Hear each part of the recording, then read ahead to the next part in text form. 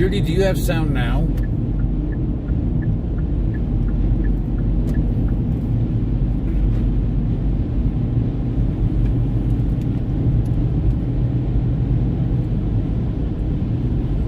Let me know if you have sound, Judy. I just got your text. Tell me if you got sound. You'll know if you have sound. Because I should be coming across. Or maybe you should just turn your volume up. If anybody's watching, if you can let me know if you've got sound.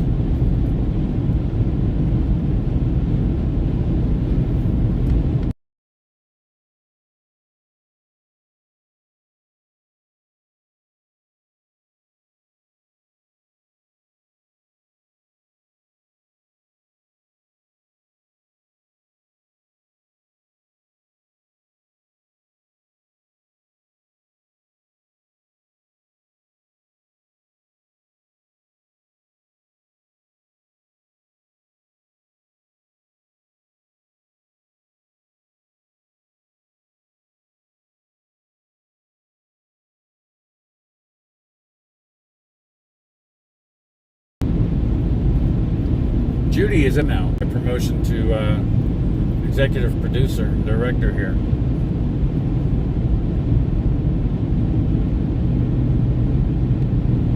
Do we have sound, Judy?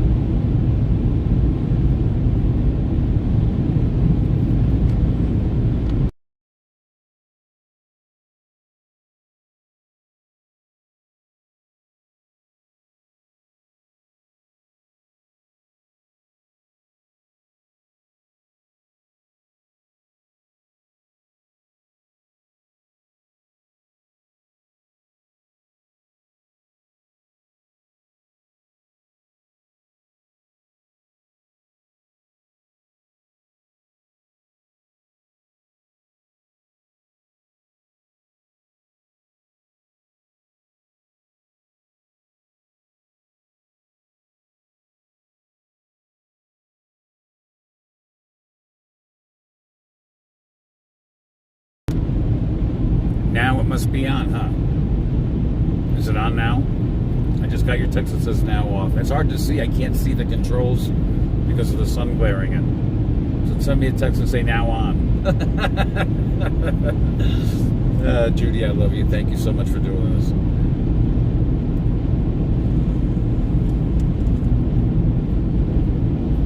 Can you hear me now? Yes, yes, yes. She can hear me. Okay, it's on. I'm not even going to touch that screen. Folks, we were having just a little technical difficulties. I couldn't figure out it. And Judy sent me a text that she couldn't hear me. But I think now she can. Oh, thank you, Jude. So if you're just joining us, we are in Wyoming. We're at the tail end of Wyoming. Western Wyoming, I suppose you could call it. Right around approximately mile. We saw about 50 miles back in the distance. We can now see very clearly off over here to the left. And that's the desert, folks. That's the desert. Up some more mountains for certain. We'll see if they're advertising gas so I can put the gas prices out.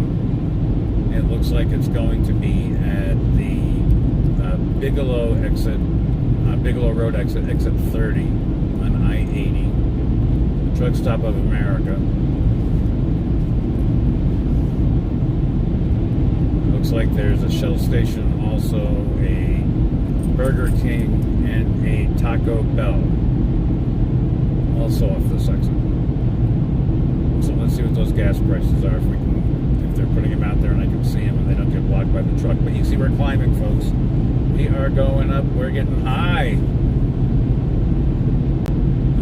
Oh, folks, you got a little bit of... This is a steering wheel. We're cruising.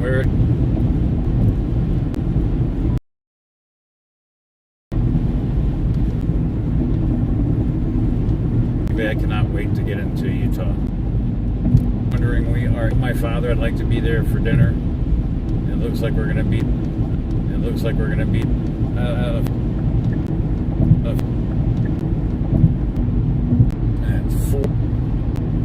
because of my high desert. This is wild ways in Utah. They're just wild ways in Utah. They're just a narrow. And there we're going high. The third, and we're getting high. Sierra Nevadas. I don't think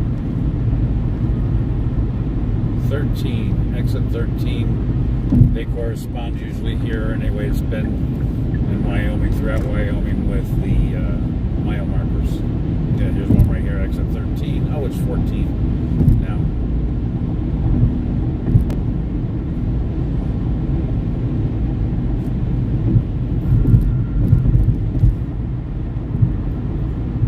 Someone's burning oil. I hope it's not me.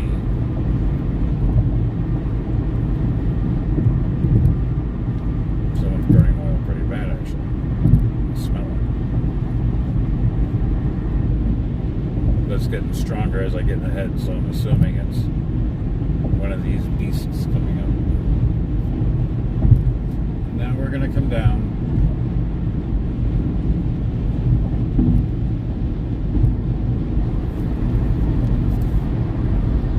My ears are popping. I wonder if the dog's ears are popping. They could never keep up with it. And then with the crosswinds coming around, the snow blows in. The longest ride with four-wheel drive was like they got.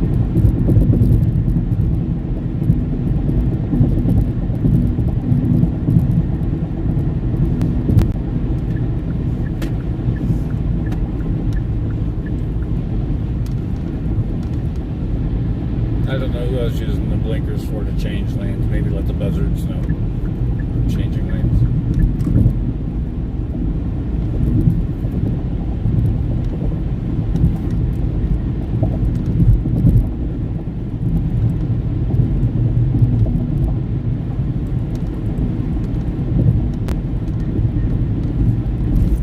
Evanston is the next three exits.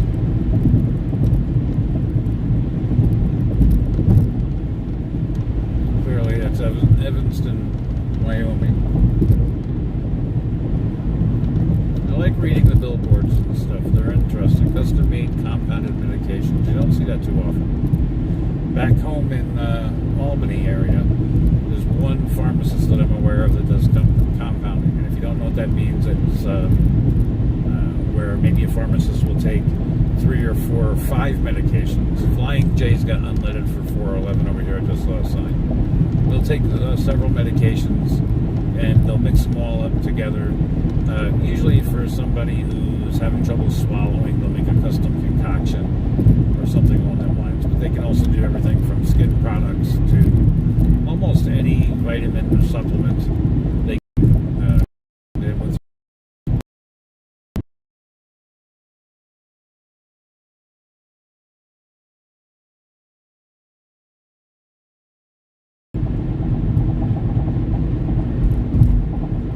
So exit 6 on I-80 in Wyoming, diesel $5.15, unleaded $4.11. And when we wonder why those tomatoes are so high, here's why. It's the friggin' diesel. And if you're an owner or operator, I really feel bad for you. I hope you're able to raise your prices somehow. Because those prices just don't seem fair. It says 75 miles an hour. Safe to, good to know. Harrison Drive. Yeah, see, even the truckers are slowing down. 75 is ridiculous through here. We're almost in the Utah. Almost in the Utah.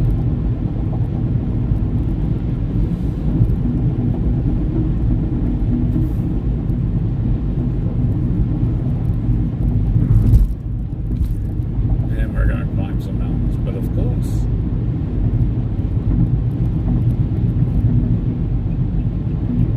the temperature is still very well. I'm not going to say chilly because it's warm. That it's radiated off the desert.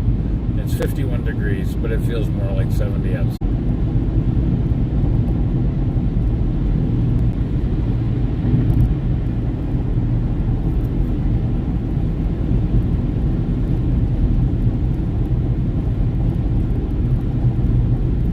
about 81 miles to Salt Lake. About 2 miles left to the state of Wyoming before we cross over into Utah. A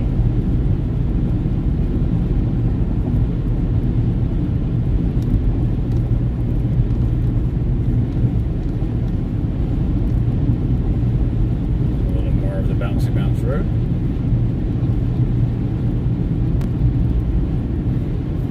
Oh, I hear you back there panting away. I'll put the air conditioning on for you a little bit.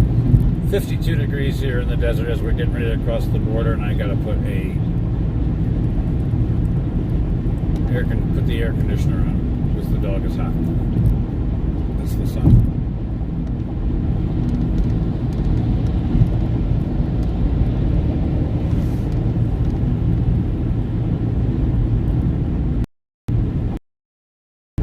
We're now gonna get into Reno according to this. Of course, it's not accounting for me stopping and letting the dog out to stretch and go to the bathroom. About 4:55 p.m., we have 591 miles, 8 hours, 19 minutes left to travel.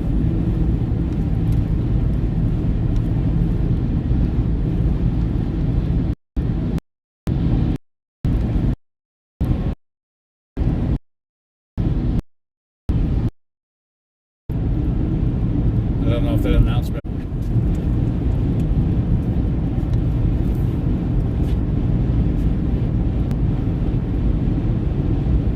Elevation 6,800 feet. I just saw a sign of 6,840. So we are up here, folks.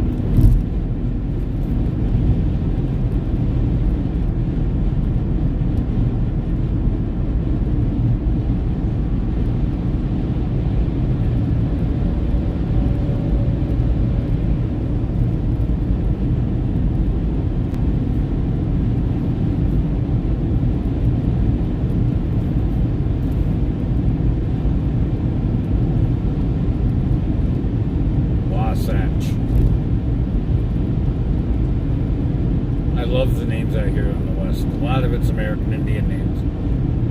Native American, I don't know what the appropriate terminology is.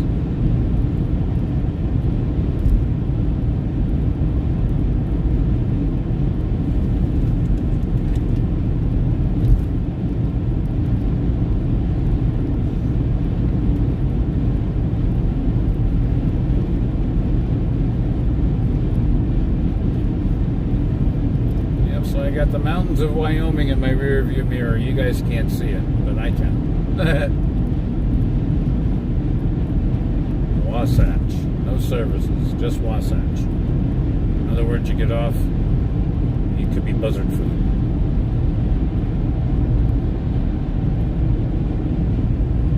See, I can't see what's over this knoll. I'm not a person that drives over something, a knoll that I can't see on the other side of. But it looks like we're going down. Let's see what the sign says here. There's a big grade. 5% grade. That means it's big.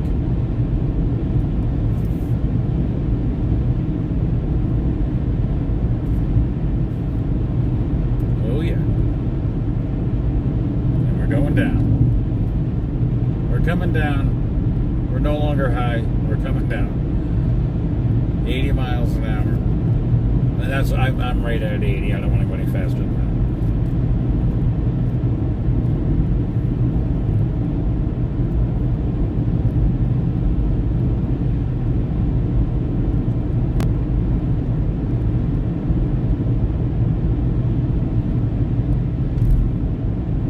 I'm so grateful for all the viewers.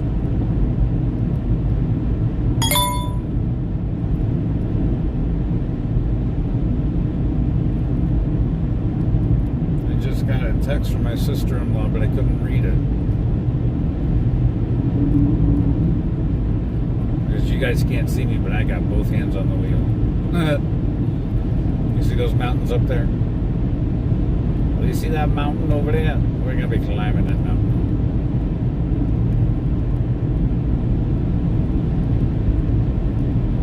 So we're only coming down temporarily. It's like a roller coaster, down and up and over, around. Who knows, we may start going once we get around, not this bend, but the next one coming up forward. So go to the right, there could be a mountain right in front of us that you just can't see because the other mountain's blocking it right here. 189 miles left to the state. We're making great time. Fawcett. Heddy, you gotta lay down, please. Thank you. You're moving the car when you walk back and forth. I don't want the car rocking and rolling when I'm doing 85, 90 miles an hour down a mountain.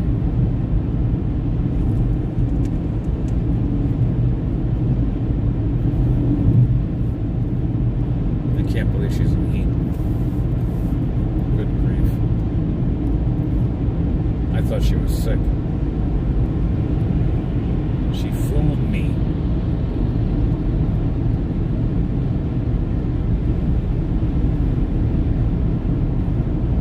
Fawcett, again, no services here. You break off at your buzzard food. You break down your buzzard food. Buzzard.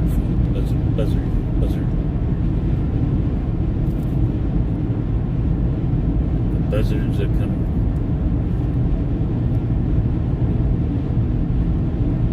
It's 53. That sun feels very powerful out. So you can only imagine what it's like when you're in the heart of the summer and it's beating down, 120 degrees up here, and it does get pretty hot. I don't know about 120, but it gets hot. I'll move over once I can read these signs here. What do we got? What's it say? Salt Lake City, 70 miles. Park City, 50, and Echoes in 21. Why do you suppose they call it Echo? I guess we'll find out in 21 miles. It's strange things like that, names like that make me very curious. I'd like to know what it is.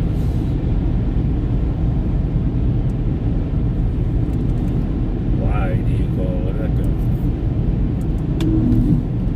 So I'm out of my nephew's jet fuel, and instead I'm using the Yeti I filled it up with the free hotel coffee. It almost tastes like water, but I have to have some coffee, and I didn't feel like stopping for any. But apparently, if you stop at the SUPS, S-U-P-P-S truck stops, and you get gas, they give you free coffee. I learned that by accident yesterday.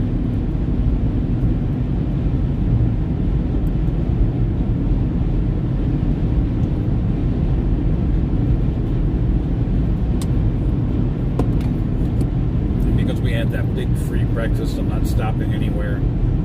My bread is starting to mold, so I'm not going to be having any more bread. I'm going to pitch that out up here to one of the rest areas and give it to the buzzards.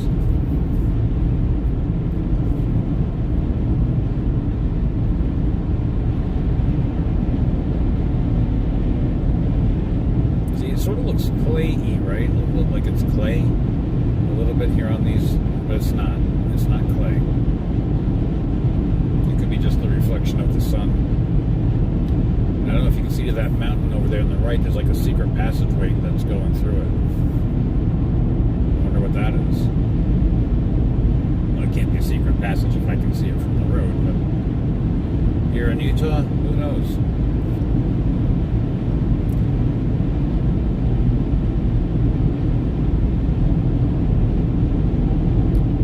We're 184 miles into the Nevada border, I predict. I think that's what it is. At some point, we're going to pass the interchange for highway. Another 8 hours from Reno.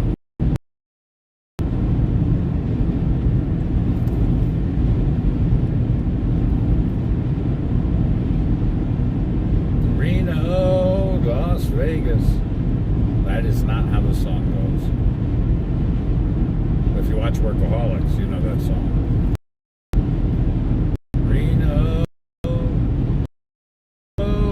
someone's mowing the lawn up on it. It's just the way it is. It's not lawn mowing. It's an awful lot of mowing. Up to the left, kind of a thing. That was sort of to the straight ahead of. That's from Trailer Park Boys, if you watched. Salt Lake, we're less than 70 miles from Salt Lake City. The port of entries are way stations. There's not a body of water there. Now, last time I said that in Wyoming, we saw a sign a few miles later that said all boats must be inspected, and I have no idea what they're floating on. Maybe they're just putting it out in the desert in case of a big rain. Who knows?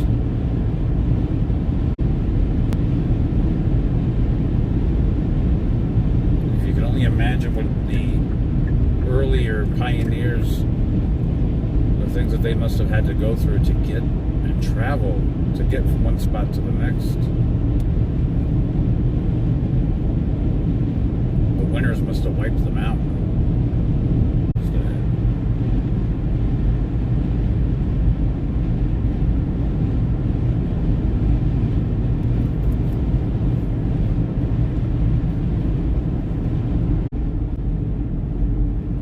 Rumble's guy, oh God, he's a double. Do whatever he wants on past me. Alright, so we're back up to 90 here. What do we got? Interstate 84 is in 3.5 miles. We don't want that. I think that's going to take us north or south. We don't want to do either one of those. We want to keep going west, west, west. Go west, young man.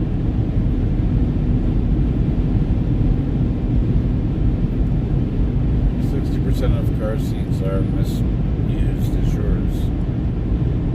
I don't know what that means.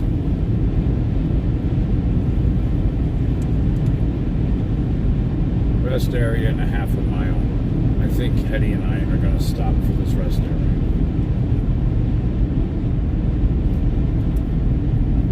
We are going to stop. You got to poop? You got to poop? Alright, we're going to stop. You're gonna go poop in the mountains of Utah.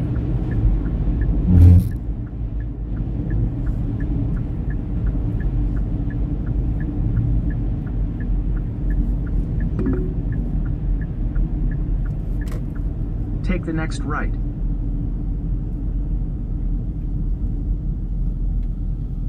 In a quarter mile, merge onto I-80 West.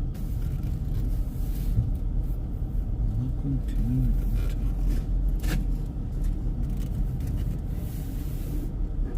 We are at the Echo Information Center. I'm going to take the dog out and let her do her business. So I'm going to keep the feed going because it's easier to do that.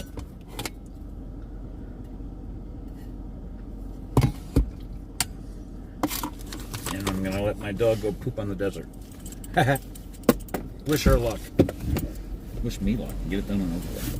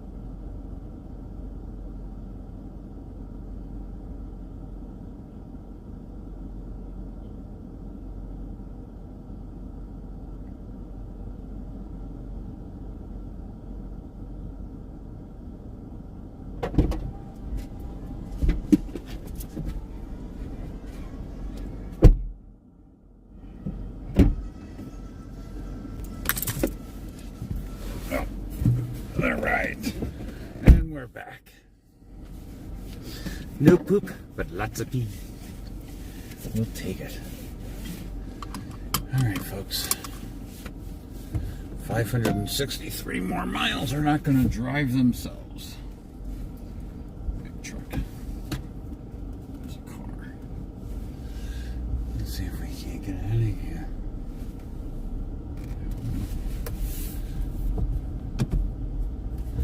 All right.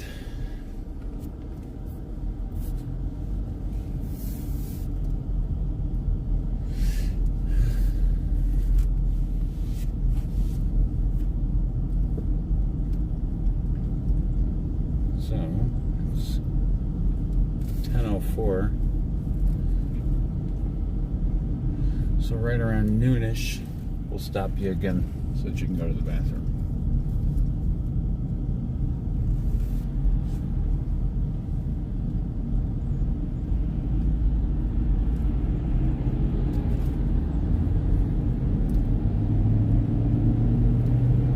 Big trucks coming up behind us. Can't waste no time. Got to get the speed up and get on that road.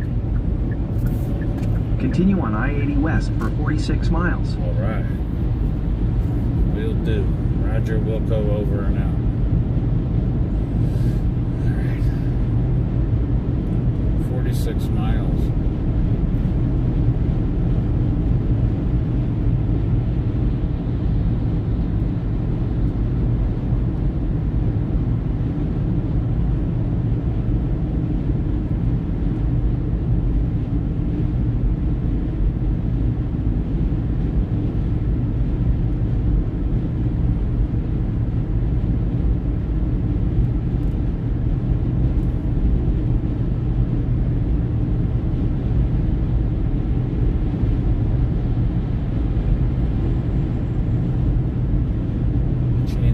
Tires required when the lights are flashing.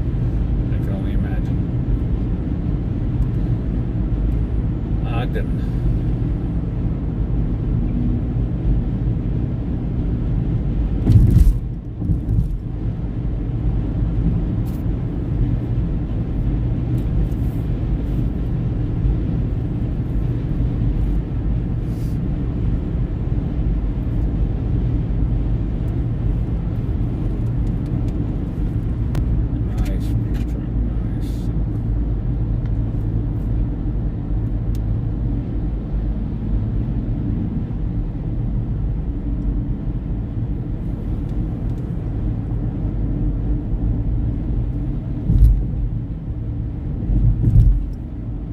Slide area. I don't know if that's probably rock slide.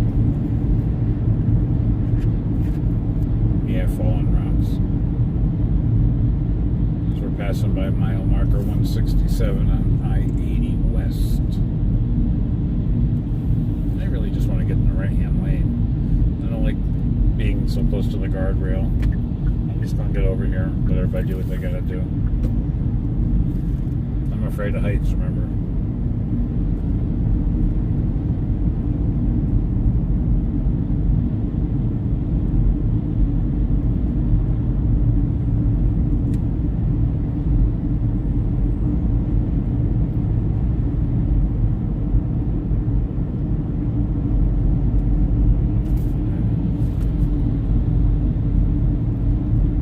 Salt Lake City 49. So in less than an hour, by noon, we'll be in Salt Lake City.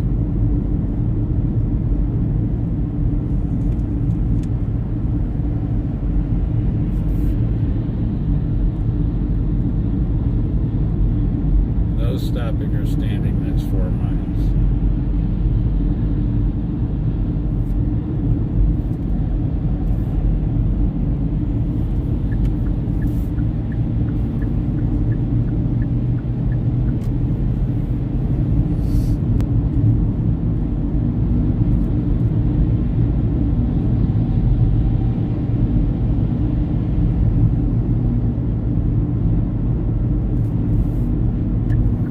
I can do airplanes all day long, but being high in the sky, forget about it.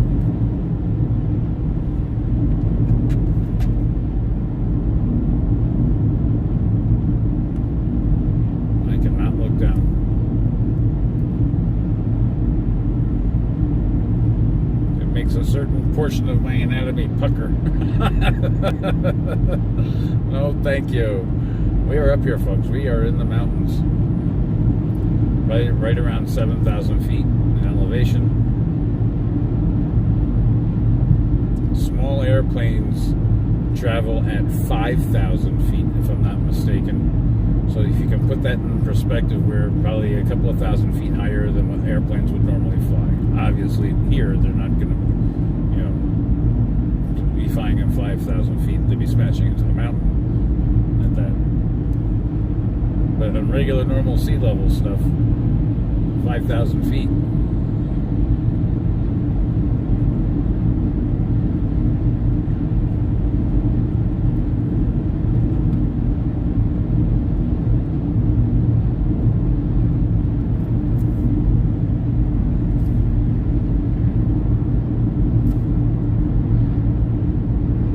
There's guardrails. Going up to Lake Tahoe, there's no guardrails on a lot of the roads over there. At Mount Rose.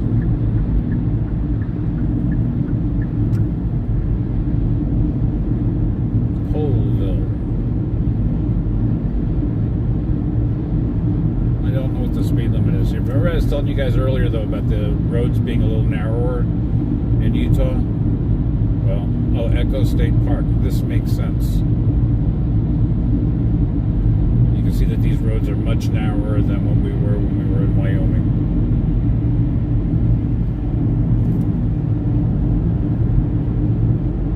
And it's like a textured blacktop of some kind.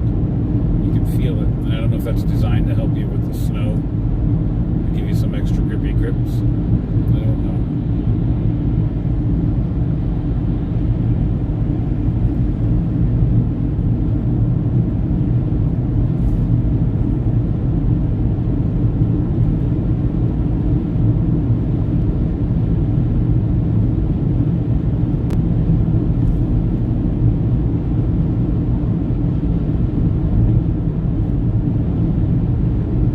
Best Western, I found, is not pet friendly anymore. They used to be.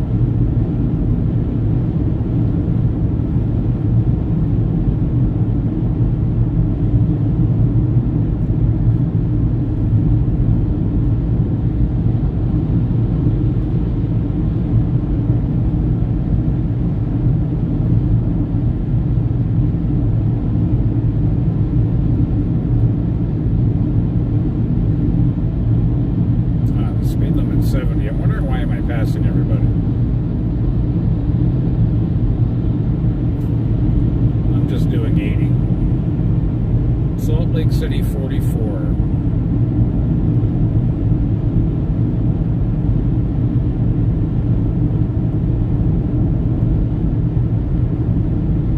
Horses over to the right. When we get into Nevada, it's one of the only states, I believe, that still has wild horses. And you will see them on the sides of the road, not on the sides of the road, in the desert on the side of the road. And the state has taken great pains to make sure they put fencing up in their running or grazing or herding area. I think it's herding it's called. They travel in big herds. And you see them just galloping across the desert, just kicking up the smoke behind them. Absolutely spectacular sight. Over by the Tesla plant, just outside of Reno. Lots of wild horses. There's corrals and stables where it looks like they're trying to corral them. I don't know if it's for what they're doing, but I think we will maybe, no, we're not going to see that. Maybe we will, I don't know. No, we're not going to.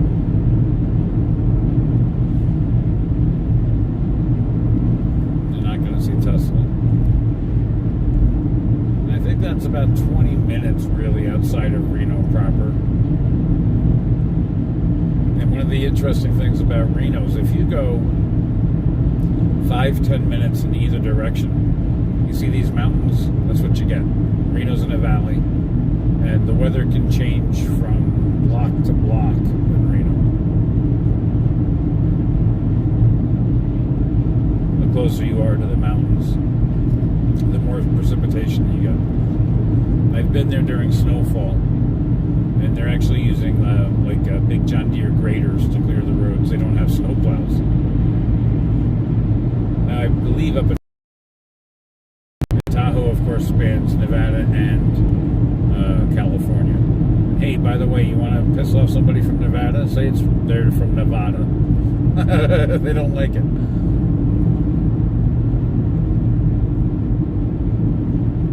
It's Nevada, not Nevada. Nevada. Don't forget Nevada.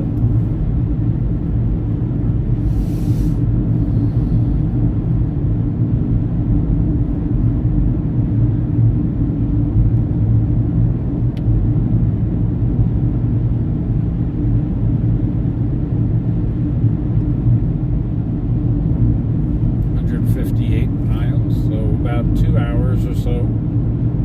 75 minimum speed limit we'll get through in about 2 hours, a little over. I think the longest part of our journey today is going to be crossing over the Nevada desert once we get into Nevada. Nevada. It's not Nevada, it's Nevada.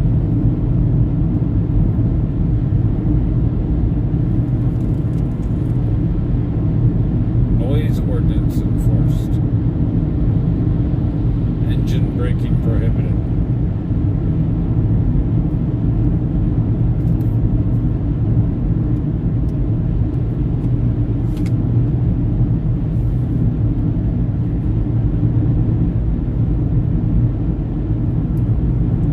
One ship and commas. Hopefully I'm pronouncing them right.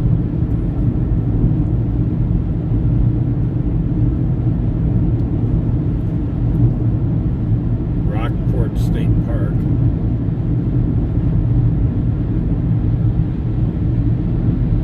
New Hampshire. Hey, New Hampshire.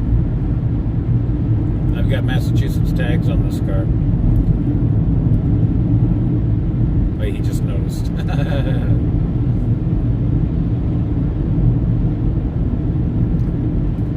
Just saw a deer crossing sign. That'll be interesting. Could you imagine? Leaping deer jumping off the mountain down on the road.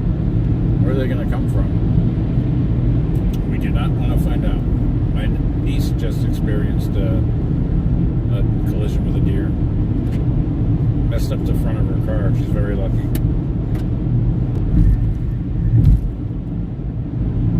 Thank God she's fine. The car's not. She is. So hello, niece, if you're watching.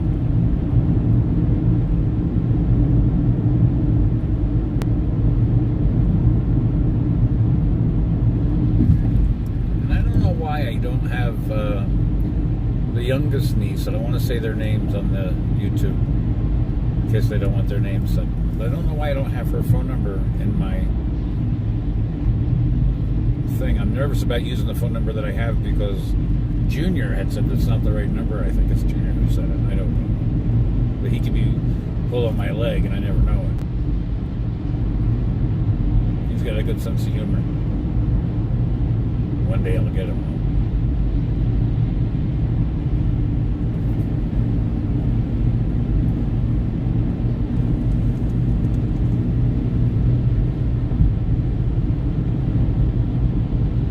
Salt Lake City, 36 miles.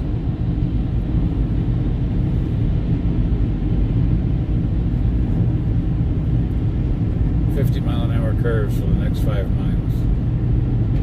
That's some real curvy stuff there. Check out the curves on that one. I got a motorcycle behind me, so I'm just going to get over. I'd rather have him in front of me than behind me. There you go, buddy. Looks like we have the same backpack. Oh, geez, he's going to fall over.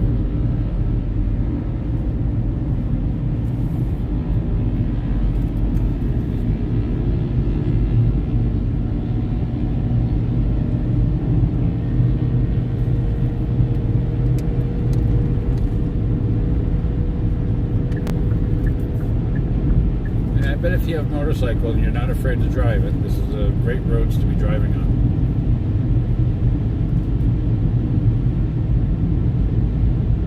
Especially when you're in the passes, you know what I mean? It's pretty straight and level. And this guy's like cruising. Too much for me. In Nevada, the roads won't be as narrow, but this is narrow. Just like I said it was going to be. And you just know what's on the other side of that barrier, so I don't even want to get anywhere near it. Straight down. Oh, thank you. I'm going to get over, but there you go. All you. Toll gate promontory. I don't even know what that means. What's a promontory? Anybody know what a promontory is?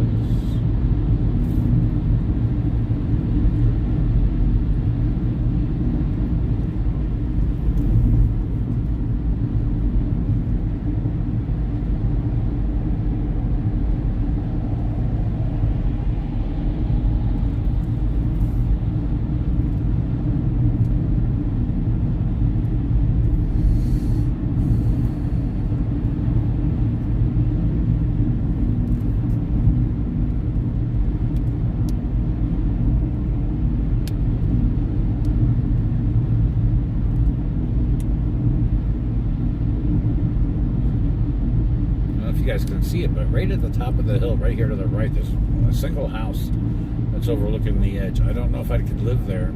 I'd probably look out the window and get sick every single time. Pucker, pucker, pucker. Oh, up to the further up there on the right. Oh, I could never do that. Absolutely not.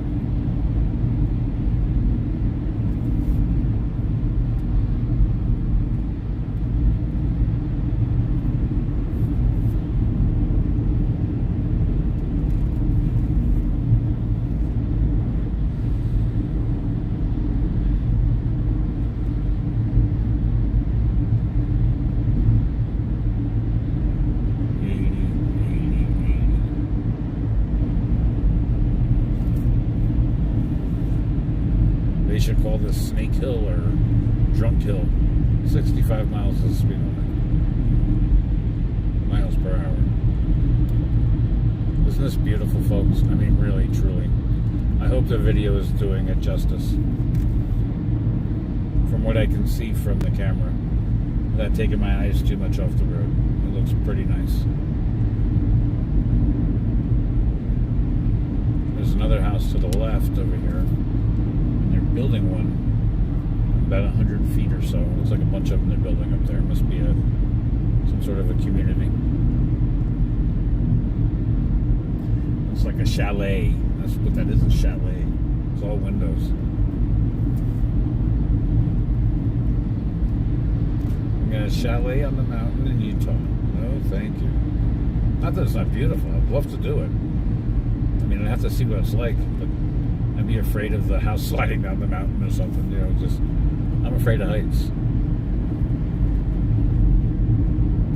I'm afraid of heights. If I could close my...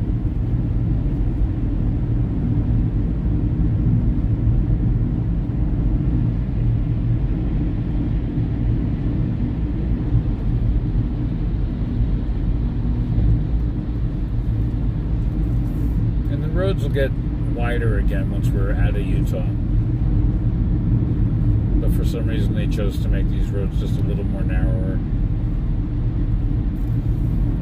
which is fine.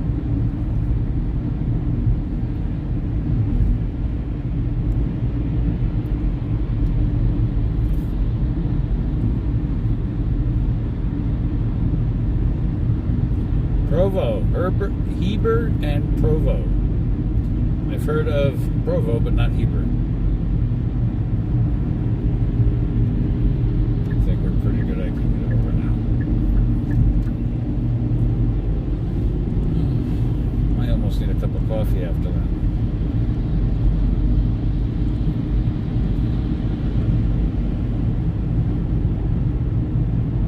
Vehicles with loads prohibited in Provo Canyon. I guess, yeah, we're in a canyon now. or snow tires required. It's a canyon. Never thought of that. I guess this is Provo, Utah, folks.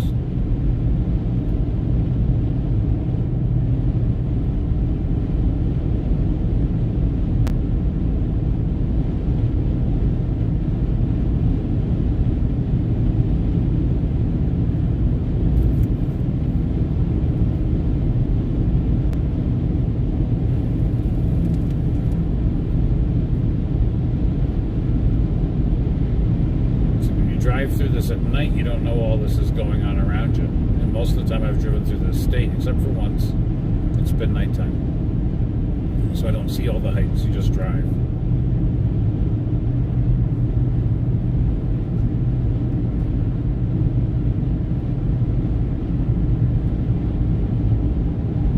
But it is beautiful, huh? My God, it's beautiful. View area. I don't know what you're viewing. Just a gorgeous scenery. You should see there's a couple little neighborhoods. If you look straight ahead to the left, you can see little developments.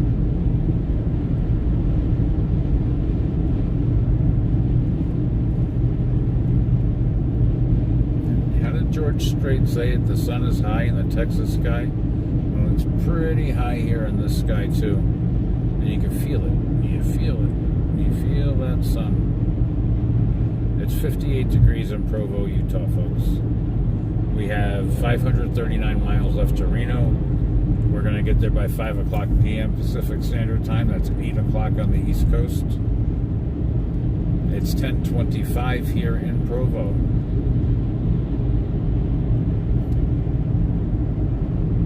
I'm actually shocked that Provo is a 3-lane highway. Salt Lake City, I'm trying to remember if that was a 3-lane. I don't think so. I think it's 2 in Salt Lake City. I've gotten off in Salt Lake City once or twice. Even getting off of those roads, the highway onto the side roads, there also seem very narrow.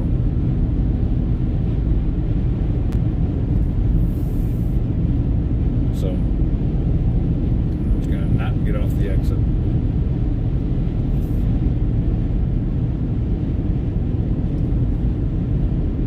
But everything looks pretty westerny. It seems to be the go-to architecture out here.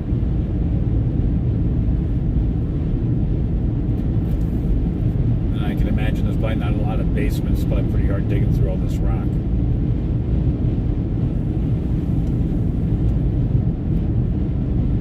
So I'd imagine everything's on slabs. Reno is 551 miles. I just saw a sign for it. Yet, this is telling me 537 miles.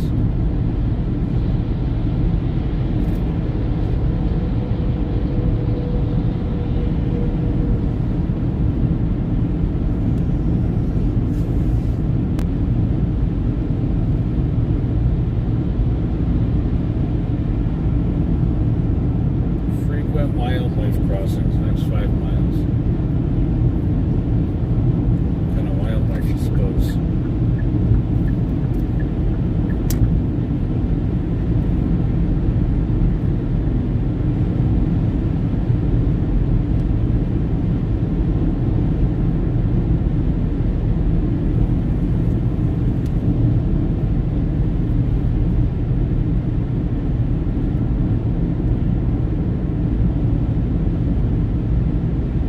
Climbing lane a half a mile. We're getting ready to go up again, folks.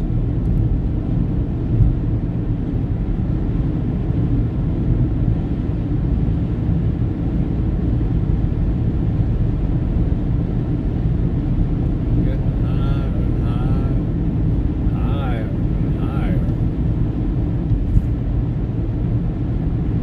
Begin variable speed zone. Not quite sure what that means. Slower vehicles use flashers, slower traffic keep right.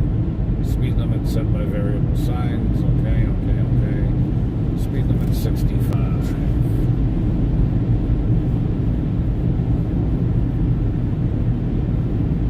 Notice that a lot of signs around here have their writing like worn off. I'm going to assume that's, you know, from the weather. Brake check area.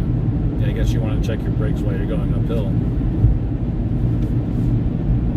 Frequent wildlife crossing, use caution. Alright.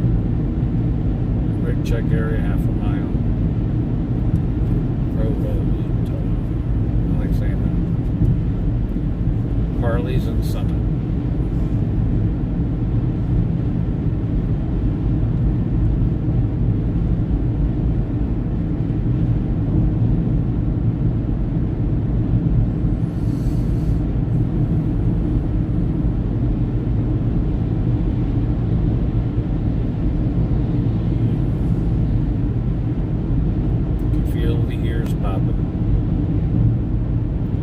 Trucks going slow in the left-hand lane or right-hand lane.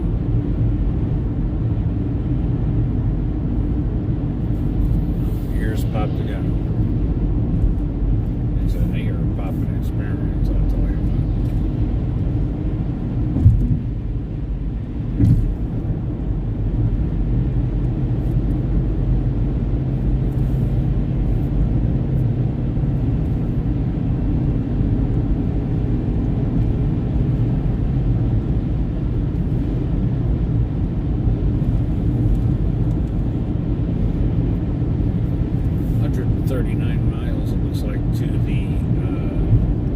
Nevada border. Next 10 miles down. Grade 6 to 3%. Grade.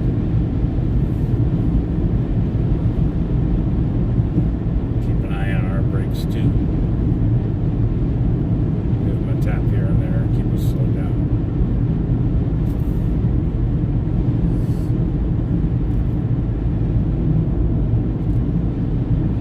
Salt Lake City 21, Reno 546 miles. It's got about 12 miles more than what Google Maps is saying. I wonder why the discrepancy.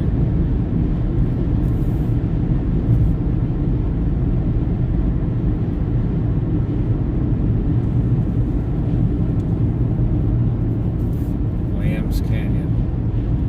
Oh, this guy's a double.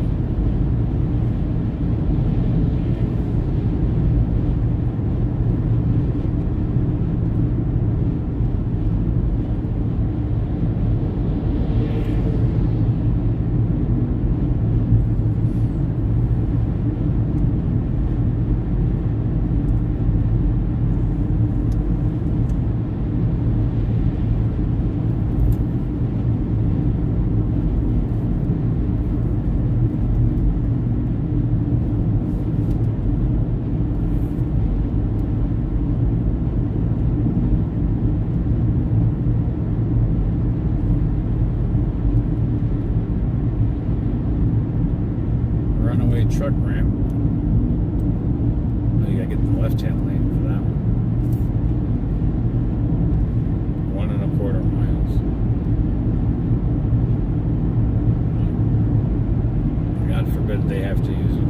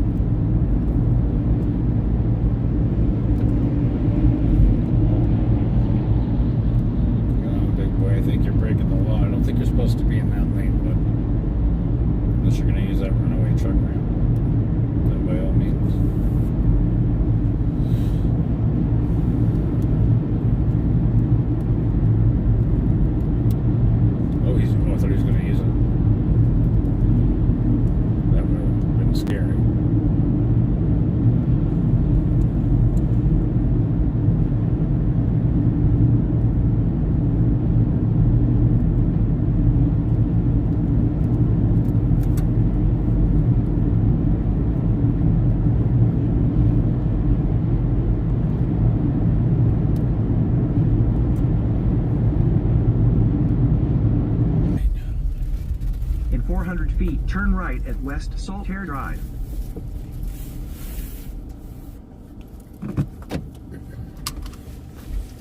I'm going to take this phone and let that one continue to run. And then I can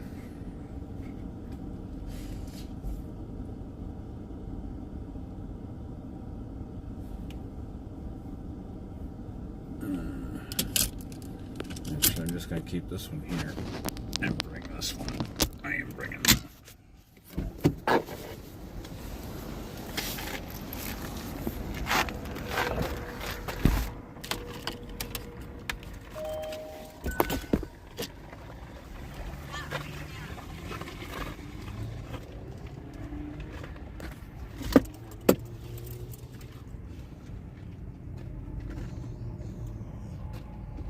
Down even further. This is an experience for us both.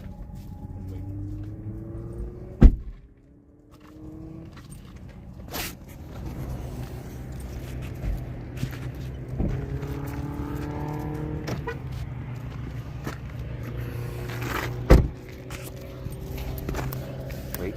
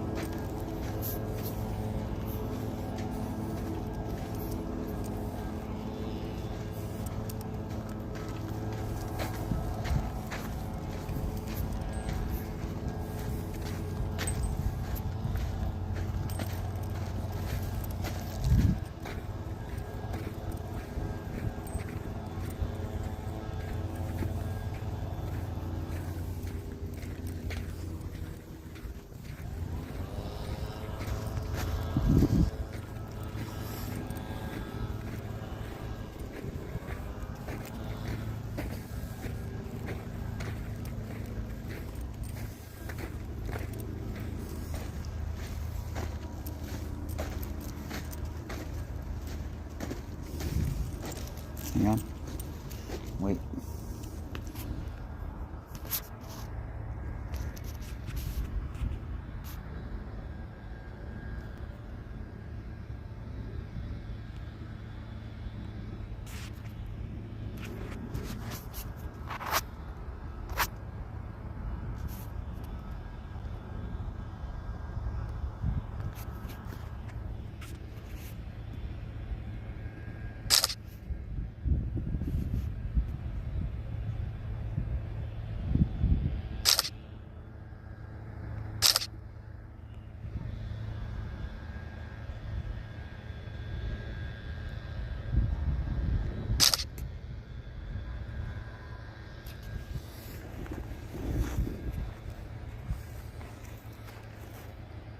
Heddy. Hey. Heddy. Heddy.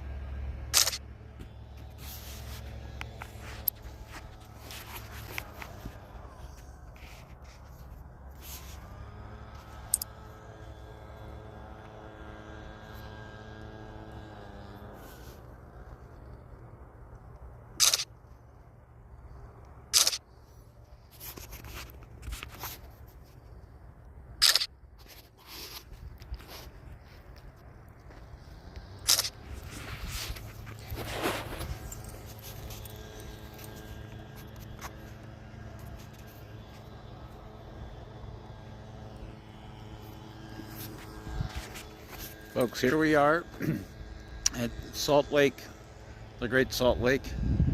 My dog and I are actually standing on the lake bed itself. You can see how far out it goes out for about a half a mile before you actually hit water. We're not going to walk that far, but it's huge. And I think this is one of the biggest statements of climate change in the area. You can see the white on the sand, the dirt. That's salt. So we're going to head back up to the car and continue on to Reno. I got some great pictures I'll share with everybody. But my dog and I just experienced something a lot of folks around the world will never experience, and that's standing on the lake bed. Now you see right here where the grass is, that's where the lake normally is.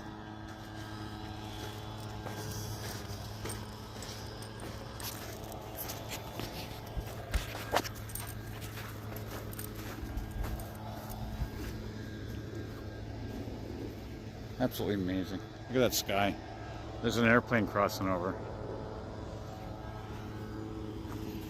The last time I was here was probably about 15 years ago. Maybe 16.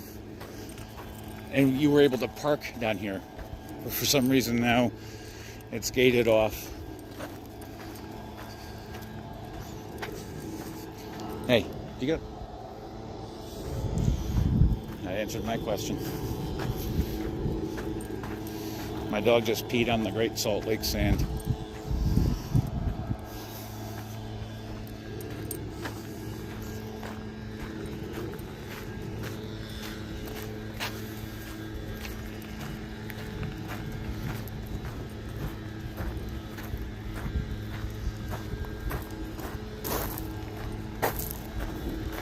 And now as we get further in over these flats, the Salt Lake Flats, you'll see this murky, nasty looking water. It's like real boggy.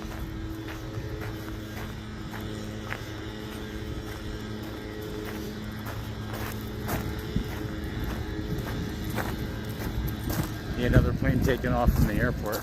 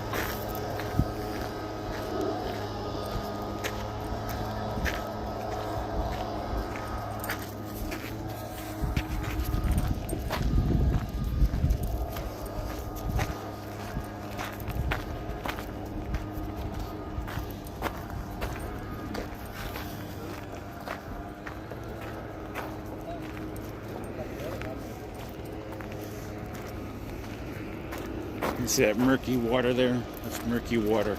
There'll be a bunch of that.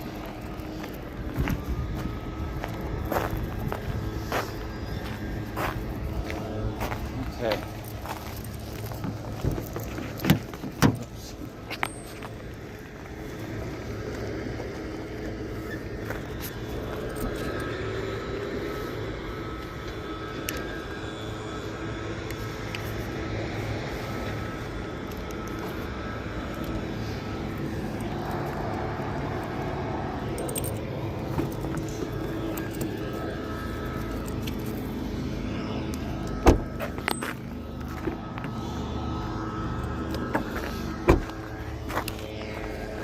Really quick, I'm going to show you this murky water over here. If you can see it.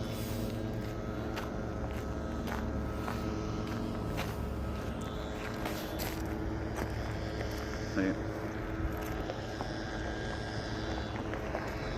Great Salt Lake State Park, 1 3/4 miles ahead up that gravel road. Let's get back on the road. Far from Texas. A couple of them actually. All right.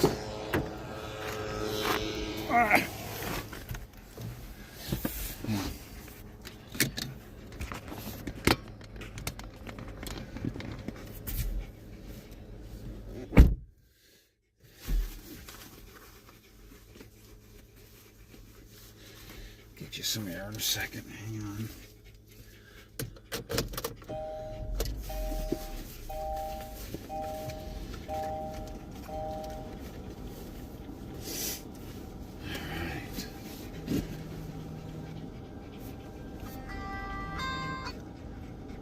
Hello?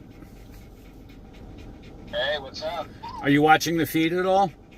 No, not right now, dude. I just got in from doing Sierra's brakes. You missed one of the best parts. Boy, I tell you, we just came through some gnarly mountains up through Salt Lake City. Oh, wow. And we're now, we just came back in the car. We just walked out to, we're on the Great Salt Lake right now. We stopped, went to the park, took some pictures, let the dog walk around a little bit. She experienced. Oh, that's awesome, dude. Yeah. Yep. Awesome. Yeah, it's friggin' gorgeous. So I figured I would take just a quick 10-minute pit stop really quick, and I figure it can't hurt. Right. Get a little bit of exercise. Just got done doing your niece's brakes. Oh, how'd that come out? I put brand new brakes and rotors on. Came out perfect. Car runs great now. Good. The rotors in the front were a little warped, so whenever you step on the brake pedal, you get that pulsating.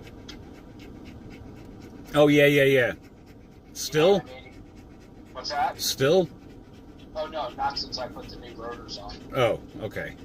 I put new ones on the back, new rotors and pads on the back, and, we upgraded the rotor package to, drilled and slotted from the regular, style, and, I took it for a test drive, and it's still pulsating a lot, and when I changed the fronts, it was a new car. Absolutely amazing. Good. Yeah. So now all we're going to do is send the car down to get the tires and the front on alignment. That's it. Our car's done for the year. Well, I'm about 100 miles from the Nevada border, and 502 miles from Reno. Wow. Yep. Wow. Yep. So is it Reno or bus tonight? Oh yeah. Oh yeah. So what's your ETA? Hang on a second. I gotta switch these plugs. Hang on a second.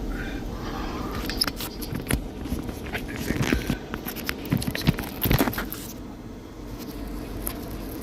And by the way, the YouTube is running, just so you know. Okay. I'll go check it out. No, I'm just saying so that you just be careful that you don't use words. Okay. No, I hear you. I'm waiting for, hang on a second.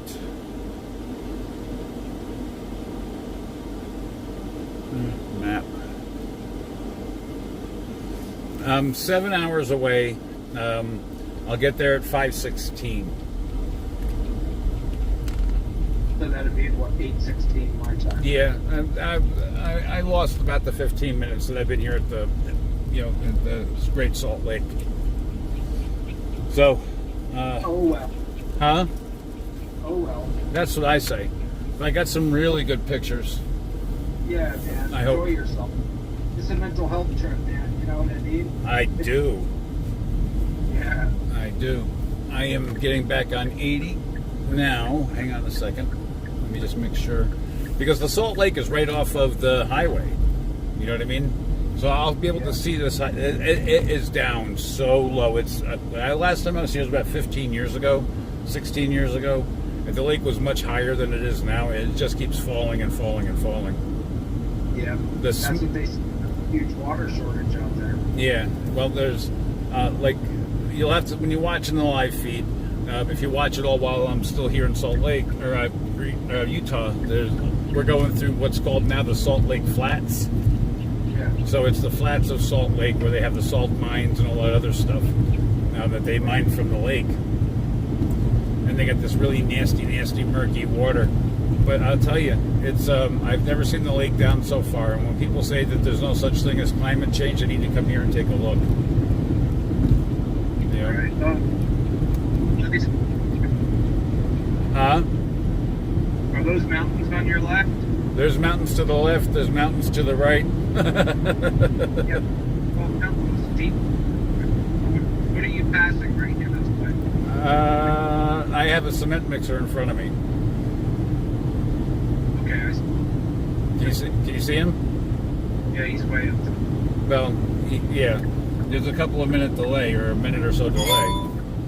But yeah, these are the, now we're, I don't know if you're gonna be able to see it at all, but the Salt Lake is on the right hand side of us. I can't see. No, you're not gonna, I can't see it from here. You can't see it.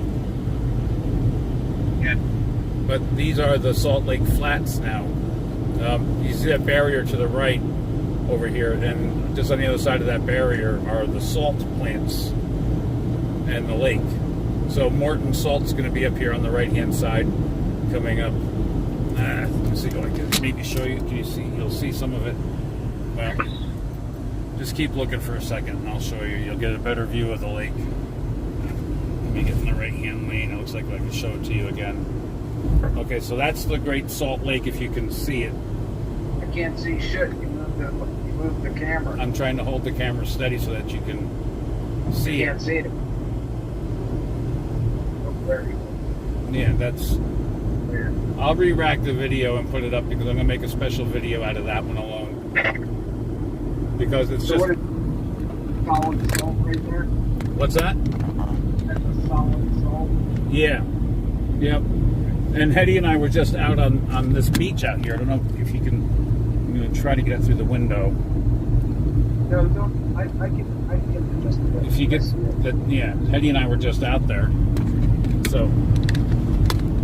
We have 101 miles left to the state before we're out. And 498 miles to Reno.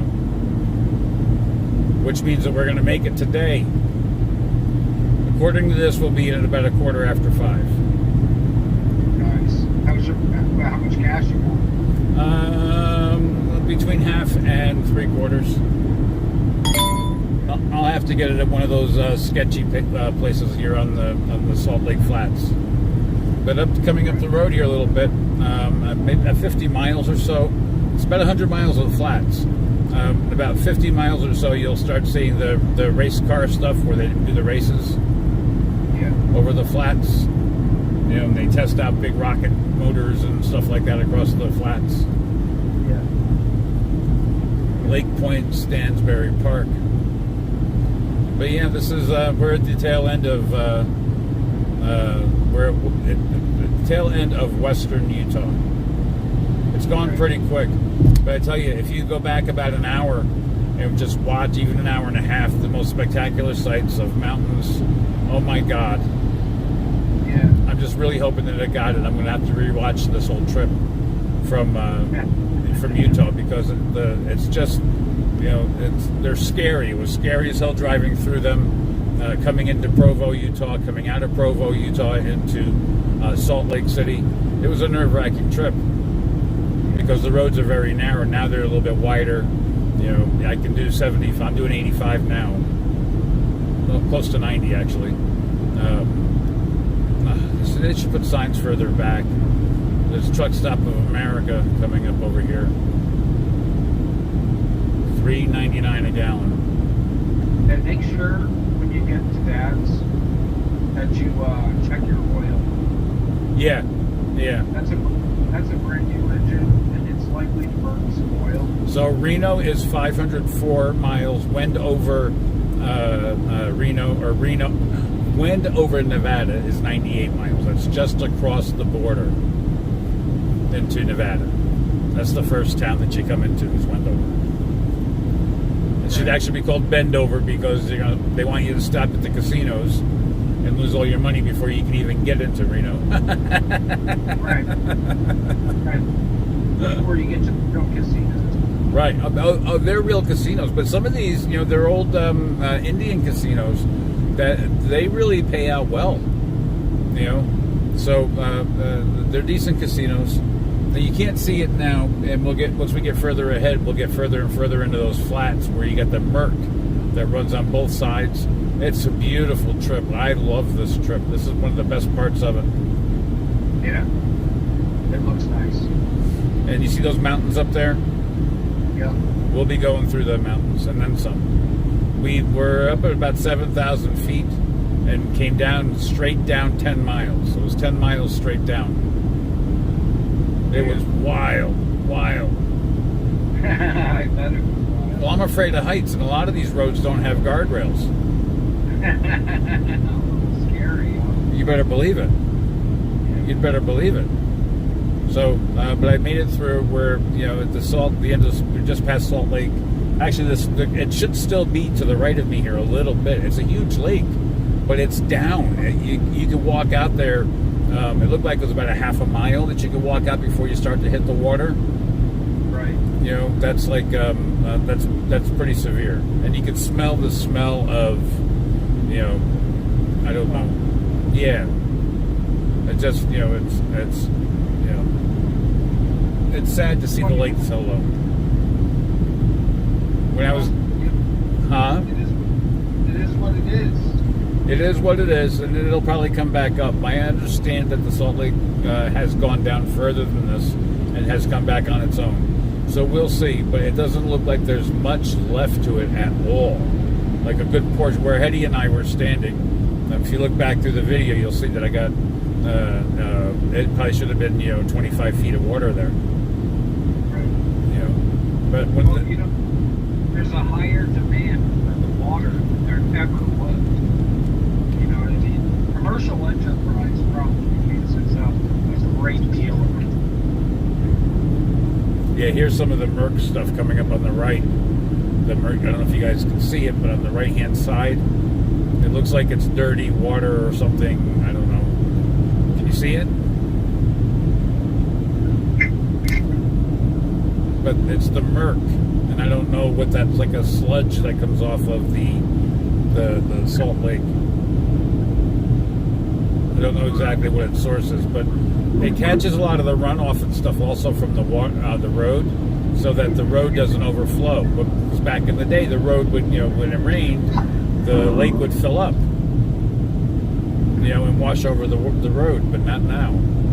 Like, if you can't see it, and I'm not going to take the phone off, but there's viaducts that are supposed to be underground that are clearly above ground to let the lake water, they're now above ground, but the lake water should have been able to traverse back and forth quite freely.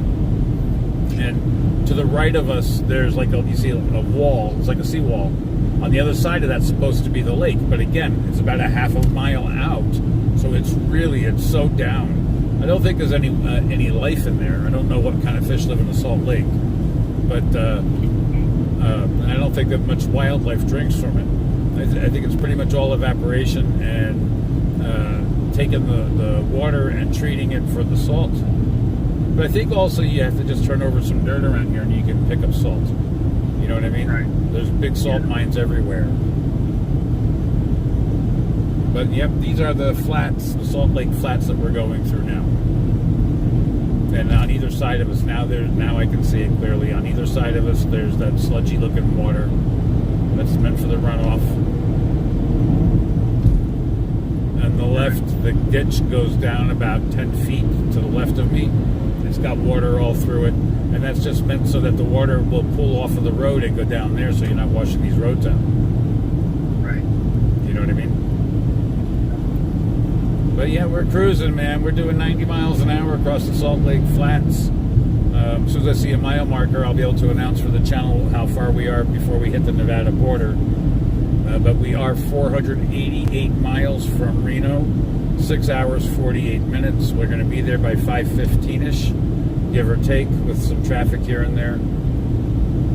And I think that we should be crossing over soon into the Pacific Daylight Time. I think we're still on Mountain. It's saying 11:27 on my clock. So what time is it now, Mike?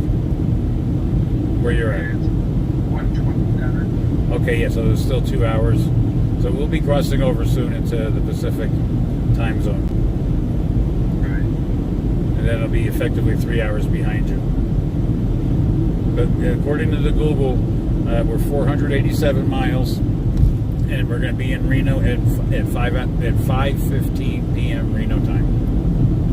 That'll be 8:15 yours. I'm so excited. We're getting here a whole day early. A whole day early. Yeah, man. That's great, dude. Huh? That's great. Well, yeah, because now I can take today to, get a good night's sleep, and then tomorrow I can get up and start helping Dad and finish up his packing and get ready to help with that big move. Yeah. All right, let me get off the phone. I'll give you a call as I get closer to Reno. All right, Jack. I'll talk to you. All right, bye-bye. Yeah, folks, that was my brother Mike.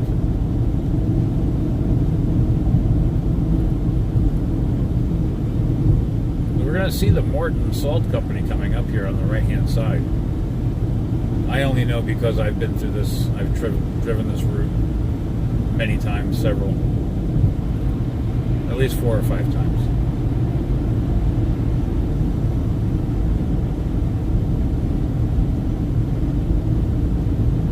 And the first time I think was in, I want to say 2003 was the first time that I drove through here.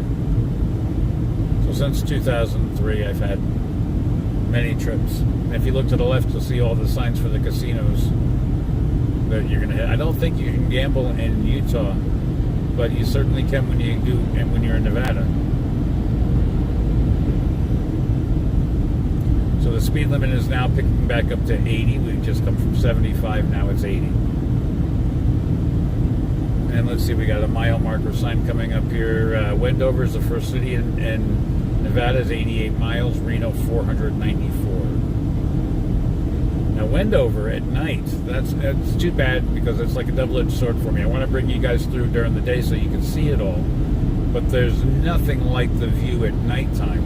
We could be driving, it's pitch black out on the desert, and you see the lights of Wendover and Elko and Winnemucca and all the towns through until you get to Reno. A long time before you get there, 50 to 100 miles beforehand, depending upon what town you're going through. But Wendover, you'll see that pretty much almost as soon as you cross over from Utah into Nevada. And you just follow the lights to food, phone, gas, and lodging, and gambling. Lots and lots. There's a couple of nice casinos over there. I've stopped there once or twice. Had a great time. So you see to the right over here, there's the salt piles. That's not snow, that's salt. If you can look to the right, that's Morton salt over there. That's the same stuff that you see when you go to the grocery store and you buy that little blue box with the white little Morton girl on it. That's the salt. That's it. Those white piles that you see in the distance to the right, that's salt. That's table salt. And whatever they're doing to refine it and make it to that, bet you a lot of folks didn't know that their table salt was exposed to the air and light. They don't really get a lot of rain here, so in the brown that you see in between right here, immediately to the right, and maybe to the left, I don't know if you can see it, not as good as I can, but this stuff right here to the right, that's that murk stuff I was telling you about. It's really murky and nasty. I wouldn't want to have to go wading through it. It's like a brine, I guess is the word I'm looking for. But yeah, that's Morton salt right here. We're passing Morton salt as we speak. And we have officially passed Morton salt. But it's right here on the Salt Lake. You know, and I don't know if they're digging down for the salt. I don't know where the salt comes from, quite frankly. I don't know if they're refining it out of the water or what they're doing. But that's the salt that we have on our table.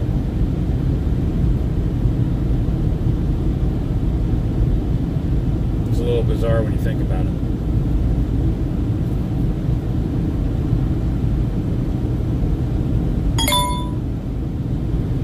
6 hours, 43 minutes to Reno. Reno. I made the drive once from Reno to Vegas. That was a long drive. That's a full 8 hours. 83 miles now to Wendover.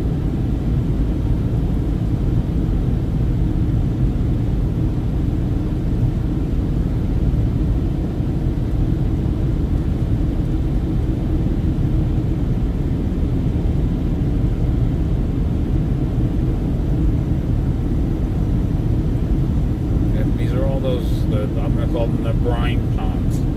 It's for runoff on the road here. So if it does rain and the lake overflows, you can catch that brine. I don't think you really have to worry about the road freezing over here because of all the salt. Even if it does snow, and again, I don't think it does.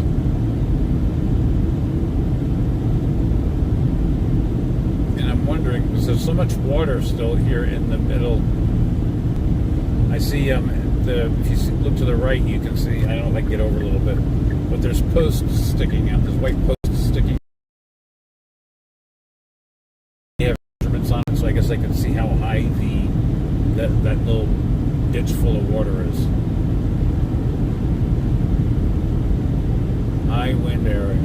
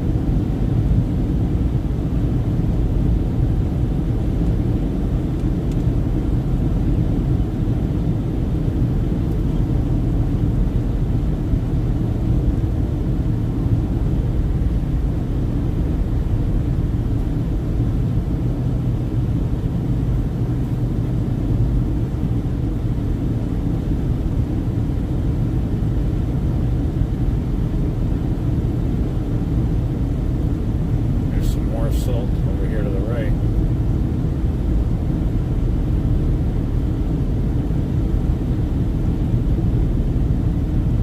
Looks like big piles of snow, but it's salt. Oh, that's Morton also. How do you like that? And that's all salt that's the table salt, the stuff that we eat.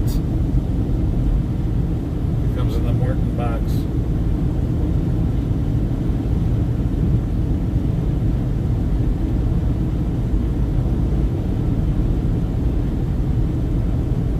Comes a train down the track. I wonder if he's going to stop here and load up with Morton salt. Can you see him to the right? There's a train.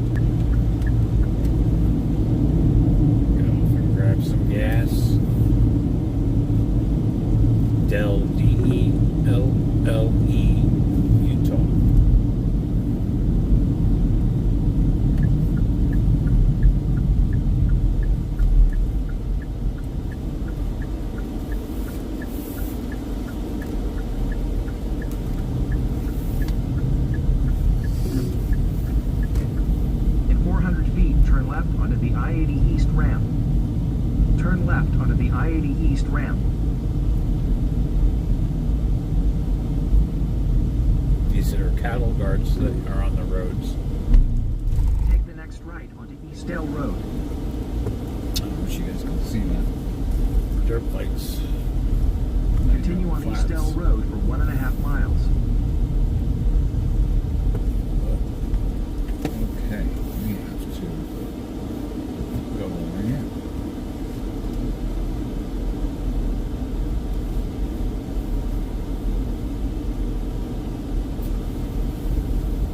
Interesting creatures here in the desert.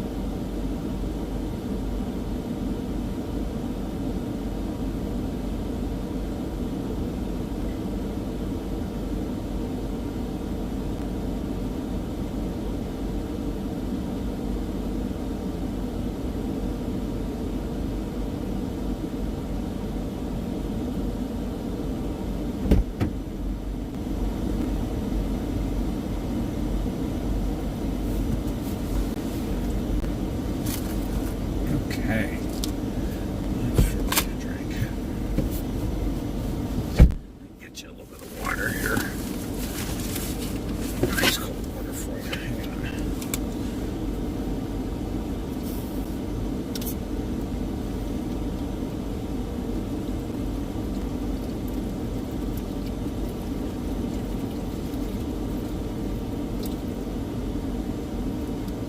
It's very cold, so be careful.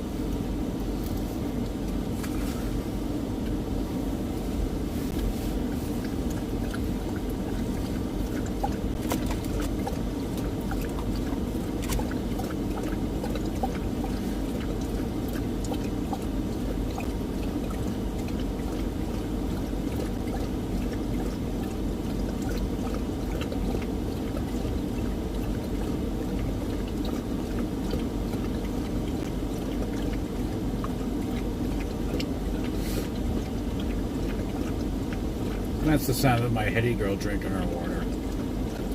She's thirsty.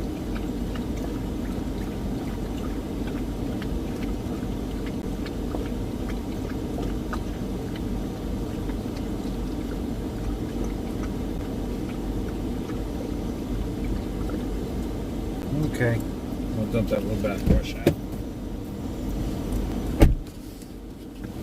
Okay, you lay down now. Lay down.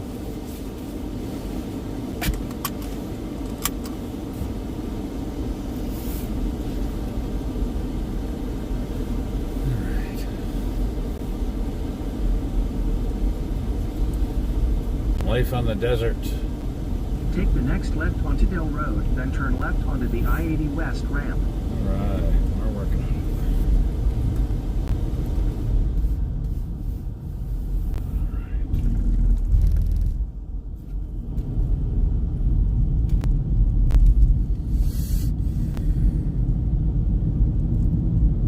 Turn left onto the I-80 West ramp.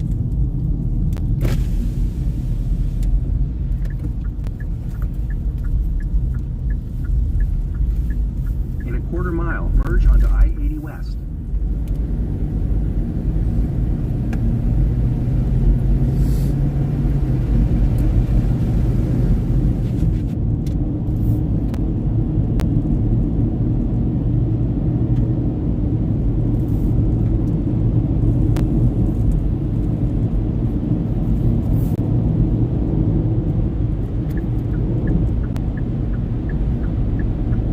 Continue on I-80 West for 466 miles.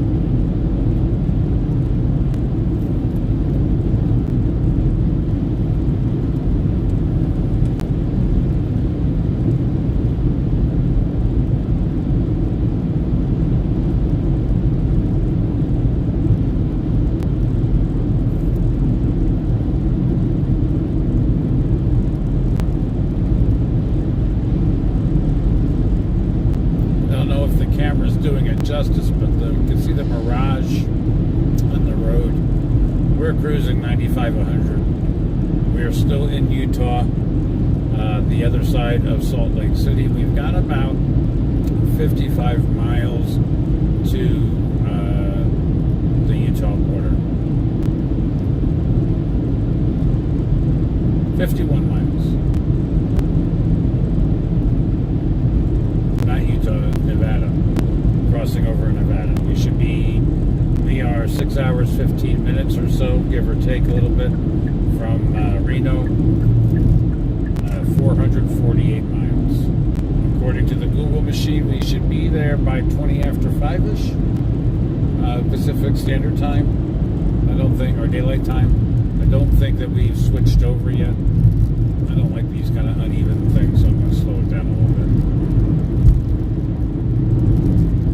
These patches. So this is Clive, Utah. No services.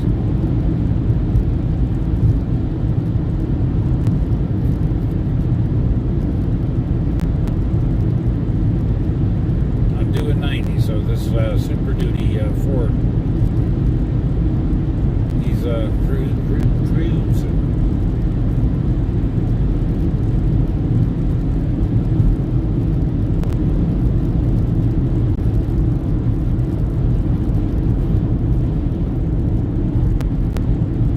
It is 69 degrees as we're leaving Utah. And believe it or not, we're going to be going through all these mountains that you can probably see in the foreground there. Or is it background? Whatever it is. We're going to be going through all those mountains. It's a double-edged sword because I really taking this trip at night would be boring as hell. Taking it during the day, this part of the area is boring as hell. But once you get and you cross over into Nevada, where they have all the bright lights of the casinos and most of the towns that you pass, it makes for a beautiful sight from the distance.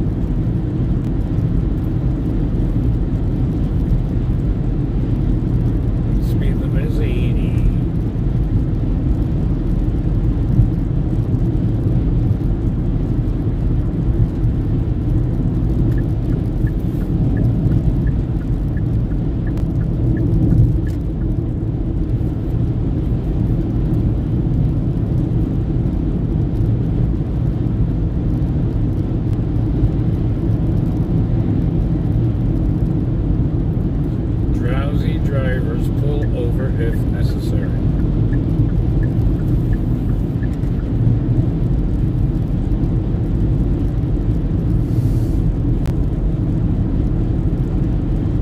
No fatigue driving.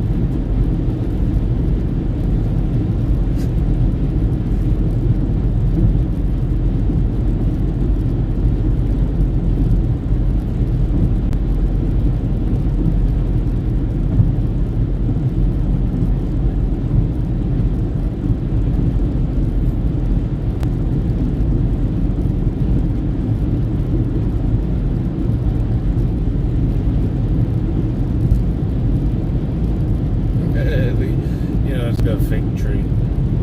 It's like a cell tower. What is that? To the right.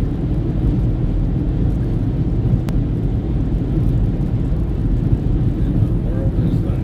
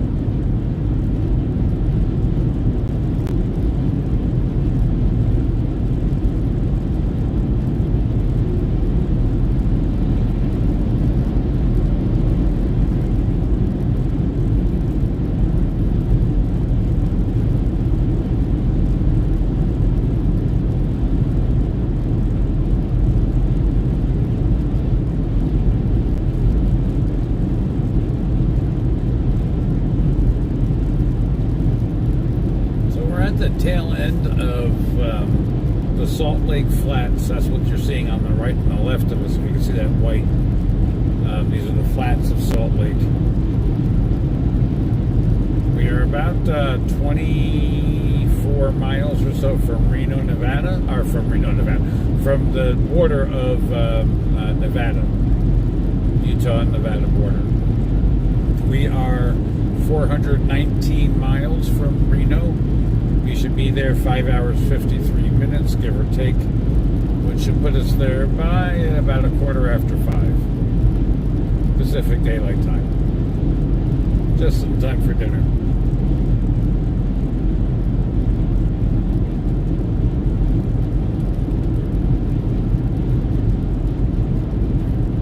If you're just joining us, we've been traveling through since about 4 hours now, where we left the middle of the state of Wyoming. We've came all the way through Utah, and now we're at the end of Utah, getting ready to cross into 21 miles from now into Nevada. I believe the first town over the border is Wendover. We're not that far from that now, probably about 30 miles. And we're just cruising. I'm doing right now 95 miles an hour. The speed limit's 80. This truck ahead of me is clearly doing an easy 100. He was flying earlier. I was doing about 95. I'm doing 95 right now, so he's a couple of car lengths ahead of me. So he's probably doing the 100. We're going to start slowing down a little bit as we get into 20 miles now from the border.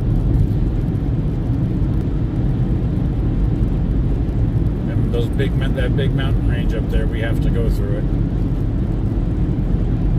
No escaping the mountains. We've got a lot more mountains to go. If you didn't see earlier, we came down, we went pretty high through Utah. I think we were up to 7,000 feet. We came down a 10-foot drop from Provo into Salt Lake City. Absolutely nerve-wracking experience to drive that. Normally I drive through that area at night, so I don't see it.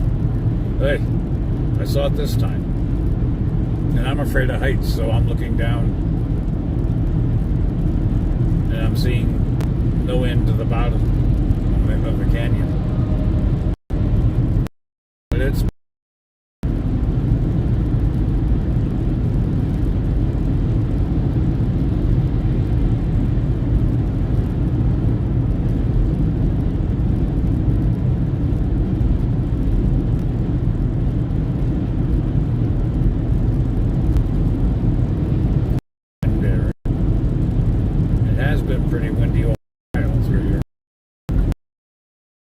Products. We're still on Mountain Daylight crosses, and then in and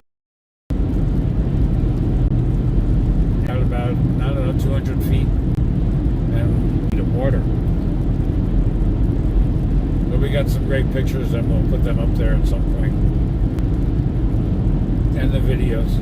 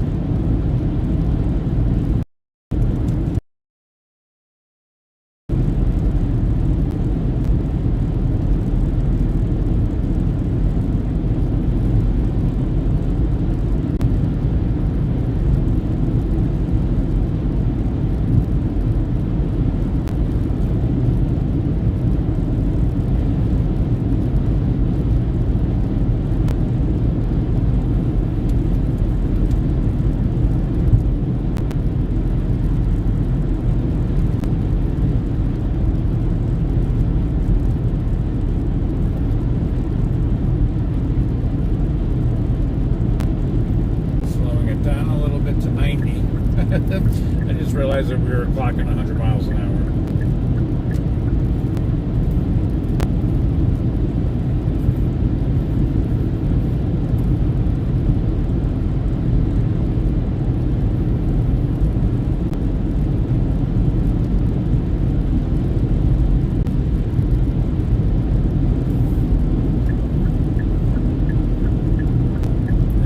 Across these Salt Lake Flats, which we will obviously in just a couple of minutes. 11 miles from the border to Nevada. It's 68 degrees here in the desert at 12:30 Mountain Time. We'll be crossing over into Pacific Daylight Time as soon as we cross over into Nevada, I believe. So that'll put it at 11:30.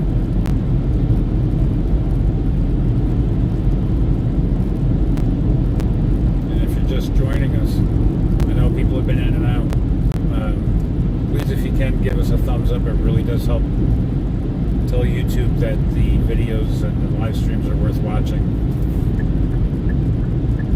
We're really trying to build this channel up.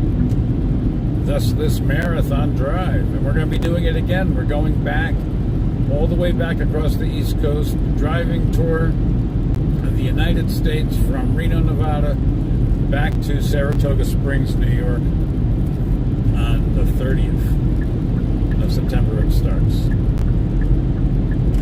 Speed limit's 80 miles an hour and 415 miles to Reno.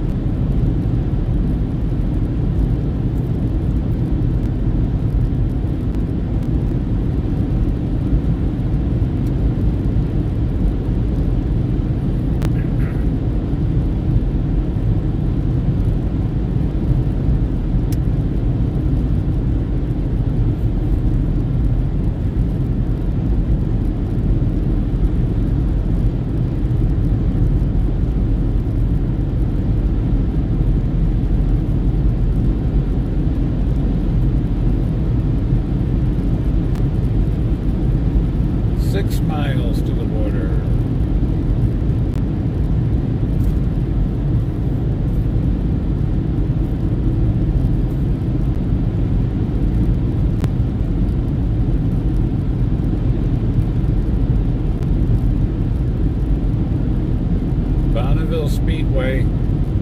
Bonneville Speedway, 1 mile, folks. Lots of races.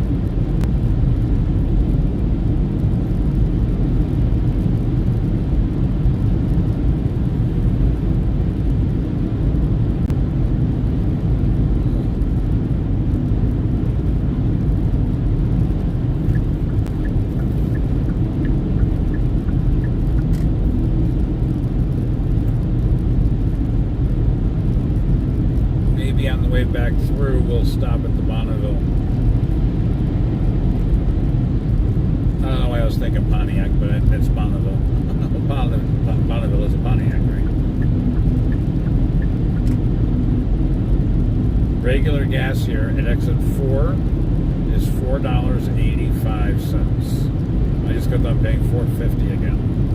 $4.59.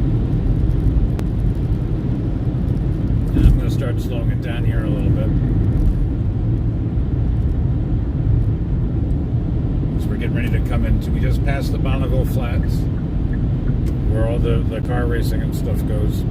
Yep, I can't talk. We are about to cross over into Nevada. We're at the tail end. We finally just made it over the top of those Salt Lake Flats. The port of entry is a weigh station where people go and weigh their vehicles or their trucks. We're going to stop Heddy here pretty soon. As soon as we cross the border, we're going to rest area for you. I can tell you got to get out. So it looks like we're about 2 miles, folks, from the border. Gas is pretty expensive. I just tanked up and I spent $4.59 for gas per gallon for regular. $3.99. I'm seeing a sign at exit 410. That's going to be in not Reno, in Nevada.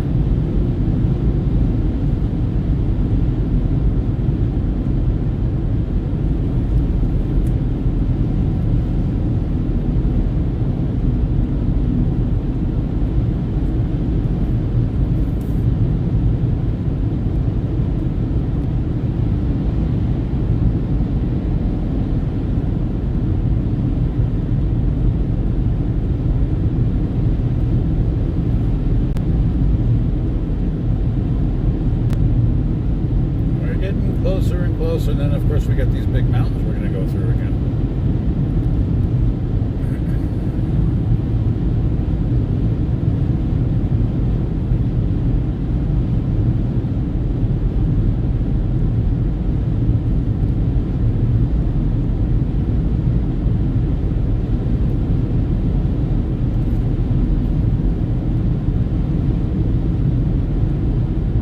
We picked up a fly somewhere, and I think somewhere in Nebraska. And he's been floating around this car for a long time now, and I can't get him out.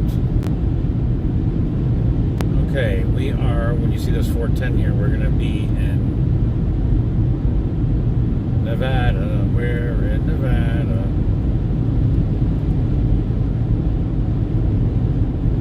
I think the GPS will announce when we're officially in it. I do believe when you see the casinos. Nevada. There it is. Welcome to Nevada, folks. We are officially in Nevada. Not bad. 12:38 Mountain Standard Time. We should be crossing into Pacific Daylight Time any minute now. And I'm going to be in Reno at 5 hours, 34 minutes from now, which should put us, according to the Google machine, somewhere about 5:12 p.m. Pacific time. I have a hard time thinking that we haven't passed the Pacific Daylight Time sign yet already. Maybe I didn't see it, and maybe it's just a little bit slow for the phone to pick up on it. $3.99 for regular at the Pilot, $5.29 for diesel. We're 109 miles from Welco and 59 from Wells. Now, if you were at nighttime coming through here, this would be like Christmas. It would be beautiful. All the different lights from the casinos and stuff. It's absolutely gorgeous. Of course, now going this way here, you're not going to see it. So it's 409 miles. That's going to Truckee, California. This will stay straight on through till to California. It goes right up through to the coast. But that 409 miles is not far from Reno itself. To put that in perspective, we are 395 miles from Reno. So that's how close Reno is to California. It's right on the border.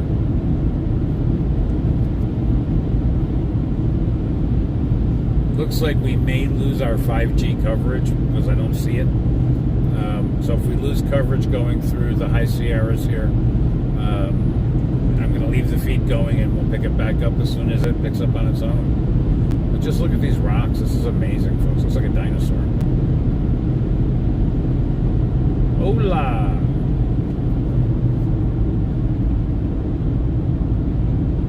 We're going to find a rest area. We're going to hit the next rest area so I can get out and stretch my legs.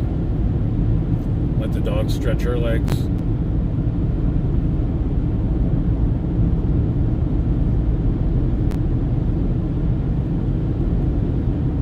We got some pretty nice sights to see. All these mountains ahead of us, folks. We're going to be going through them.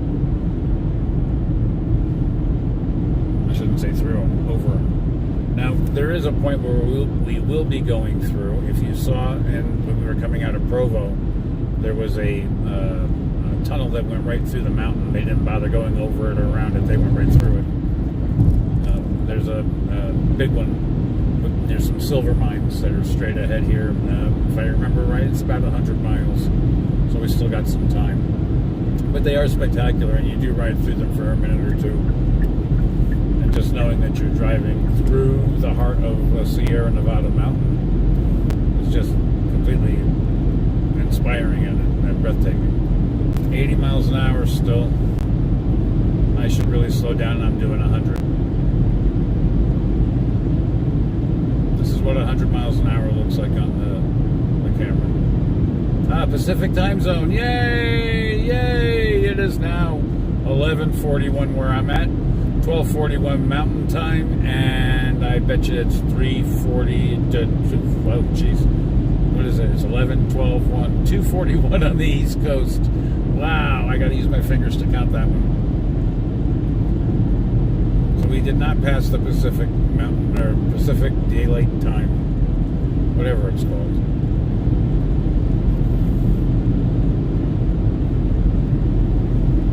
But it took us forever to get over those Salt Lake Flats, about 80 miles of desert that we had to go through completely non-stop, cruising at 95, 100. Now, I may have, I'm embarrassed to say it, but I may have an outstanding ticket here in Nevada. I guess if I get stopped, I'll find out, and you guys will find out with me. I don't know what that means, but I'll make sure. I'm going to try to address that while I'm here. I'm just going to call around and see.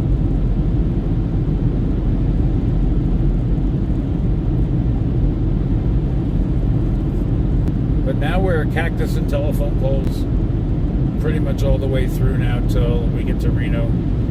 We got these mountain ranges that are going to be spectacular views, folks. I don't see any snow caps, but we did pass snow-capped mountains coming through Utah. I did get pictures of it on the video, so if you want to go back a couple hours and look, you can feel free. Otherwise, I will re-rack all this. So it's going to take me several hours to do it all. But I'll do the best of the trip videos.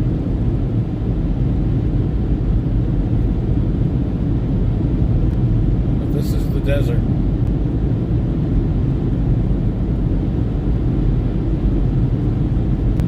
And this is what it looks like inside Nevada.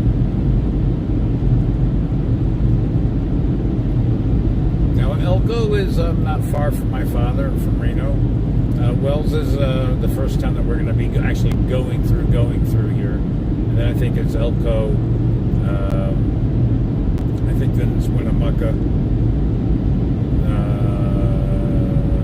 There's one other one, I can't think of it. Then we hit Sparks. and Reno. So they're like twin cities together. Sparks is on one side, Reno's the other. So people live in Reno, Sparks area. You know, that's what I'm trying to say.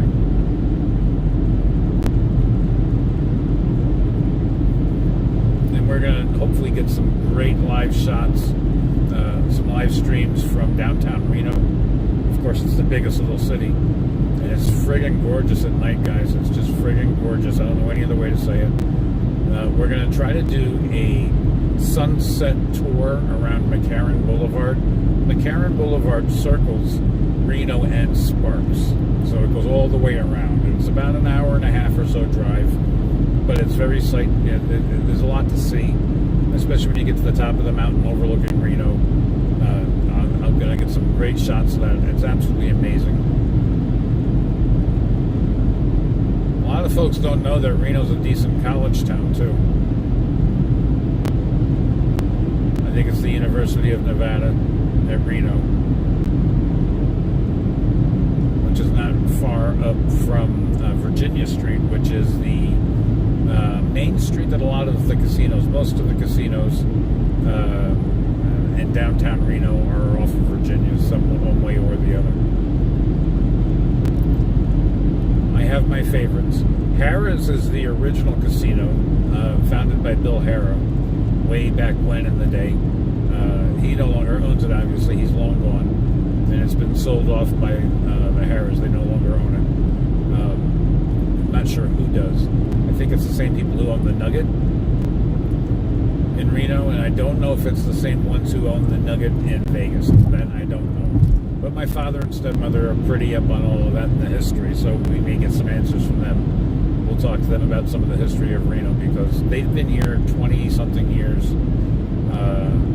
They moved out here to retire, and they've watched the city grow leaps and bounds. Okay, so we're dropping from 80 down to 75. We're 96 miles to Elko.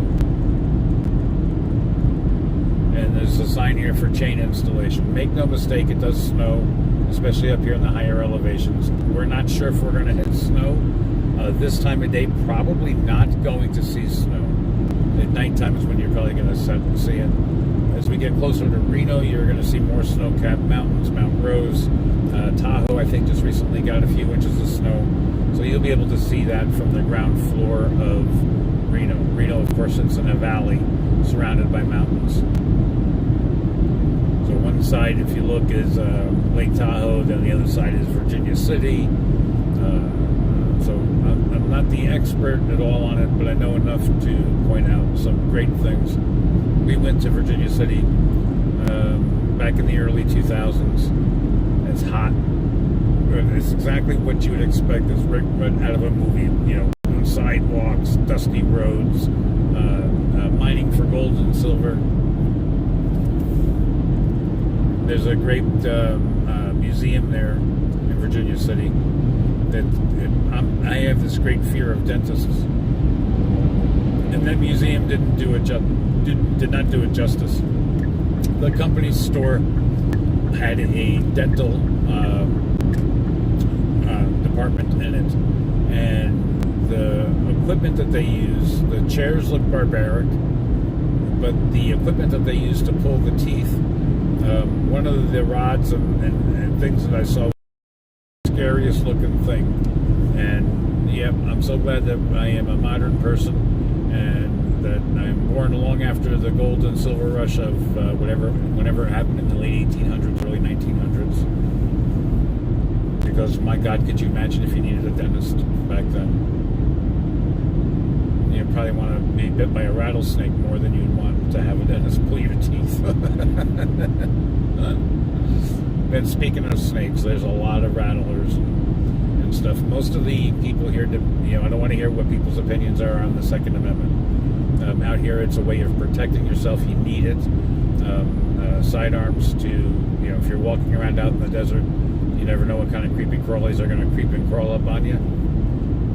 They have everything from rattlesnakes, black widows, not black widows, what do they call them? They have scorpions too, but it's, oh gosh, mirage. Recluse, the brown recluse spiders. And they like to take up camp in your shoes. So you have to shake your shoes out here. You really have to. We're climbing, folks. We are climbing. I don't know how long this is. So I'm just going to slow down. Sort of, like, you don't want to outdrive your headlights at night. I don't want to outdrive the Mirage. I want to keep that Mirage solidly in front of me where I can see the road. So Mirage in the desert is really no joke. It really is a true thing. And you can see it here on the road. And probably most of us have seen Mirages on the road, but when you look out into the open desert and you see them, you really don't know, is this real or is this a product of your visual interpretation. Here's one of those little tunnels. This is a little one coming up. There's a big one that we're going to go through. I think it's probably another 50 miles or so. It runs right through the mountain. It's so long. It reminds me of the Lincoln Tunnel. If anybody's ever been through the Lincoln or the Holland, one of those.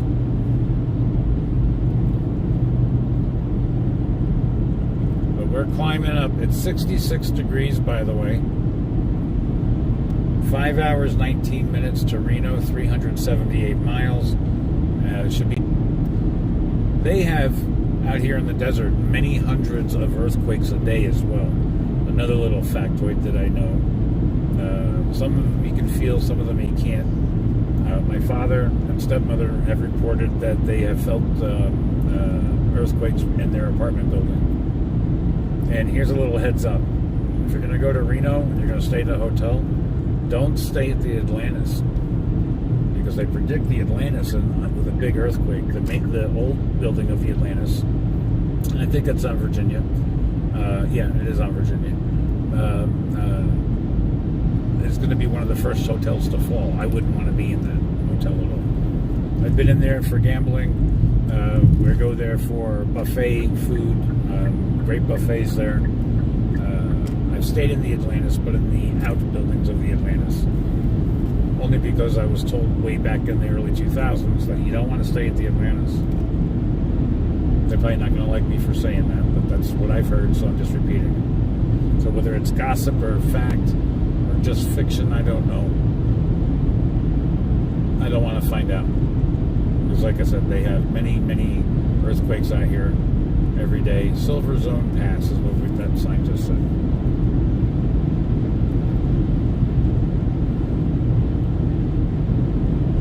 It's truly amazing that I'm still getting coverage. This T-Mobile is... Oh, it just changed. So 11:52 is what it says my time is now. Aha.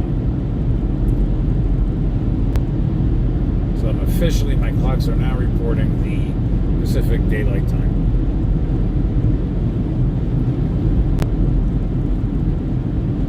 Shafter. 1 mile. And, you know, a lot of these names, you got to remember out here... with the big gold and silver rushes, there's no doubt that a lot of these names are they derive from that era when this West was really being settled in the very beginning. And I think this is all public land that we see. I see some grazing over here by some horses or cattle or something. You can't assume the horses you see are privately owned either. They still have wild stallions, wild horses out here. They roam the desert. They run in herds. Come on, buddy. Move it on over. He's taking forever to get over. There we go. And when you're out there and you're riding around, you can see these horses, especially by the Tesla area. And hey, Elon, if you're listening to me, I'd love to have a Tesla to go back home with. Although I'm sure I'd spend more time at the charging stations than I would be driving. I still would like it nonetheless. So if you're into it and you hear us, Elon, we'd love to review and test one of your Teslas. The best you got. I'm sure that got a chuckle from somebody. By saying, yeah, wouldn't we all? But as far as the eye can see, it's desert. The mountains that you see ahead of us, we're literally probably going to go around a bend and bam, we're right there with and these mountains are in our face. 375 miles to Reno. I want to call my father and stepmother and say, hey, I'm in Nevada, but I know that they are supposed to be getting the keys to their new apartment, which they've been put off. They're supposed to get the keys on the 12th. And they're moving on Monday, the 26th. This apartment complex don't know it or not, but he's moving in there Monday with or without the keys, because I am not coming back out here to do this. This is a long drive. But it's very pleasant, and I love doing this drive. And I'm very at ease and very comfortable right now. I was a little stressed out yesterday because I thought my dog was sick. I thought she had a UTI. It turns out that, well, she's just in heat. So, never pleasant to travel with a dog who's in heat, but it sure explains a lot, and it lets me know, hey, she's not sick.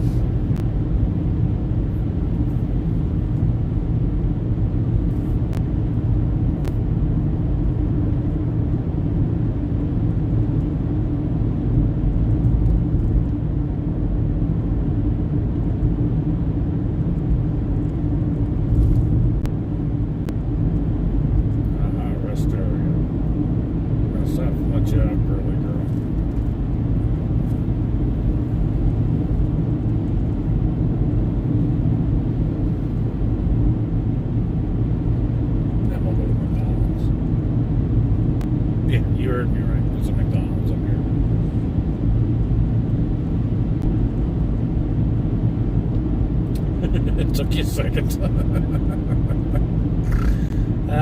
You're just in heat. I love you so much. I love you so much. I'm so happy. It's my girl. Oh, what's this next track? I gotta get away from this truck because he's going just a little too slow. And now we're gonna go here to Summit. Next track. 373. Must be. Great. I don't like this. I can't let you go to the bathroom here. I don't think you will.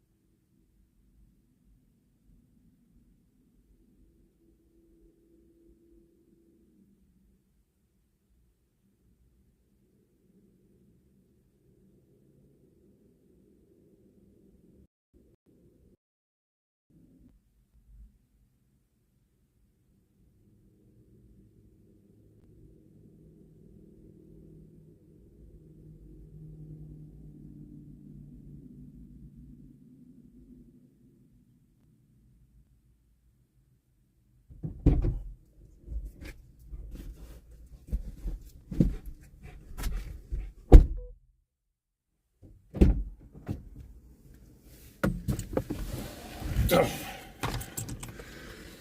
All right.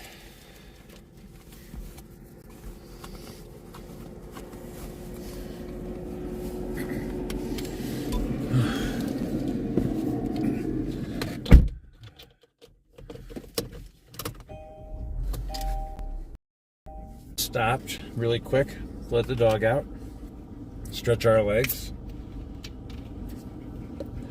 Gonna give her a little bit of water. The wetter whistle.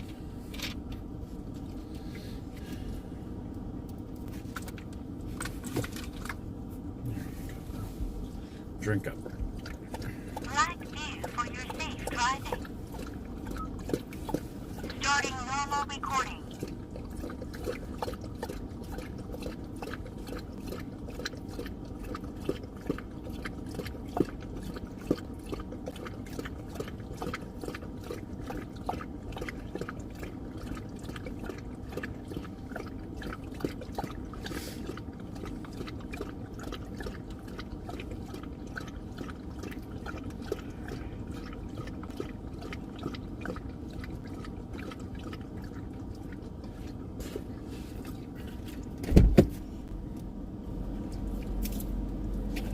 All right.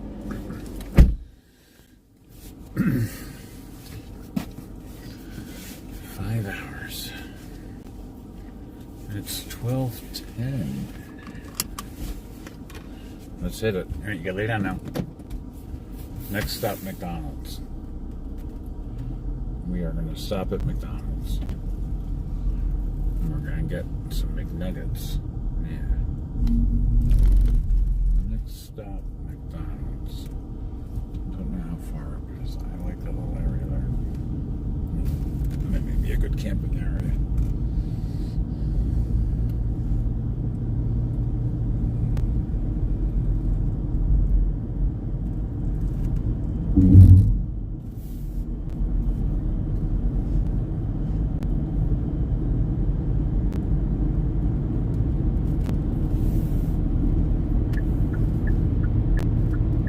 Continue on I-80 West for 359 miles.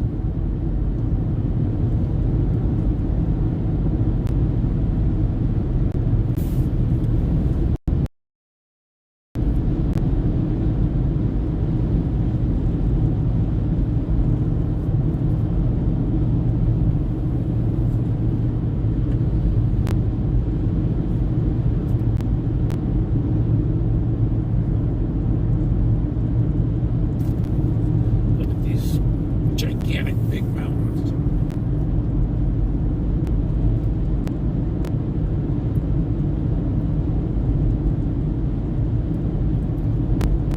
Absolutely spectacular, beautiful.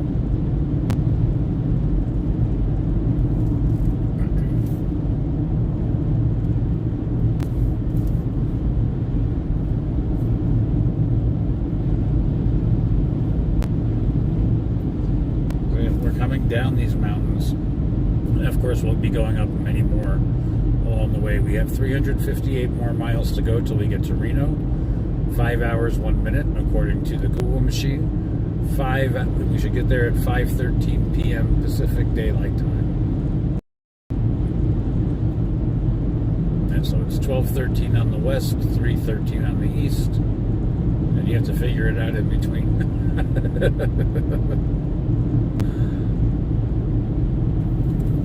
You can see those mountains straight ahead. We will be going up them again. And that's what this whole ride is. It's up and down and all around, all through these mountains. It's just very spectacular. The views are just absolutely amazing.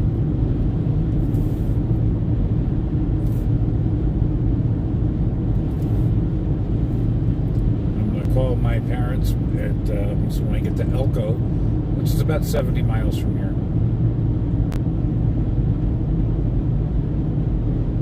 Which will put me a little less than, I don't know, but I'm not going to try to do math.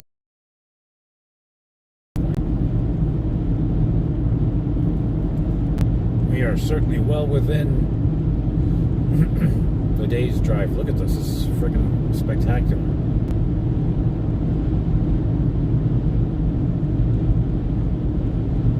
one of those tunnels that I was talking about, but that's not the long ones. There's long ones that you go through. They're like the Holland and Lincoln, I swear to you.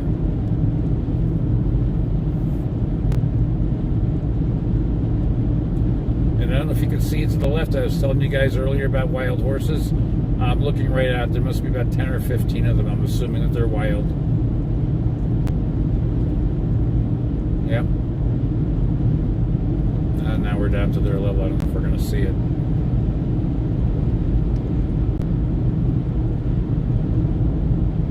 Majestic beauties. It's weird to think that they're running around without being horseshoed or anything like that. There's just plain old horses and horses' feet. But it's one of the last areas where there's natural deer crossing, major deer crossing. Major deer. We're not talking minor deer. We're talking major deer, folks. I'd like to see a major deer. What's that separates a major deer from a regular deer?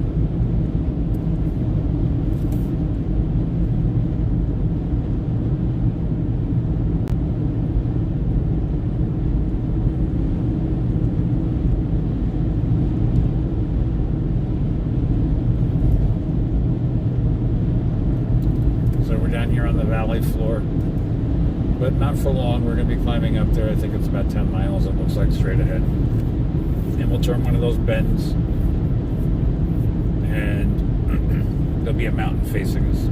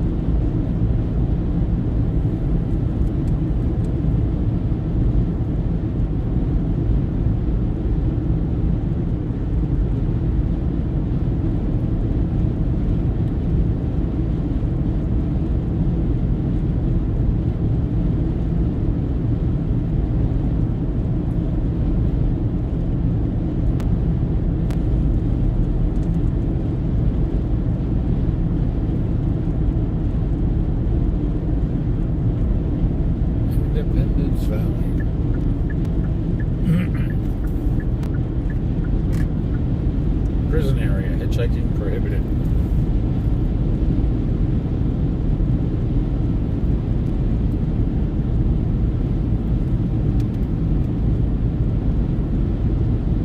Would not want to be in prison here. Holy OJ.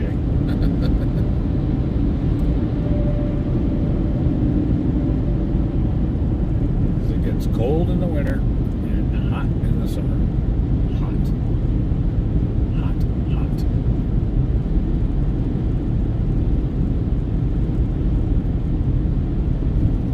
Speaking of hot, it's not hot today. It's right now it's 67 degrees. I just had like a deja vu.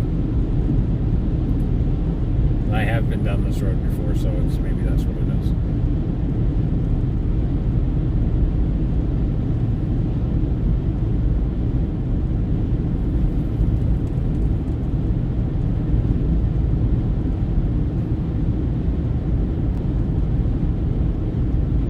So we're in a 75 mile an hour zone.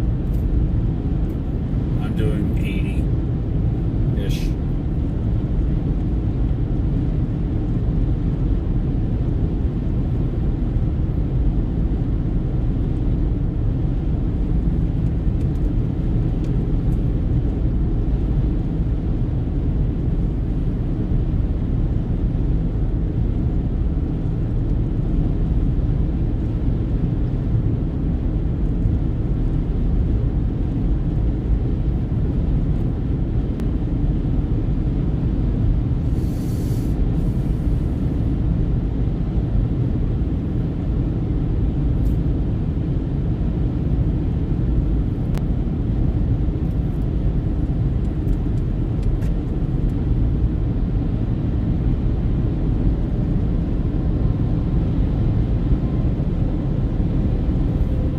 See Grandpa Rudy and Grandma Sue.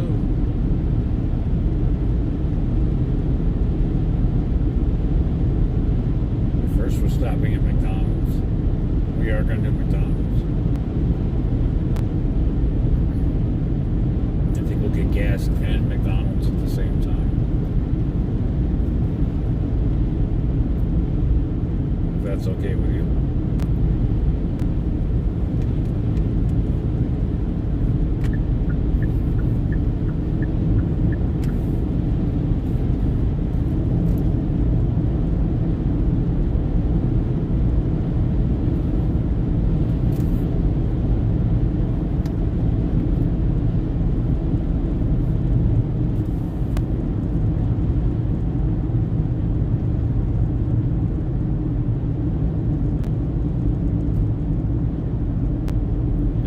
Strips in the road. I think that they really want us to slow down. It just dropped to 55. There they are.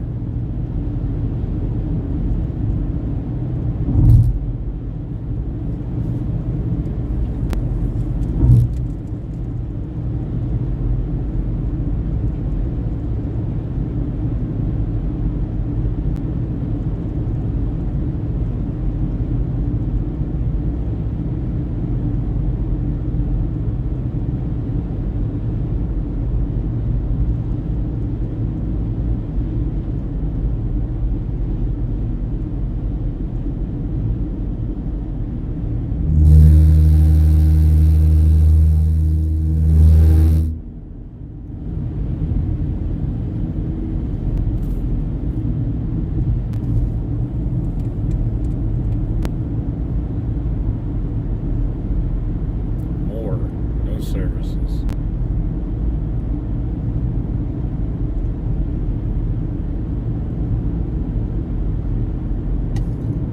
Pig. I heard that bird.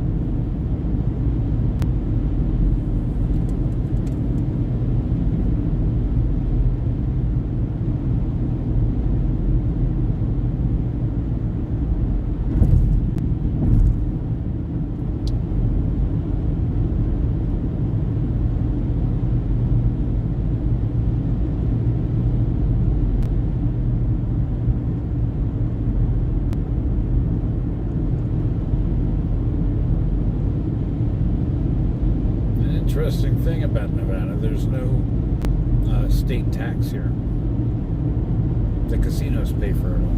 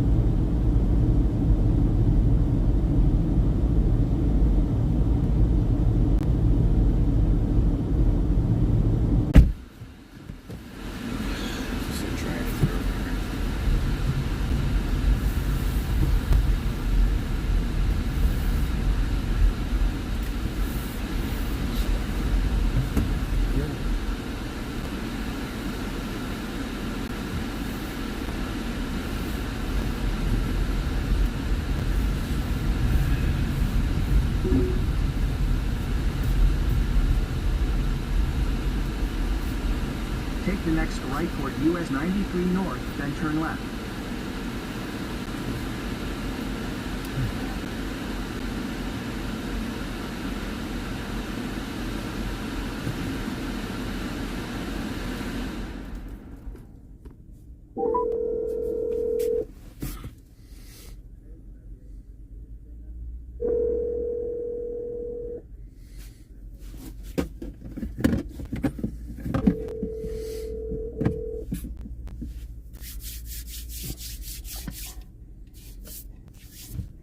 Hello, hold on. Okay, I'm in McDonald's drive-through now.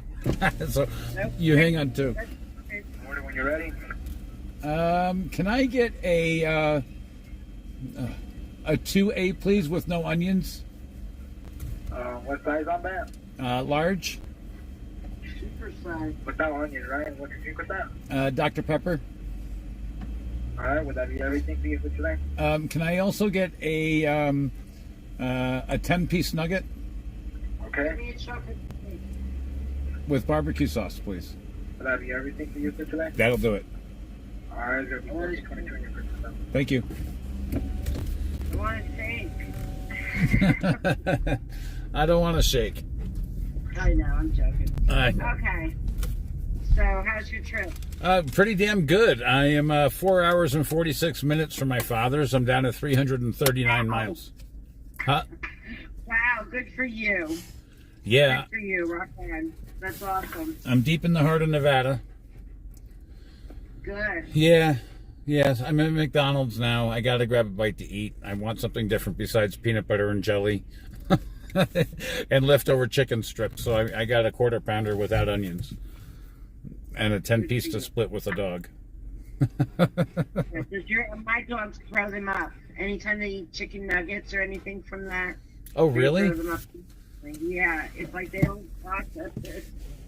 Oh, It makes me laugh. I'm like, okay, I can't process this shit anymore anyway. You're live on YouTube, by the way. Just so you know. Oh, that's nice. I did not know that. I'm sorry. Could have been warned before I said all that. That's okay. You didn't say anything bad. No, but I would have been nice with the way I talked. So you're fine. There- Anyway, last night, I couldn't sleep. I wasn't feeling well, right? So then I'm up at 2 in the morning, and I'm not the only one. All of us, my kids and my mom are up, right?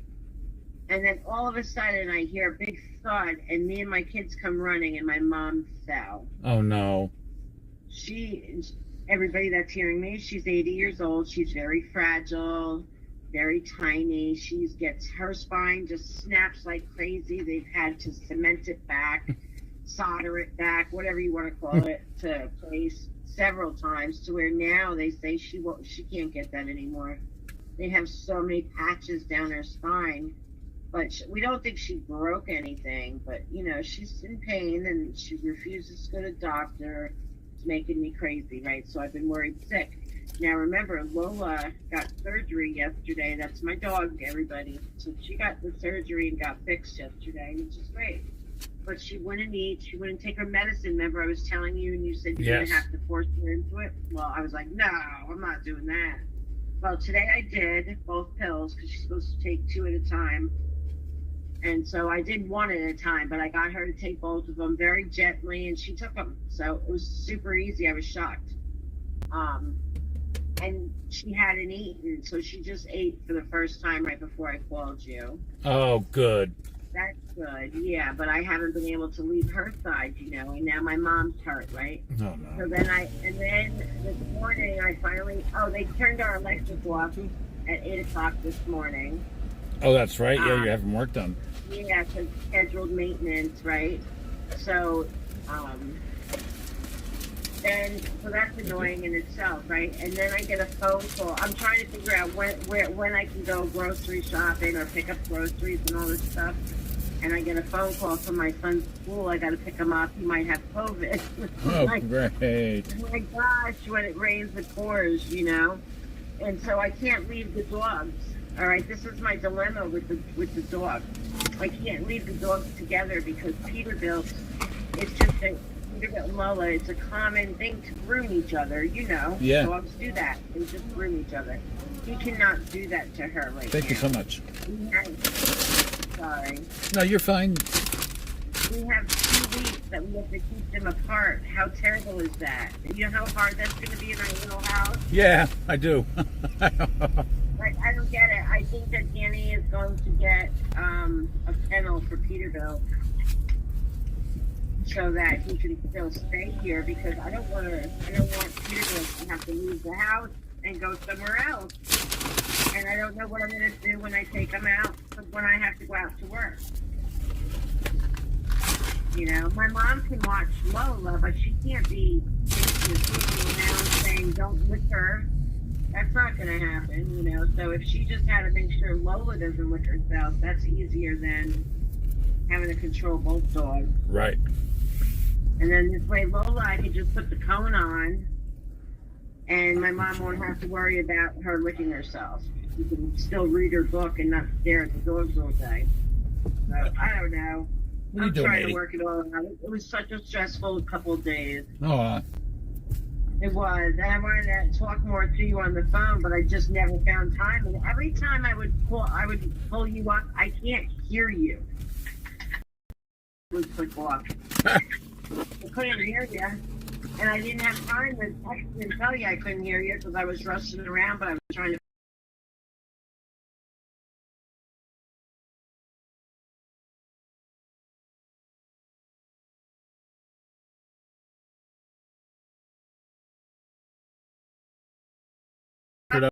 Yeah, it was like when I would text you, it was on. By the time I texted you, it was on. It was off again. And I'm like, what are you touching? You were like clicking something back and forth. Eventually, I just clicked off. I'm like, I'll talk to him later. I'm trying to catch, you know, how you were doing and what was up. oh. I'm wondering, are other people having that issue? I mean, it has to be. Can't just be me. My volume was up, and it wasn't me touching things. It was you. I haven't heard So anything. it could be whatever you were doing. So are other people not hearing you as well that are trying to? Well, that would suck if that's the case. Well, that's what I'm saying. Why is it that I would be the only one to not hear you? Obviously, it wouldn't be. Well, that's got to be one of the So you could have saltiest been burgers. talking and talking, and nobody heard you. I talk and everybody ignores me. I'm on mute the whole time. I don't even know it. You know? Until I say something bad, and then it's my fault. Right. You know, Right. You didn't hear the whole conversation. Oh, So when my mom fell last night, I literally could not go to sleep, of course, because now I'm worried about my mom. Thank God for Magdalena. My daughter Magdalena, everybody, she's just such a godsend because she's 19 years old and she takes care of all of us medically. Seriously. If anybody gets hurt, she's so intelligent.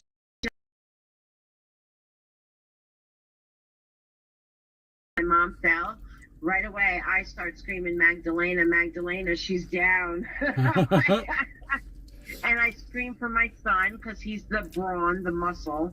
So we need him to pick her up. And I direct. That's what I do. I make sure she's okay. I ask the questions. I tell her what to, you know, I don't have to tell Magdalena what to do at all. Micah knows he's got to come and help pick her up off the floor because we can't. I can't. Magdalena could, but I can't physically do it. I can barely lift a coffee cup with my one hand anymore because it just my wrists that I broke when I was a teenager is so bad these days, and I just don't want to go to another doctor. It's so annoying to go to doctors constantly and paying co-pays for this and co-pays for that, $50, $60 here, more. It's so crazy how much everything is, but that's another topic. yeah. I don't want to ramble on YouTube. People think I'm insane. I'll go from one topic to the next. This is Judy from Judy's Beauties, everybody. Oh, I don't advertise my business when I'm going nuts. She's a regular person, just like you are. Yes, I am. I really am. I suffer from depression just like half the world. I'm crazy like half the world. Everybody needs therapy, I believe. It's only the lucky ones that go and get it. The rest of you are just insane.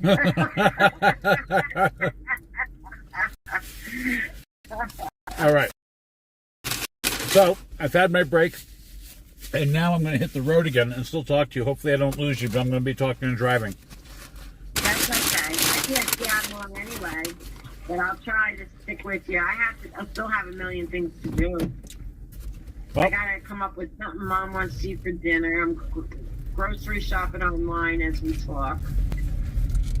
what are you going to have? I don't know because none of us took anything out. I was going to go and pick up food, but now everything's gone haywire. Somebody else has to be in the house for me to leave. So, I mean, I could wait for somebody to come. So. You know, I have to grocery shop, so it's kind of like laundry day and you're wearing your big bloomers, you know. I have nothing really going on in the house for food.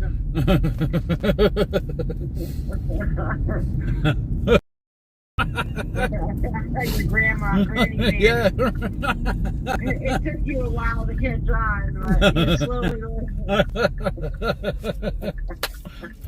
learned.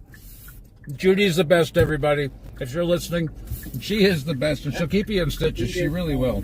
She's got a sense of humor. I think she has to have one or she'll cry all the time, so she's got to have a good sense of humor. Yeah, it's always crazy things happen to me. Hey, Always. celebrate the joy of lemonade. I'm passing a sign that says celebrate the joy of lemonade, okay? So make sure you do that today. I will. I don't like lemonade because it hurts my ulcer, but okay. Oh, really? I didn't know that. Yeah, well, I do like it. I can't drink it anymore. You know what? It was, all right. Well, hang on a second, Judy. Hang on. Everybody, if you're just joining us, I just want to give you a quick heads up. We're 4 hours, 43 minutes from Reno, Nevada, 338 miles. And my friend Judy's on the phone keeping me company for the drive. So go ahead, Judy. I forgot what I was saying now. I was listening. We were talking about lemonade. Oh, yeah. I can't drink lemonade anymore because I drank too much lemonade and Southern Comfort as a child. Oh. So I'm going to tell everybody that. As a young adult. As a young adult, not a child. I'm just so old that seems like childhood now. I wasn't literally a child. She's 29 and holding, folks. Yeah. So we're back up to, hang on a second, Judy.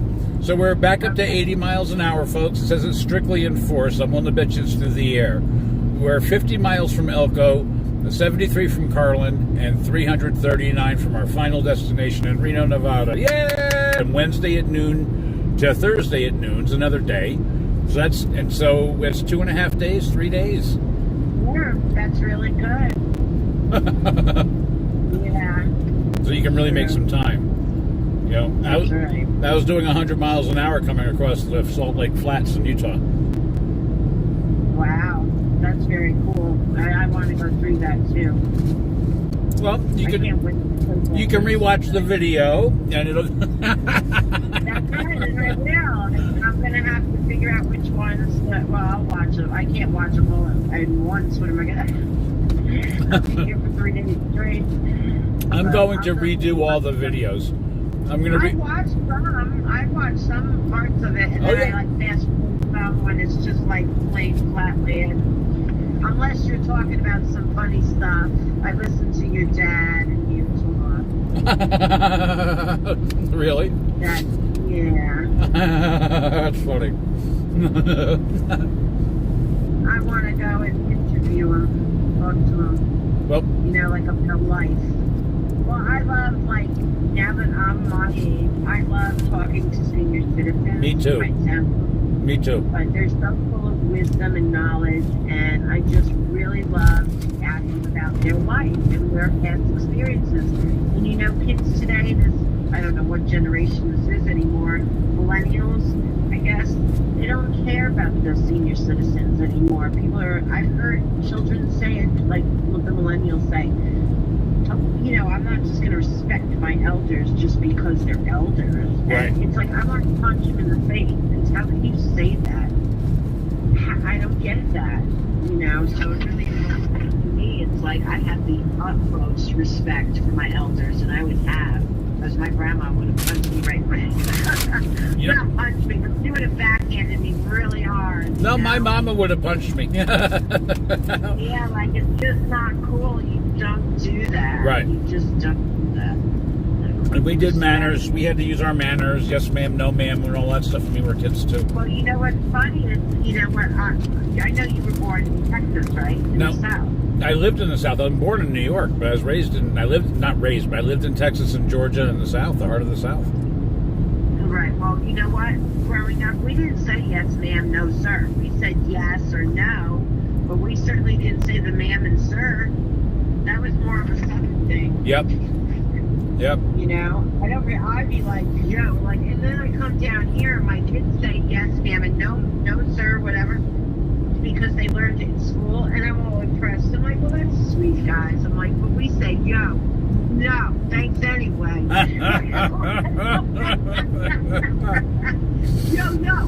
thank you. I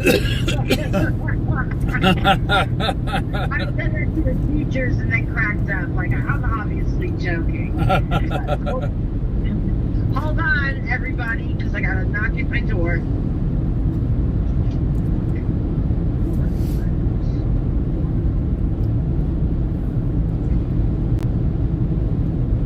Great.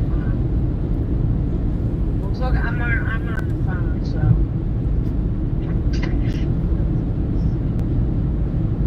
Okay. I'm back. Okay. All right. I got to call my dad and let him know I finally made Nevada. Okay, well, have fun driving. Be safe. You're going to be there soon. Have fun. I'll talk to you, I guess, when you leave there. Or I'm sure I'll give you a call before then, maybe tonight. Okay. Okay, I don't know. How long are you going to be there? 2 weeks? No, I leave here on the 30th. Oh, okay. And drive all the way back, folks. So if you're listening, we get to do this all over again. Oh, you are? Okay, I was wondering if you were doing it again. All right, well, I'll talk to you when I get to talk to you. You can All right. when you can. All right. All right. Bye. Bye.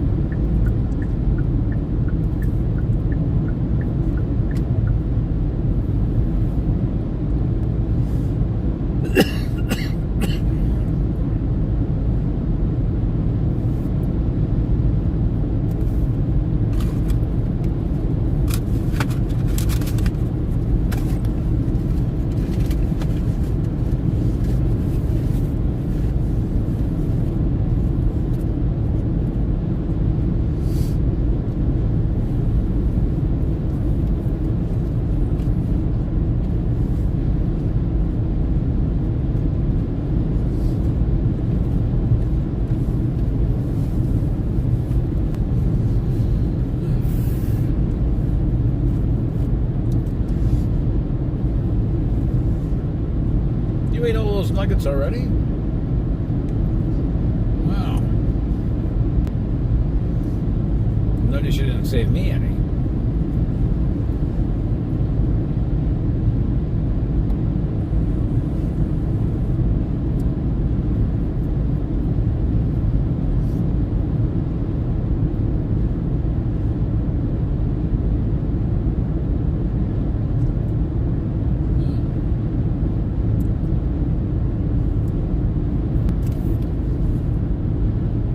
Hey Google, call Dad's cell phone.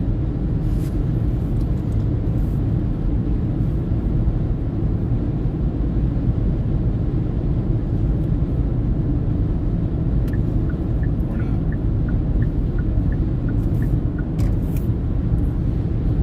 Hey Google. Hey Google, call Dad's cell phone.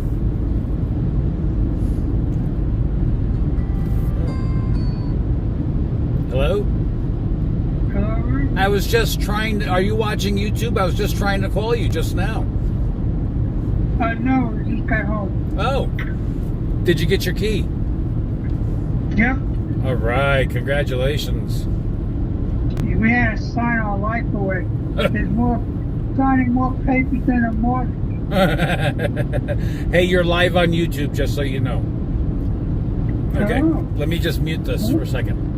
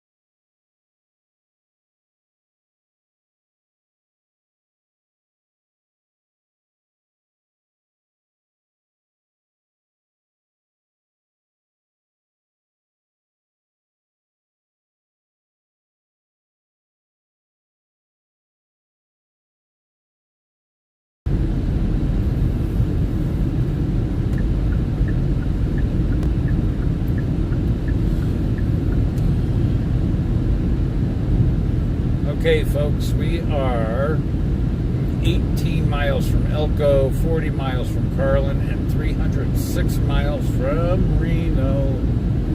Reno, Las Vegas. Reno, Las Vegas.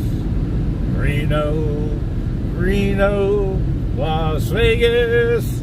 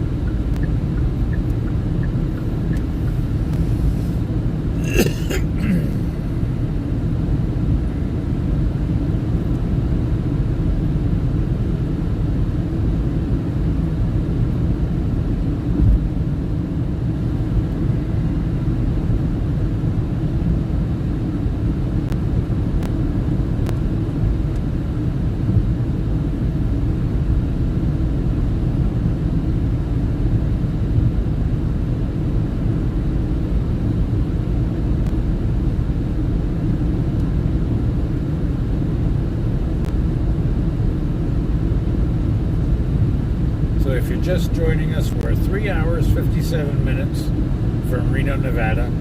281 miles left in this journey. We should be here by 5:30 Pacific Daylight Time or 8:30 East Coast Time. We are chucking right along. We are here actually a whole day early. We're supposed to be here. I was hoping to get here around noon tomorrow. But instead I'll be to my father's before dinner.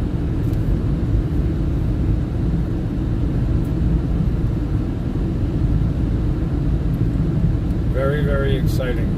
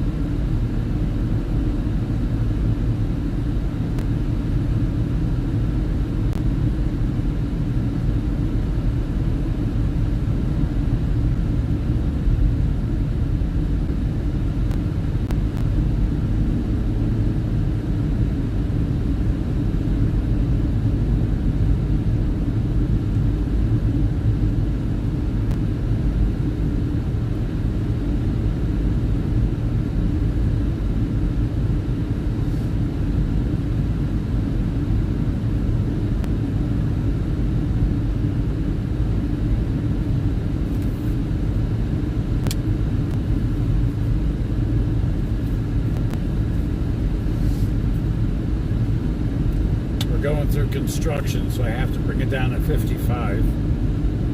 But if you're just joining us, we are 3 hours, 39 minutes from Reno, Nevada. 261 miles left.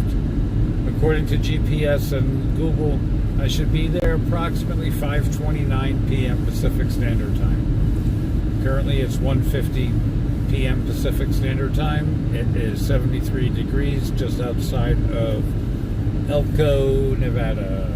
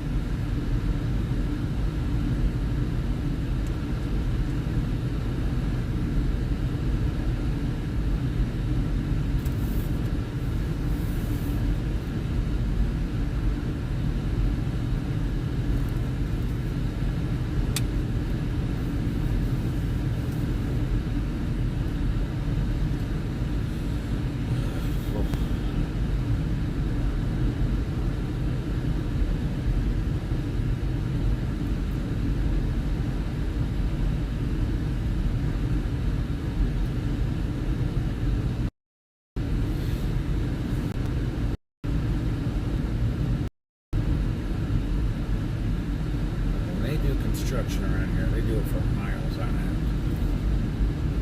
Jeez, this is never ending.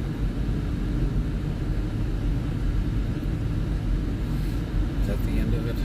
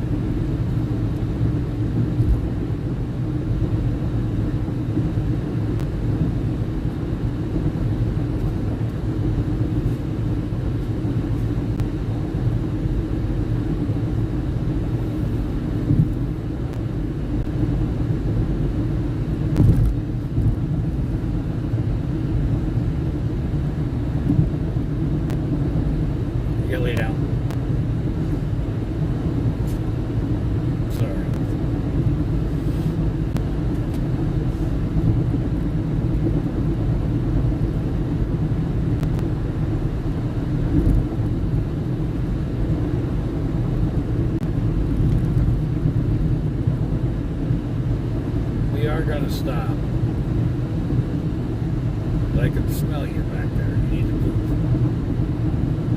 You gotta poop. I know you do.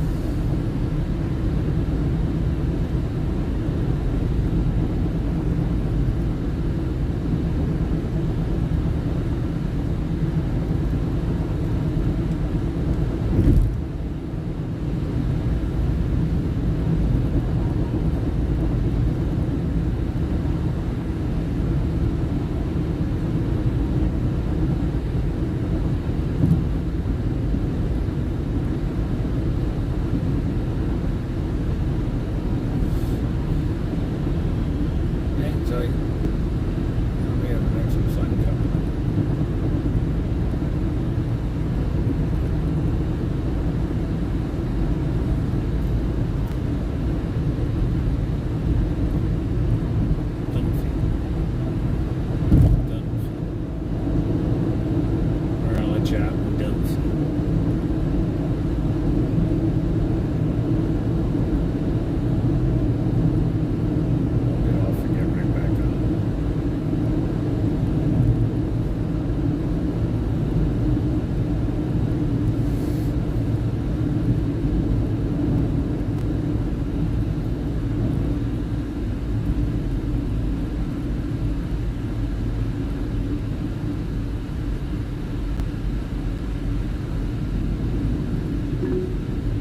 In a quarter mile, merge onto I-80 West.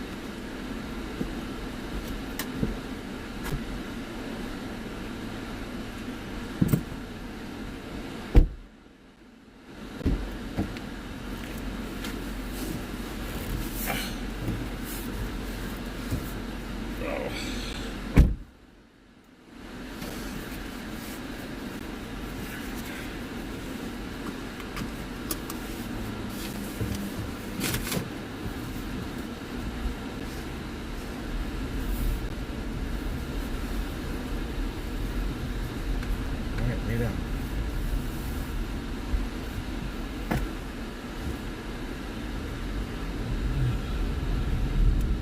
Here we go again.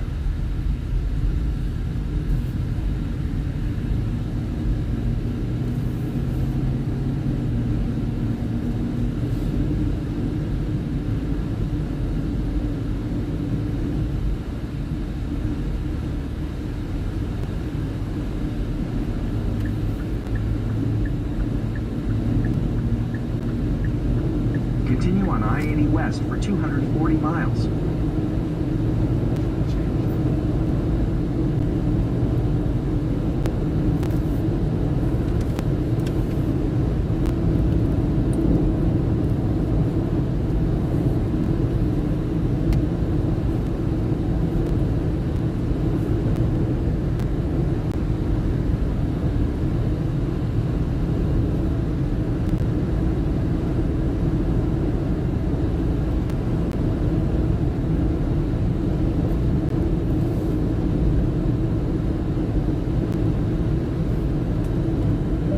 Directions to 177 Talbot Lane, Reno, Nevada.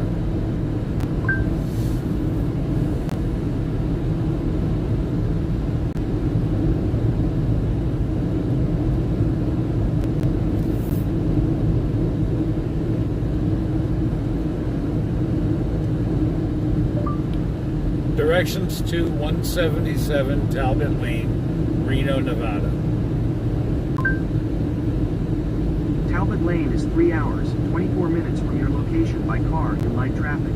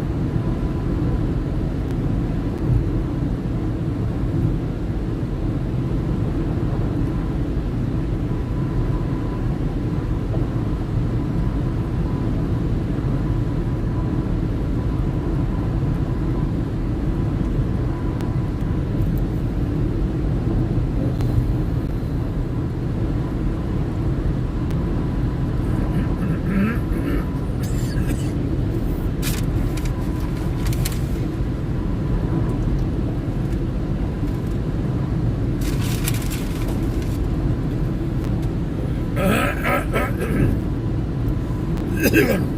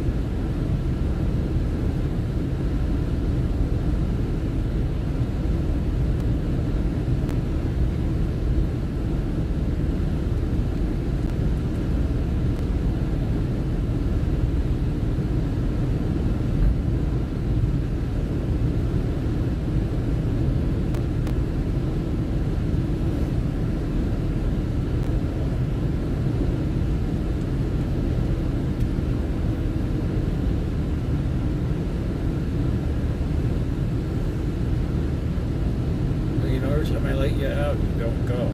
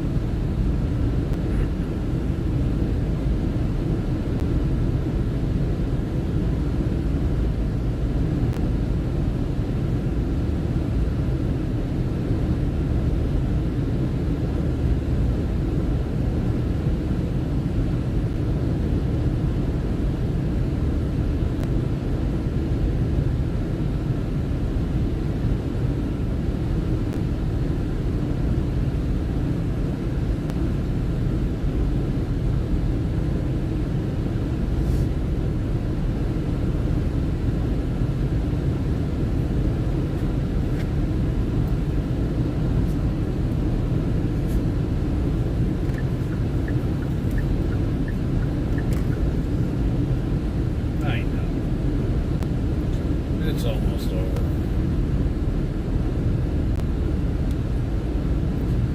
officially have less than 3 hours. Officially.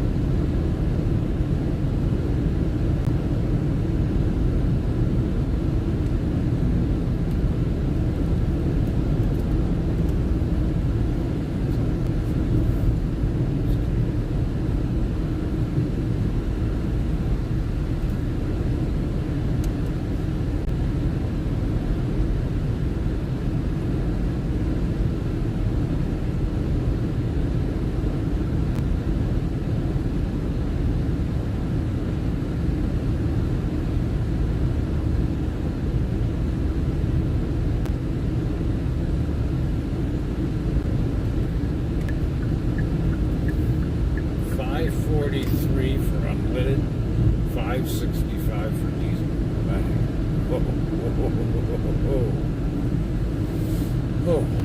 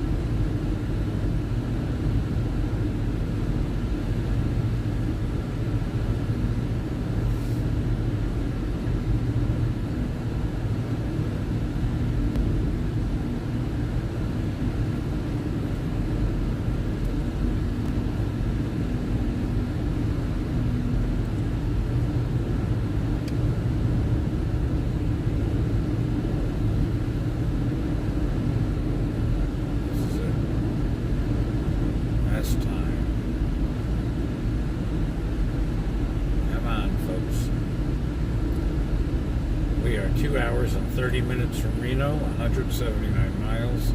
We're going to be in Reno approximately 5:30 p.m. Pacific Daylight Time. That's 8:30 p.m. Eastern.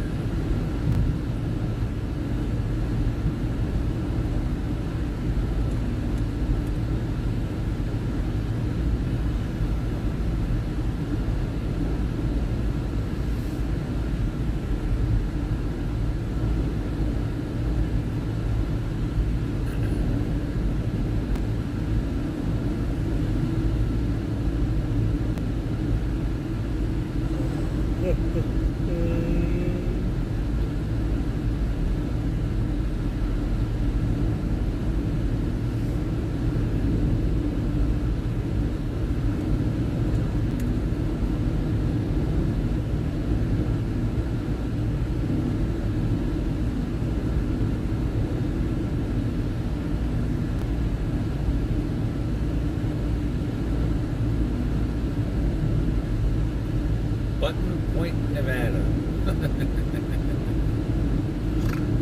Oh.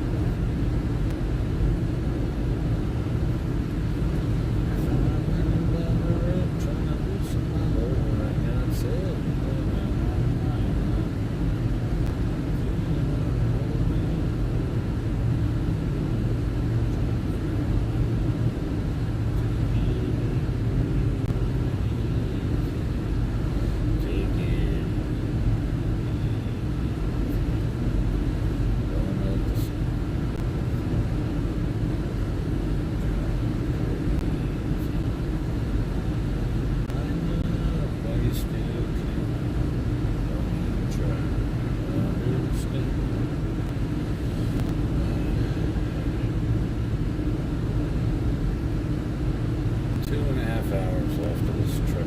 Ugh. Let's get it over with already.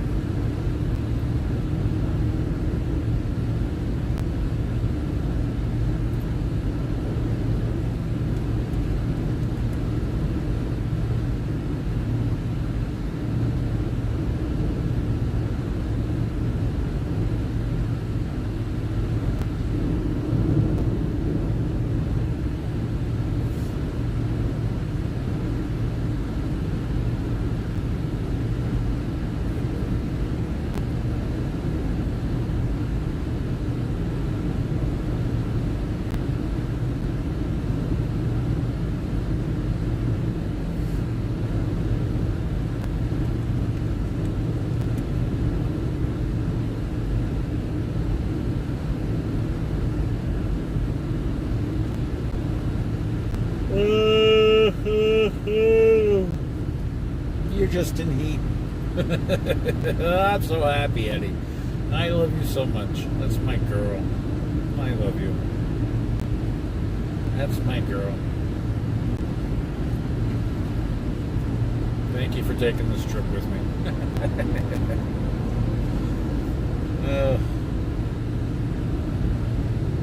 Okay, girl, we got 172 more miles to go. 2 hours and 23 minutes. Yeehaw. And we're in Winnemucca, Nevada. I almost said New Mexico. Oh, good grief.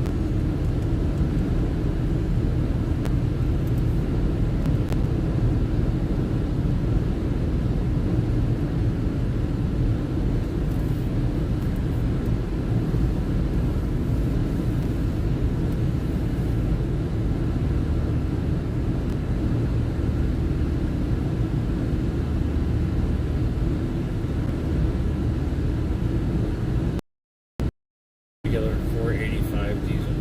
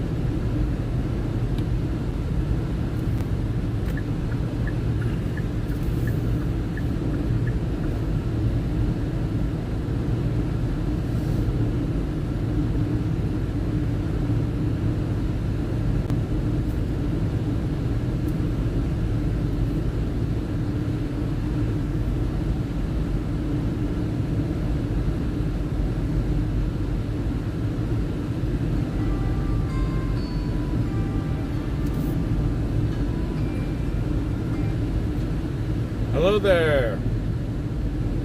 Hey, Rudy. Hi. I didn't mean to call you. I meant to call somebody else. Oh, don't I feel where- special? So where are you? I am 167 miles to your location, 2 hours and 18 minutes approximately, and I just passed Winnemucca. Oh. All right. We're getting there, slowly I got but you. surely. I got the dog biscuits. I got the liver. Oh, I got you a dark French roast coffee. oh, you're the man. Thank you so much. Yeah. Thank you so much. So Wow. I'll wait till you get here, Okay. and then I'll run and get the sandwiches. Okay. Are you gonna cook the liver before we get there? No, unless you want me to. You don't sound thrilled about that.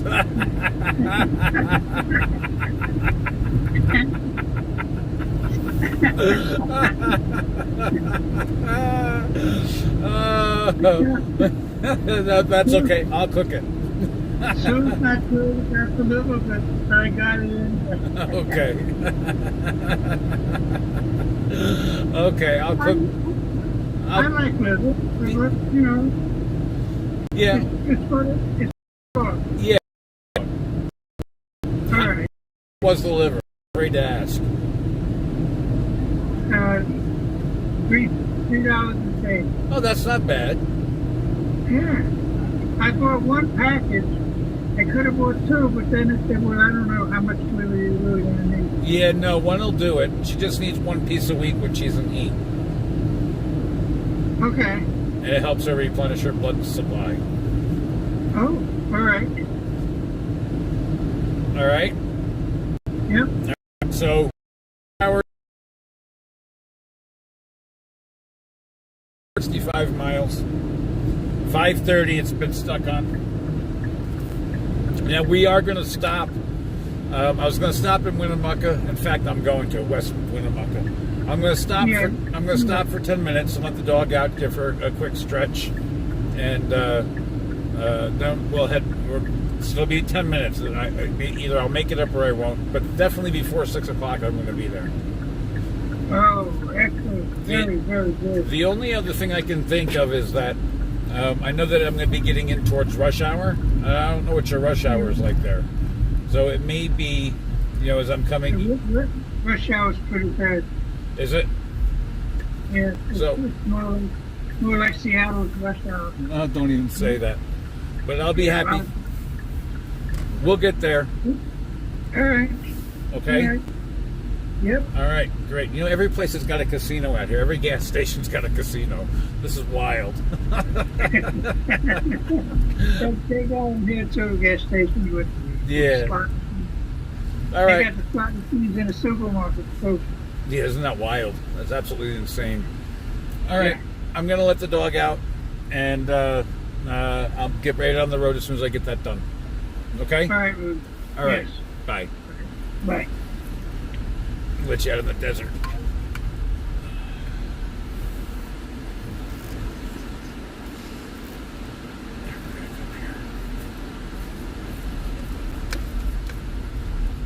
So it's far enough away.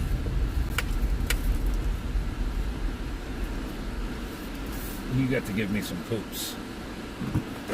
I need some poops.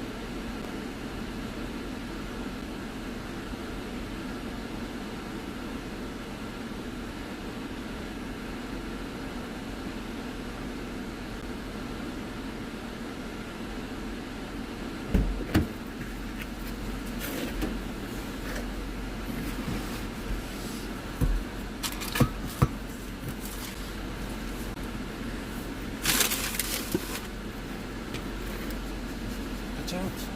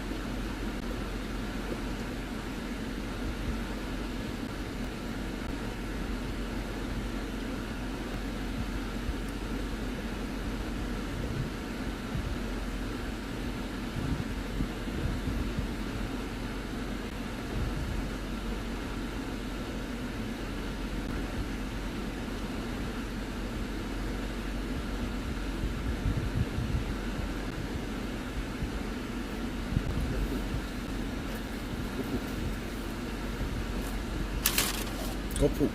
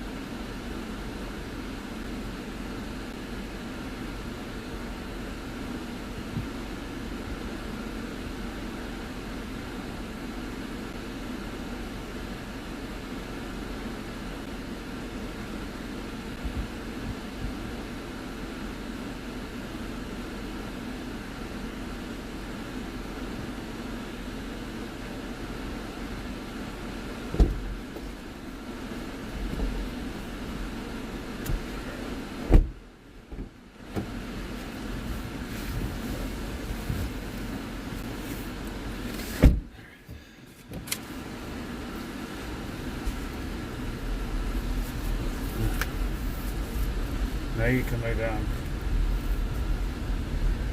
We're gonna head out. You just gotta feel better. You just gotta. Thank you for not blocking me. Thank you for not blocking me. Take the next left onto West Winnemucca Boulevard. In 600 feet, turn right onto the ramp to Lovelock. Turn right onto the ramp to Lovelock, then merge onto I-80 West.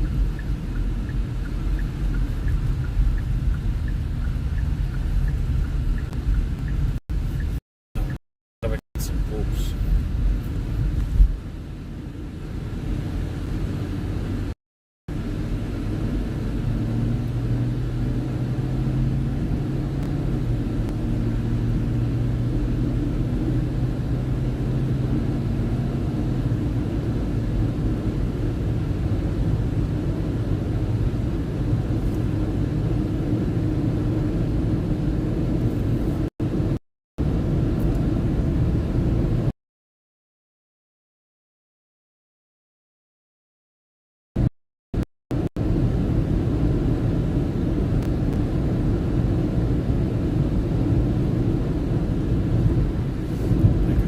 Desert on you.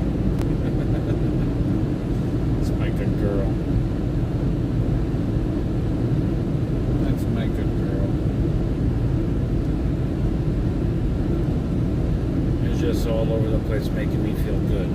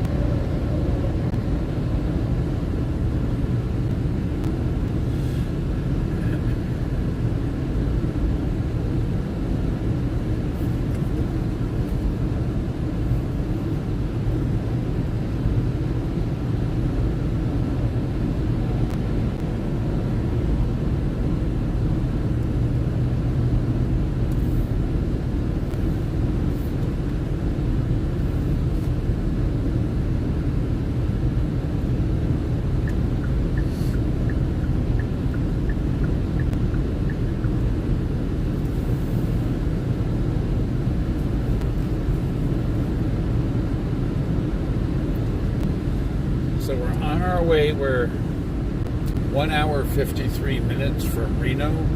It's 135 miles, and we are almost into Lovelock, Nevada. We're deep in the heart of the desert. It's 78 degrees. It's beautiful. 3:45 p.m. Pacific Standard Time. What is that? That's 5:46 p.m. Eastern. We're doing good.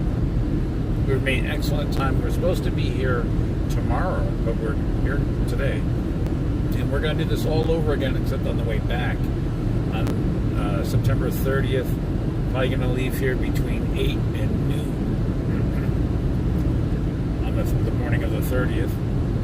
And we're going to record the whole thing. We're going to do it live right here on YouTube, however long it takes to get back to Saratoga Springs, New York. This is about, we left Tuesday at noon. So Wednesday at noon was one day, Thursday at noon was another day, Friday at noon was another day. So it's 3.5 days. Not bad, not bad, not bad. We're cruising across the desert, about 85 miles an hour. The speed limit's a little bit slower here in Nevada compared to other states, if you can stand it. The other states we were cruising at 95, 100. Maximum speed was 80, but the traffic was boogieing. Here they've got signs all over the place, and I've seen several state troopers in Nevada. And being a Yankee, I don't want to play around out here. I just want to drive and get home, or get to my parents' house and then go home.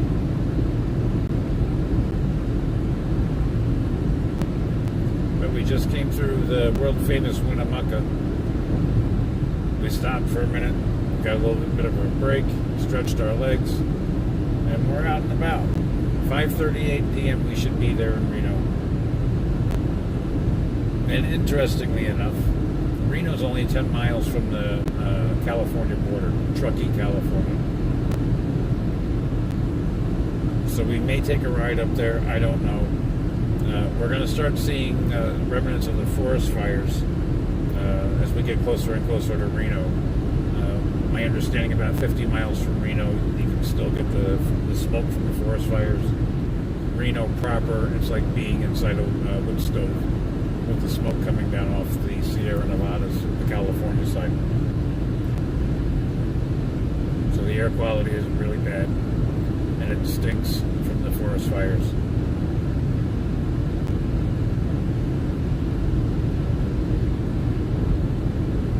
This is the Sierra Nevada desert and the high desert, and these mountains up ahead.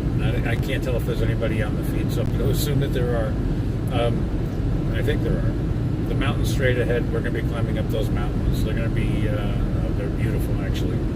So if you're on, hang out for a few minutes. Earlier today, we went through the whole state of Utah. We left this morning from Wyoming, Rock Springs, Wyoming. And we drove all the way to where we're at now. If you missed the trip through Utah, that has to be some of the most spectacular footage that I think of the whole trip. I'm going to redo that footage as soon as I possibly can and get it up there for people to see. It's just spectacular views. The elevation was 7,000 and change feet when we crossed the Continental Divide, and I think we were at 6,800 feet in Provo. We came down 10 miles down the mountain. 10 miles. I'm afraid of heights. And I'm telling you that a lot of those roads, they don't have guardrails. And you can see straight on down.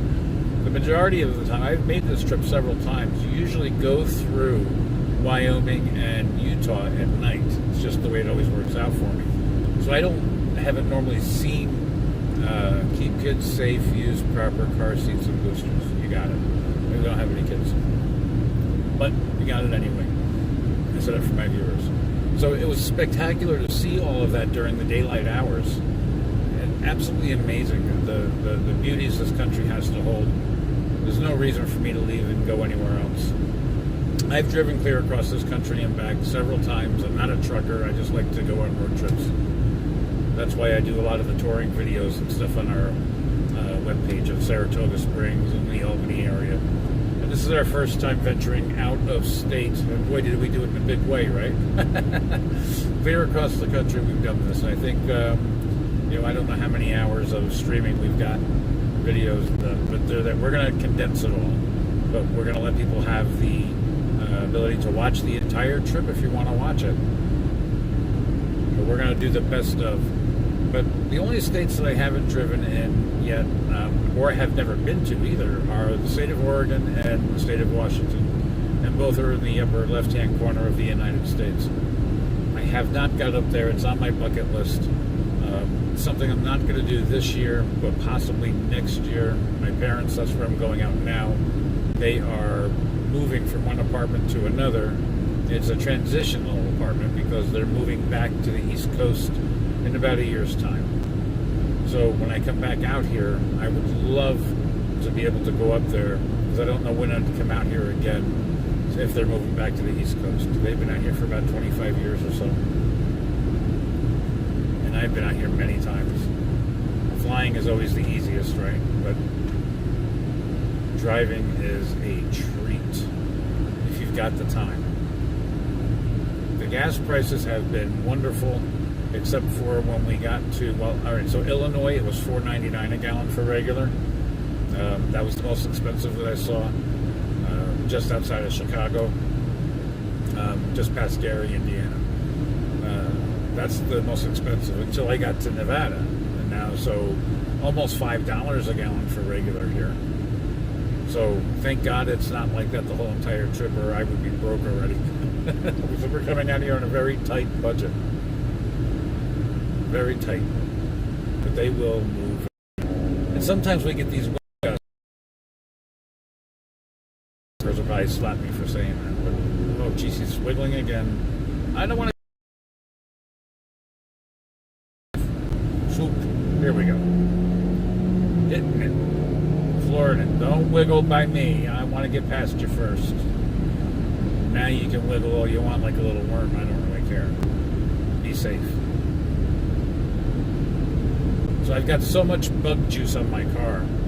This is a rental from Budget. That's not I about froze to cold. I didn't bring anything heavy because out here you don't need it still. So right now we are at 122 miles. If you're new to the channel, I'm driving with my dog. She's a 8-year-old rottweiler. She's never been on a very long trip like this. All of my other dogs have been. I've taken them with me through everywhere I've gone across the country. This is the first time she's this poor thing coming across the country. So we're stopping every couple of hours. She was not spayed. And so I don't want to hear any comments about it. It's everybody's personal choice what they do with their animals. It's not for any other purpose. I was going to breed her, but I changed my mind on it. And I never fixed her because I didn't want her personality to change. So here's what happened. A couple of days ago, we get in the car, and when we got to the first hotel, I saw spottings of blood. I'm like, you've got to be kidding me.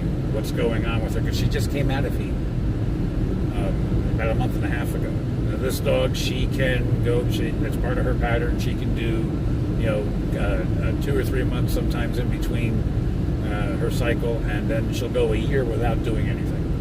Okay? Very nice years when that happens. The vet says it's completely normal. Turns out she's back in heat. I was completely unexpecting it. I was taken aback. I thought she had a UTI. I was in panic mode, clear across the middle of the country. Now I got to find a vet. I was worked up. I was crazy. I was hollering at everybody around me. Leave me alone. I'm worried about my dog. My brother, my father, everybody. Come to find out she's in heat. And I found out accidentally. I don't want to be too graphic on YouTube, but when a dog's in heat, dogs don't want their mates. They don't want to mate until a very particular time during their heat cycle. Any other time but that cycle, they will fight a male dog. Except for like a week and a half. It's about a week and a half window. And I found out by accident because I rubbed her back, and she arched her back, and then she turned her tail. She only has a nub. She turned her nub to the right, and that signifies that she's ready for a mate. That's how I found out. And I was jumping around for joy in the hotel room last night to see that. Normally I'd be like, oh shit, she's in heat. Gotta be very careful, gotta watch her. I still have to do that, but last night I slept like a baby, the best I've slept the entire trip, because she's only in heat. She's not sick. So if you have any children and you know if your kids are sick, you stress, right? She's my kid. I don't have kids. She's my kid. And I watch everything with her. I know every inch of her because that's what I do, and that's what my vet tells me to do, is monitor your dog, monitor her urine and her feces, and watch for changes so you can head things off at the pass. And I love her so much that I keep an eye, very close eye on her. And when things aren't going right, but this heat snuck up on me, I was not prepared for that to be the reason, but I was never so grateful. So now that you know the personal stuff of my dog and me watching my dog and being happy she's in heat, now I have to take special precautions. Good thing I brought her special blanket with me. So now when I'm at my father's house, I can lay it down, and she's at the tail end of the heat cycle. But I'll change the topic now. But I'm very happy my dog's in heat and she's not sick. You know what I mean? You guys will probably say, no, you're sick. So just so you know also, we're not monitoring the chat room, although it is open, and we're not monitoring the comment sections right now because obviously I'm driving. I can't do that. And my dog Heddy, I keep asking her to look at the chats, but all she does is just give me a tilted head like, what are you talking about? So I can't do it. But what I have done is I put in the description of this stream the telephone number. So if you want, you can call in, or you can send a text, or you can leave a comment in the chat room or the comments, and I'll see them at some other point. Text can pop up on Android Auto, and the phones pop up on Android Auto, so it's really no big deal. We've had several calls come in so far. Very interesting. I think we're one of the first to do a live call-in kind of situation on YouTube. We're not the first, but we are. It's a rare thing to have happen. My understanding. YouTube at first was taken aback by it, but then they just let me go and they reinstated the feed. So I'm very happy. So call if you want to call, just to say hello, or to say, hey, you drive like a nut, or hey, your story sucked, or whatever. Or send a text. I don't care. Don't worry, I'm not going to share your number. Everything is private here as far as that stuff goes. All your information is private, will not be shared with anybody. And immediately after I stop the car, I erase everything, so there's no history of it. And not for any other reason, but I want to keep the space available on my phone. Let me switch the camera to the back so you guys can see my dog. Heddy, what are you doing? Hey, what are you doing? Walking around. You should be laying down there. It's a good girl. She's a big moose. She's a big moose. So I can pop the camera without, because I'm driving.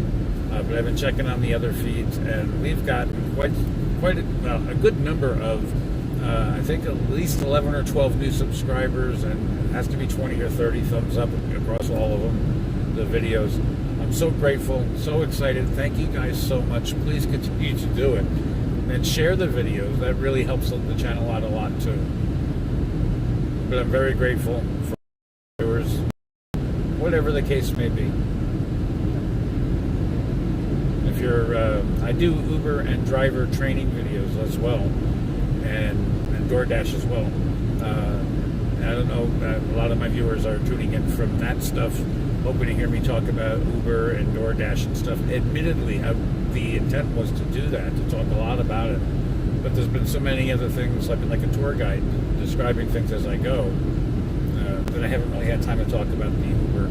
I've totally forgotten about it. And I think it's almost a good thing because there's two purposes for this trip. One is to help my father move, and the other is a mental health break from everything at home, just to get out. And so every time there's a change in my life, I always take a big road trip, and I come back, I'm refreshed, I'm ready to tackle the world. And I'm one of those people who, when they trip and fall, I stand up and come back bigger, better, stronger. Not that I personally have tripped and fallen this time, but I feel like I've taken a good kick. I'm still recuperating, feeling good, happy to be in Nevada. By the way, it's now up to 80 degrees. It feels so good. That big heavy black coat on. Days run together. We did a special video call-in with a viewer and a very dear friend of mine, Judy Tadero Snyder. She has a small business, Judy's Beauties. Hello, gorgeous. And so, if you get a chance, look through the live feeds and watch the video. It's pretty funny, actually, on our channel. So you can skip ahead and look and watch the interview. It's pretty. It was just more hanging out than it was an interview. It was just a lot.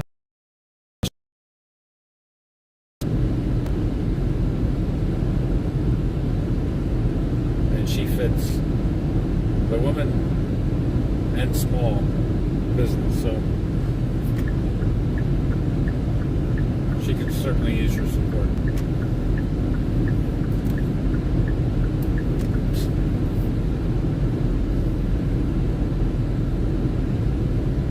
Amazingly, let me tell you what we're doing. We're streaming using the Samsung Galaxy S22 Ultra, and the network that we're streaming over is the T-Mobile Magenta Max plan. None of these folks, Samsung or T-Mobile, they're not sponsors.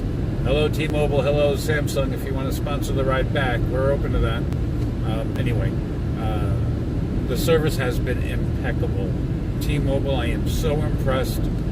Except for a small portion of Nebraska and a smaller portion of Wyoming, we've had top-notch 5G service all the way through. This phone has been shooting out the most amazing videos. Earlier today we went to, if you weren't watching and you missed it, we stopped off at the Great Salt Lake, right outside of Salt Lake City, got some phenomenal footage, took some excellent stills. Me and the dog walked out there a couple hundred feet, where it used to be where the Great Salt Lake would come to the shore, and we walk out a couple hundred feet, and the lake has receded at least another half a mile from where we were. But we still got some just beautiful footage. And I know the receding because it's not my first time being there. I've stopped there at least 2 or 3 different times. I've taken photos over the years, never video, certainly never live like we did. So I'm going to find that. It's somewhere in this video. And this, so far we've been going 8 hours and 48 minutes and 24 seconds on this particular feed you're watching now. So I'm going to have to go back through that and pull all that out. But it's absolutely just beautiful, spectacular footage. You know, I feel grateful and honored to be able to do that. There's a lot of folks in this country, in the world, who would love to go to the Salt Lake. And my dog actually took a pee on it. So she's done something too on there. And so have my other dogs. Sam, my dog Sam, the one before her, did not. We're dropping down to 75. We are now 105 miles from Reno. 1 hour and 28 minutes according to the Google machine. We should be there about 5:36 p.m. Pacific Standard Time. My nephew hooked me up with iced coffee, and he was using Black Rifle Coffee Company's coffee. I'm not a big iced coffee fan, but he made this coffee, and I've become addicted to it. And so for the last, I don't know, 3/4 of a day since yesterday, late yesterday afternoon, I've been without his coffee. I can't wait to get home to get it. And it's not something that I can just order up and brew myself. He does this whole special process. It's a multi-day thing. It's all cold, seeped, brewed. I don't know how to describe it. He did show me if I had to do it again, if my life depended on it, I could not. I'd have to watch him do it again and write down, take notes, which I intend to do because it's just delicious. I know you can make it with any kind of coffee, but the coffee that he was using, I'll stick with what he's using. I've tried it at Starbucks. I've tried it at Dunkin'. Neither one of them did anything for me. I didn't like it.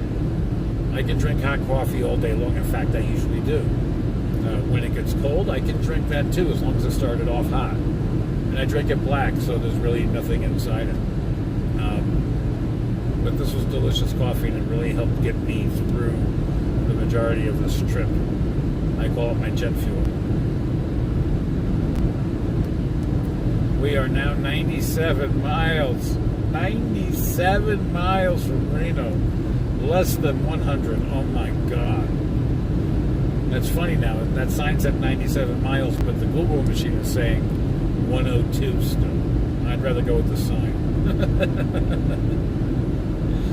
And I'm nervous about hitting there because I want to just get there already. And I have a feeling we're going to be there right at the heart of rush hour, which is going to slow us down. And we are 111 miles from the California border. Reno borders California. 10 miles at the most to Truckee, California from Reno.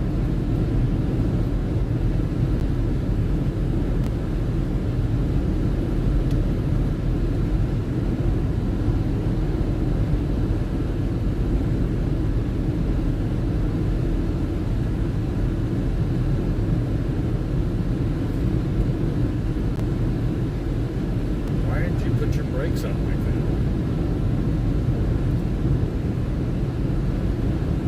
Something that I don't as far as the fuzz goes. I don't see anything. I see mirages.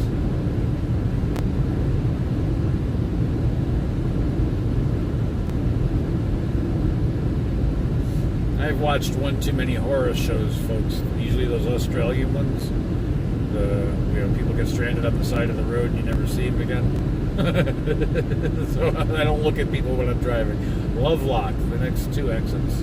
That's how you know we're getting closer and closer. And I think it's Friendly or Fridley, Reno, Sparks, then Reno.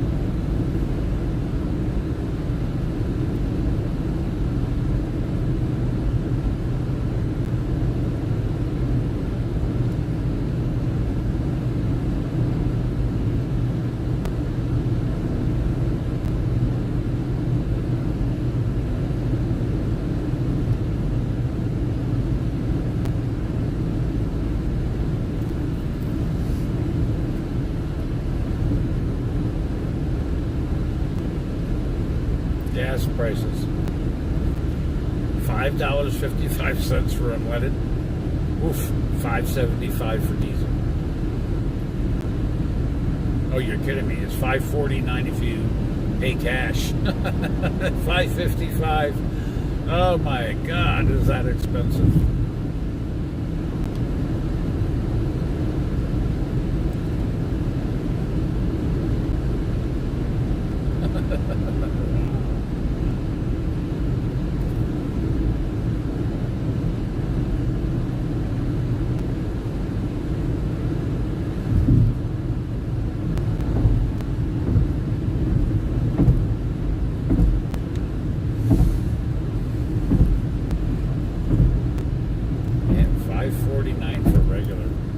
That's outrageous. That's literally highway robbery. I'm just so glad that that's not been the gas price for this trip all the way across the country. Oof. I would have to turn around and go back. There's no way I could have done it. We're 105 miles from Truckee, California. Reno borders California. We're 1 hour, 22 minutes, and 95 miles to Reno. According to Google Maps, I should be there at 5:36 approximately. But it's going to be a rush hour, so it's going to be a little bit later. Unless this thing is accounting for rush hour, I have no idea. So we were at 75 miles an hour, now we're back up to 80. And now here we got some distance signs. Let's see, what do we got? US 95 is 22, Fernley is 57, and Reno 89. Yeehaw, we're getting there, folks. We are getting there. We are getting there. We're going across the I don't know which one to call this, if it's a plain or is it a valley. I think it's a valley, because we're surrounded by mountains. So we're in the valley. Reno's in a valley. We're climbing up again. The elevation is slowly but surely climbing up. Those mountains that you see in the distance over here to the left and to the right, I don't know if you can see the ones to the right, but to the left, we're going to be up in those mountains in just a couple of minutes as soon as we get across. That's why they bumped it up to 80 so that we can boogie. Because it's going to be pretty much flat, apparently, until we can start climbing up the mountain and go around all those big sharp bends. But these mountains are beautiful and spectacular. I don't see any snow caps on any of these ones here. We did see it, or I saw it on, and so did you guys if you were watching, when I was coming through, right about Provo, Utah, there was snow caps on the mountains. And like we were at 6,300 feet. The elevation was an easy a few thousand feet higher than that. They were very big mountains that we came through. And the Sierra Nevadas that we're going through now, they're no joke either. These are very big mountains, and they get loaded with snow.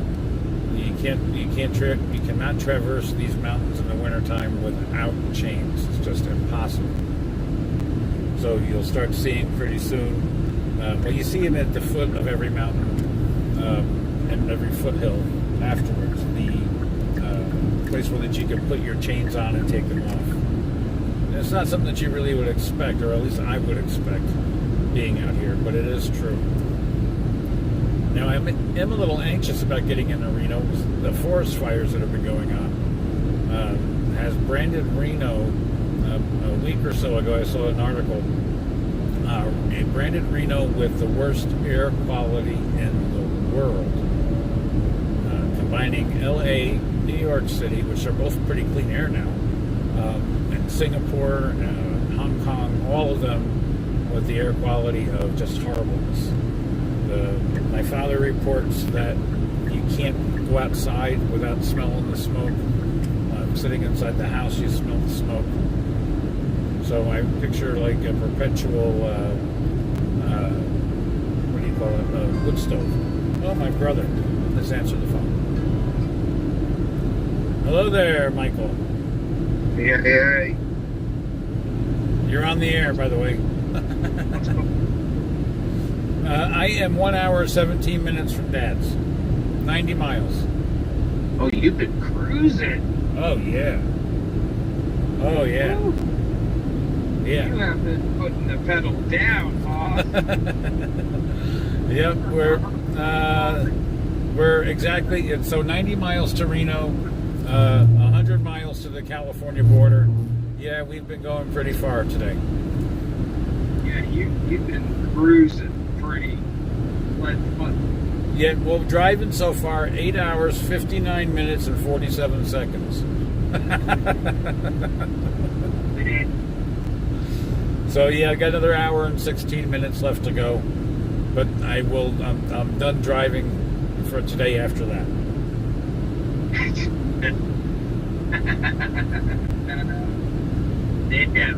You are a marathon runner. Well, I love to drive, so that really helps. And plus, I've been stopping to let the dog out every hour and a half or so. Now that I know she's in heat, she needs to go out a lot. So Right.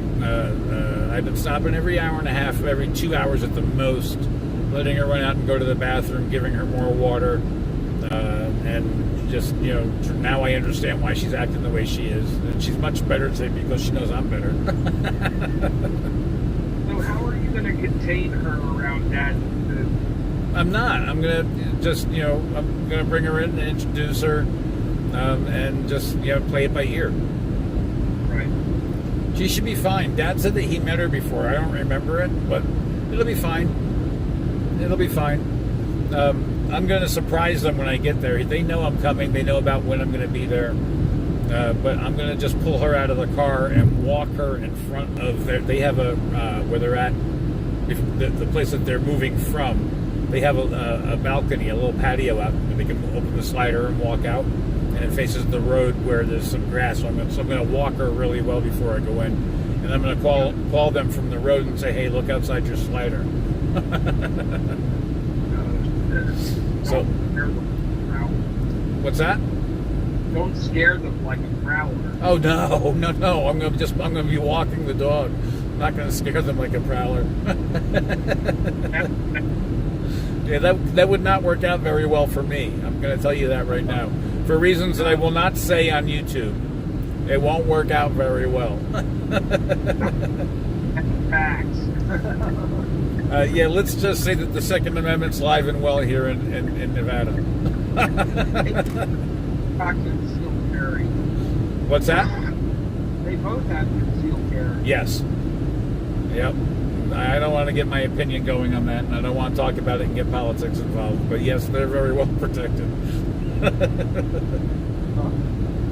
So. And I've been working with cars all day long. Yeah, I was wondering about that. Did you get Sierra's car done?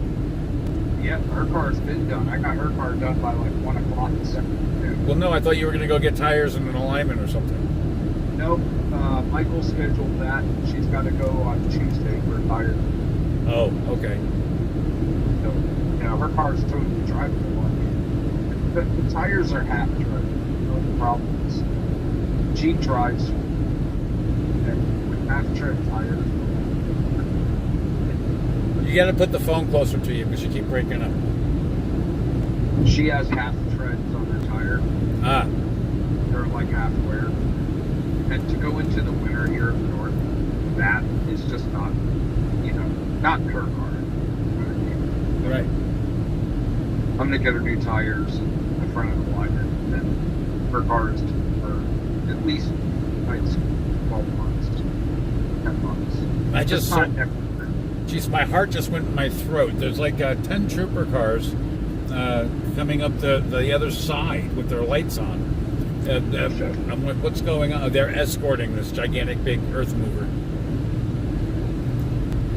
Oh, right on. Yeah. So, good. So whose cars were you working on? I was working on her car, her Mercedes, and I was working on Max Porsche. I put new plugs in a new Iridium. Oh. So, that I got to tell you right now, the Porsche is a relatively easy car to work on, whether it's a V8 or a 6-cylinder. In comparison to like Sierra's car, when Michael had to redo her plugs with new spark plugs in it took him like 6 hours. It took me like an hour and a half, maybe 2 hours tops to the next high-end. Oh, wow. Yeah. Can you tell the difference after you put them in? Oh yeah. Oh, yeah. Yeah, they were a little sped. They're probably the second set of original or second set of plugs ever put in it. Low mileage vehicle. It just turned 100,000. Folks, if you look over to the right, there's a whole bunch of horses, and I know that those are being wild horses, folks. So if I can't tell if anybody's viewing, but if you are, look to the right. Now we're coming up a mountain. Now you're not going to see them, but we'll see more if you're watching. Go ahead, Mike. I'm sorry. I just wanted to point it out. Oh, I want to see it too. I've already passed them. You're going to have to rewind to see it. Oh, okay. there'll be a lot more. There's lots of wild horses up here. Oh, I'm sure. Oh yeah. Oh yeah. Like they're like deer. Right. They're everywhere out here. Well, not everywhere. Reno's the county. It's Washoe County is where they are, and between Washoe and Carson City is where you find the majority of the wild horses that I've seen. Anyway, I'm sure that there's more. We are 81 miles from Reno, and I just saw a small pack of them. I wonder if you can go up and get one. Okay, so I know that you are allowed to under certain circumstances, but they are regulated and very well protected. I know by the Tesla plant out here, there is a range that's it's sort of like a national park thing for the horses. Right. Where they have corrals and all kinds of things where they try to corral the horses up so they can feed them and give them medical care, whatever they need. The interesting thing is these horses are not shoed, so they're just on their natural feet. You know what I mean? The proper term is called shod. Okay, I've learned something. Yeah, so there's no horseshoes, and we saw more when we first crossed over. Maybe a half hour. There was some. I pointed some out to the viewers.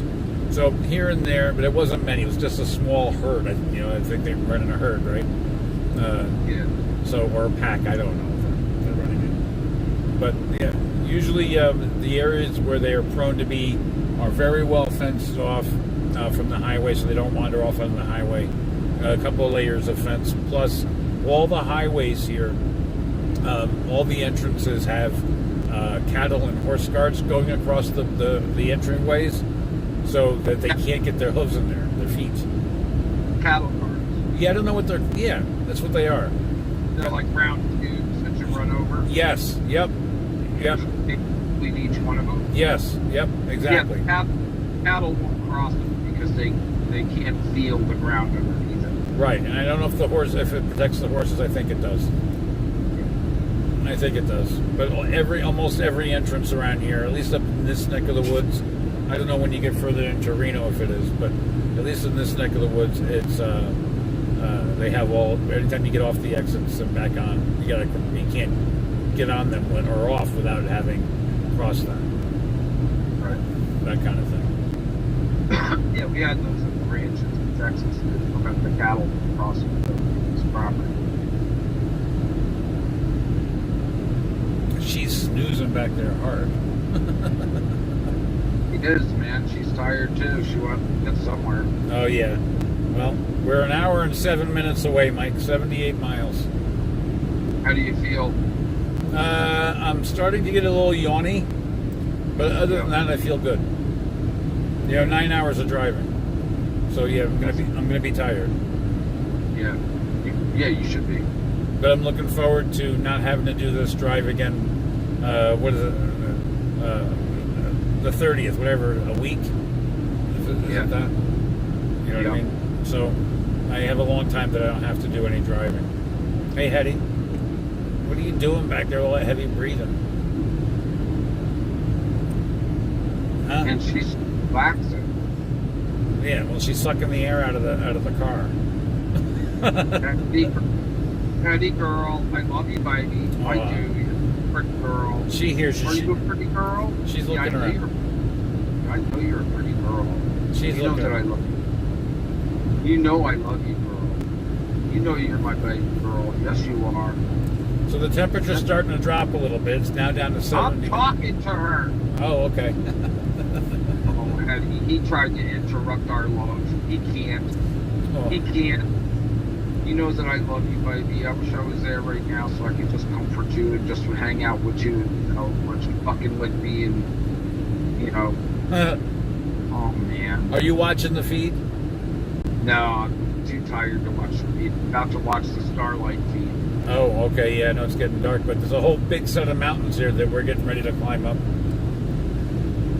These look like some doozies. Oh, yeah?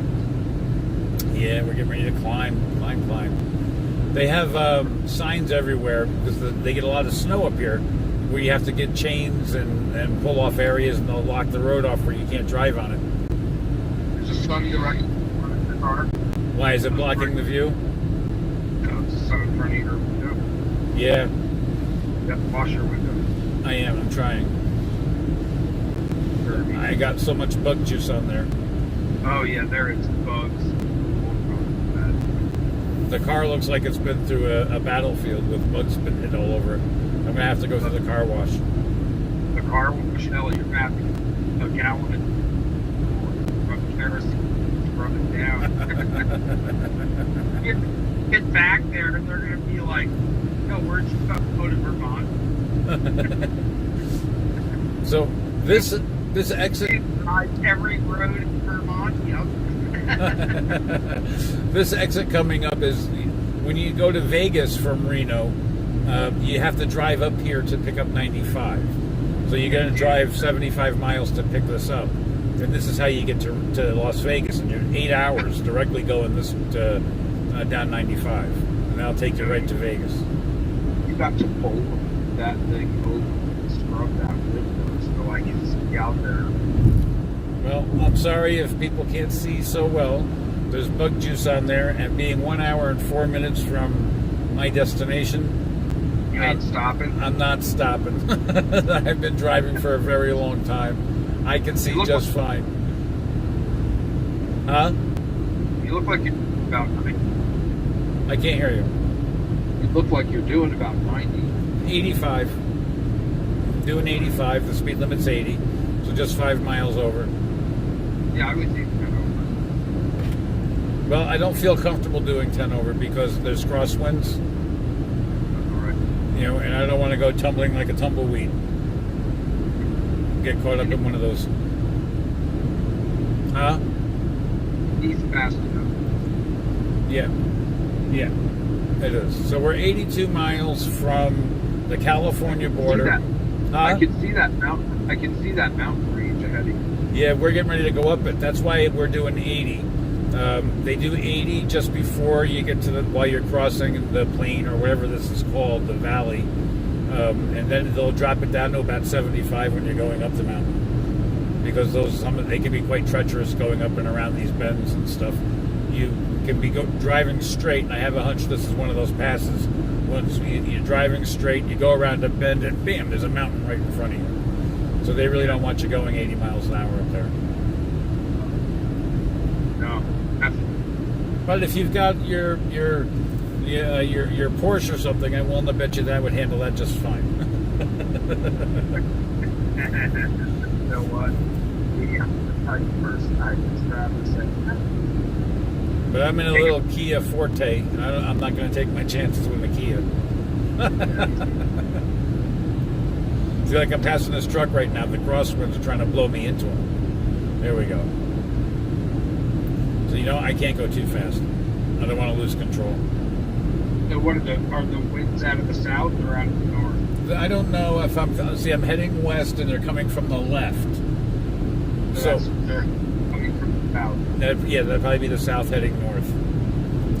They get every day here in Reno, they get the Santa Ana winds that come on like clockwork every day at 3 o'clock. You can set your clock by the Santa Anas that come across the mountains. Yeah, because that's the wind that's coming across the ocean. Yes. But And it goes, in to shore at nighttime and out to sea in the daytime. Yeah. But it's every day at 3 o'clock. And that's when the forest fires that are going on right now become the worst because the wind is blowing the smoke down into the valley of Reno. Right. So right about this time of day is when it gets really, really, really bad. And right now they've got those mosquito fires. And I'm actually looking forward to this. So these are actual forest fires coming from the Sierra Nevadas on the California side, heading towards Sacramento. I'm anxious to see what that is. 78 miles to Las Vegas.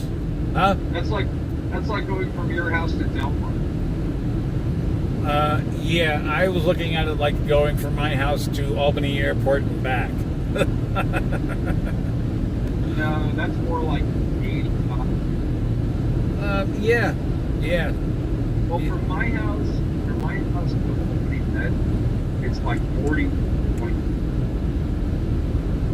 I don't know, but it's at the bottom of the hour, and I got to do my channel check. Everybody, I want to let you know that we're 59 minutes from Reno, Nevada, 68 miles. We are anticipating to be there around 5:30, give or take. The weather here is 90 degrees. And don't forget to give us those thumbs up. I'm tired, so my ability to talk is starting to dwindle. It's like a marathon. 9 hours, 16 minutes, and 27 seconds we've been broadcasting this particular live feed. One of the longest we've ever done. Yeah, man, that's pretty sick. That's what a drive. That road. Yeah, out there. you are breaking up on me. I've got full signal, so I don't know. I said, what a joy and blessing for out there for me. This vision to see us live out here in the world. We're able to watch it. Yeah. I think it's Well, good. I'm glad somebody appreciates it. I know with the thumbs up that people are appreciating it. But it's just spectacular to the eyes to see, even through a bugged up windshield. It's just, I don't think the camera's really doing it justice. It's for me, I just love this kind of stuff. This is just beautiful. I love the desert. Yep. What's your gas range? Where am I? I got a half a tank. So I'm not going to get gas now until I'm ready to leave. I'm only 65 miles to Reno. If I run out of gas between with half a tank, then this car needs to go to the shop or What's something. that? I'm not going to run out of gas. You're breaking up. I am not going to run out of gas.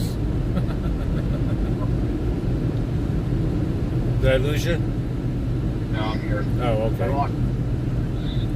We may lose signal. I don't know. As we start climbing further and further up these mountains, I don't know. I'm in awe at how well the 5G coverage has been through the entire trip. Thank you, T-Mobile. They're not a sponsor. I wish they would sponsor, but their service has just been amazing, allowing me to stream. Huh? Cross country. Cross country. Cross country. Is that costing you anything extra? Not a penny. I pay $65 a month, no taxes. That includes all the taxes, everything. The T-Mobile Magenta Max plan. It normally costs $85. I'm getting a break because I'm 50. They have a 55 and older. Wow. And it gets coverage even up by your boat. Where you guys don't get coverage, I've got coverage. And see that devices. And like last year,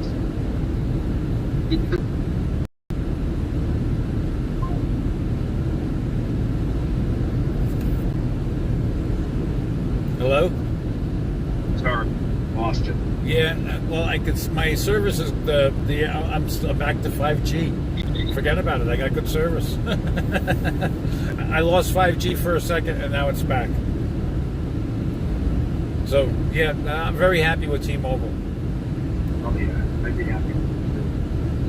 And, you guys ought to try the prepaid plan, see if you like it up there. And if you like it, then you can switch over to this other plan where it's just unlimited. No throttling down. Max could get that. Yeah, it's really, really, I'm very, very happy with it. She's not going to get it this year because she's in the middle of but she's going to. Yeah. Most people, past have to go and buy or some kind of special code or device that will pick up satellite or whatever frequency they broadcast or to get Wi-Fi. But now with phones, going out in the Atlantic, I had cell coverage 7 miles out.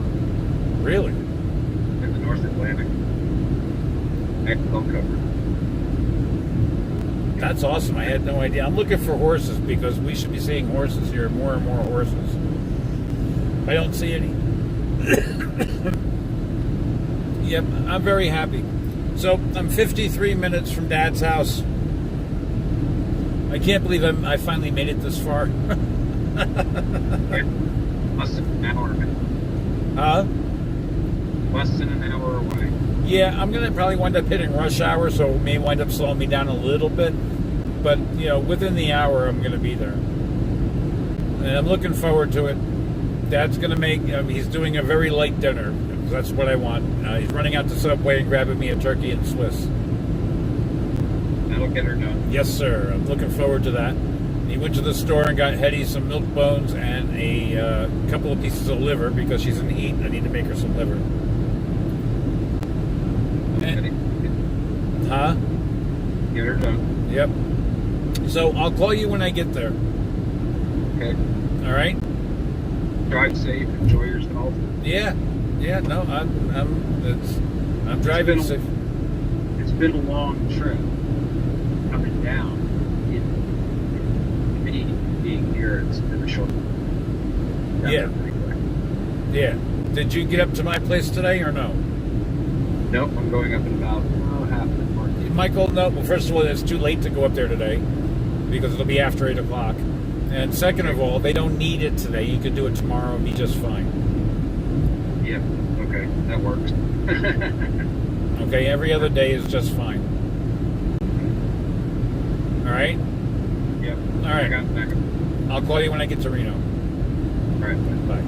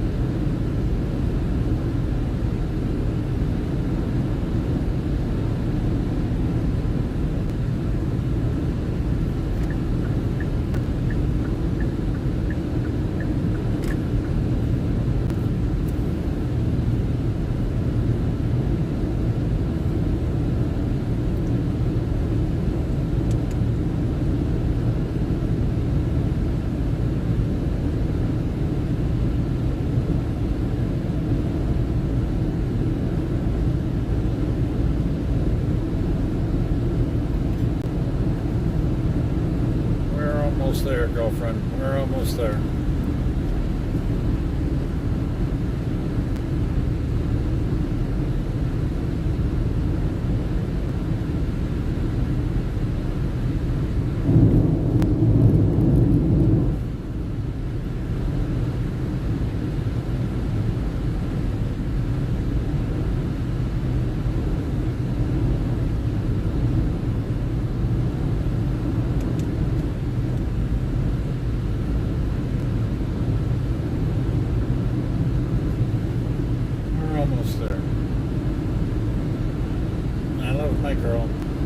just in heat. She's just in heat. She's just in heat. Oh, I love her so much. Mash my girl. Mash the girl.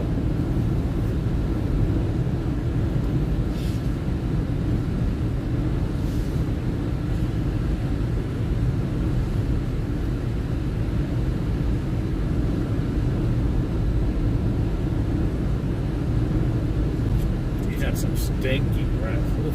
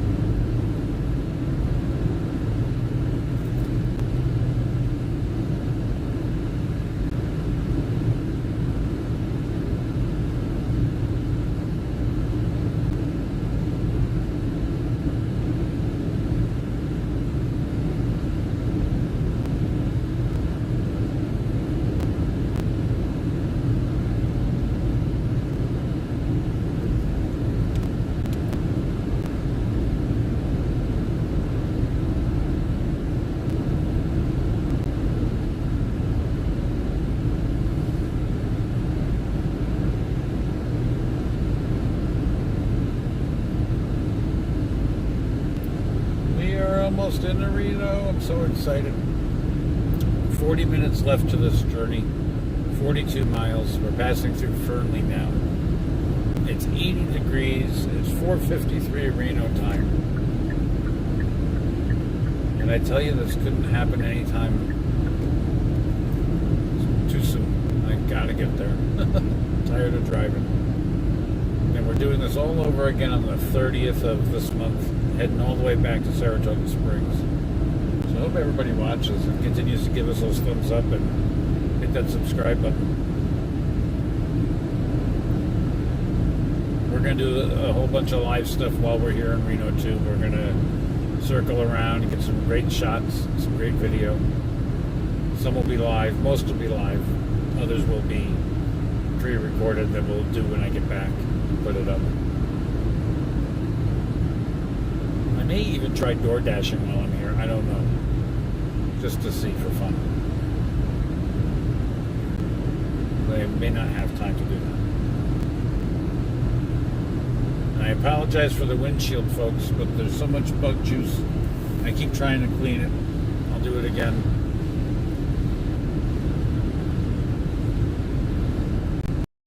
So it should be a little bit better. This mountain range that we see up ahead is probably one of the last ones that we're going to go through on this trip. And boy, have we been through a lot. This is the Sherwin-Williams paint factory over here to the left, for what that's worth to anybody. Gotten their price. So, literally, my opinion, it's just my opinion. It's even legal.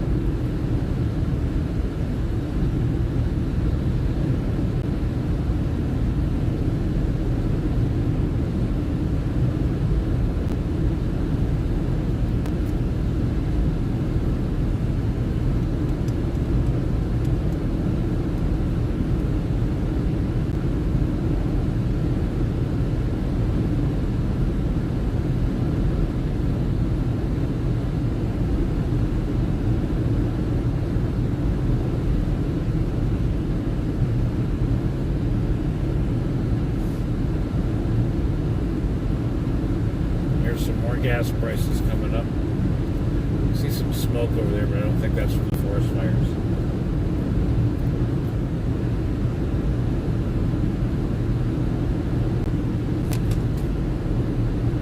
West Fernley.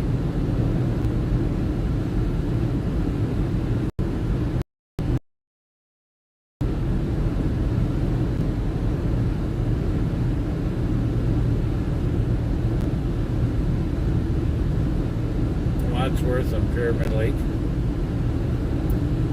This is the area where Tesla is, where a lot of the wild horses are. So diesel $5.33, regular gas $4.99. $5.53, my God, for diesel. No wonder our tomatoes are so expensive.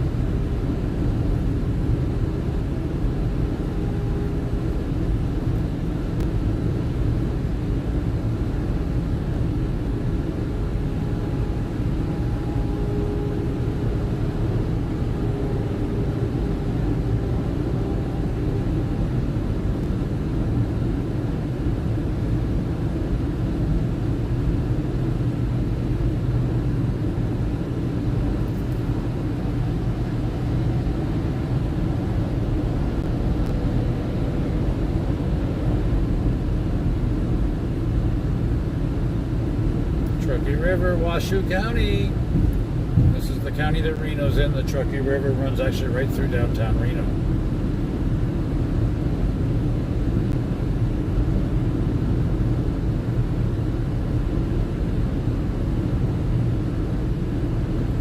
You gotta lay down. sorry, we're almost there.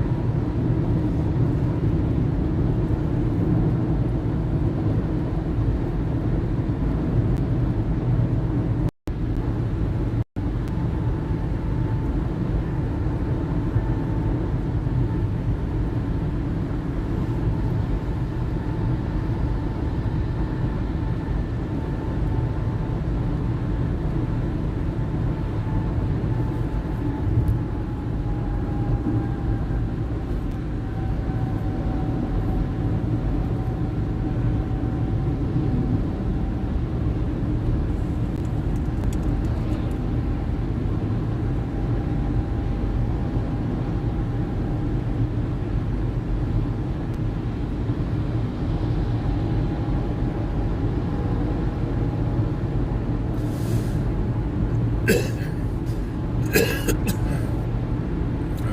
man, can't believe we're finally here.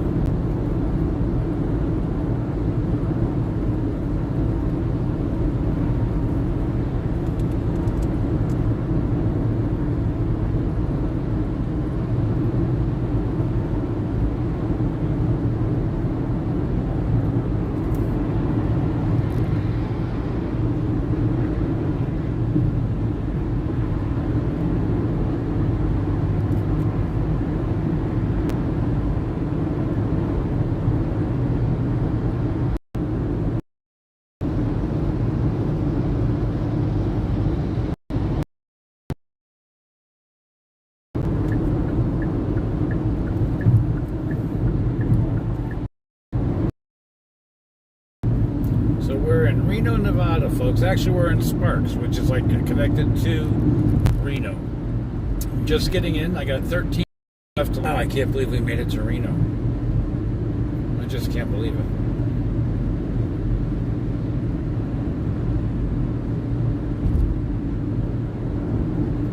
So if you just joined,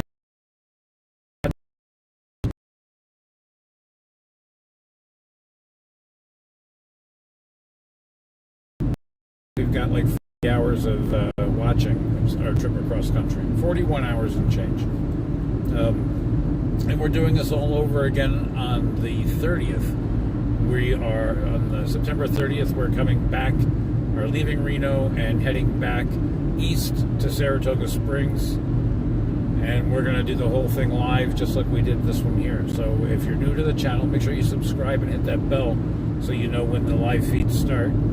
And everybody, thank you guys so much for watching along and keeping me company for this trip.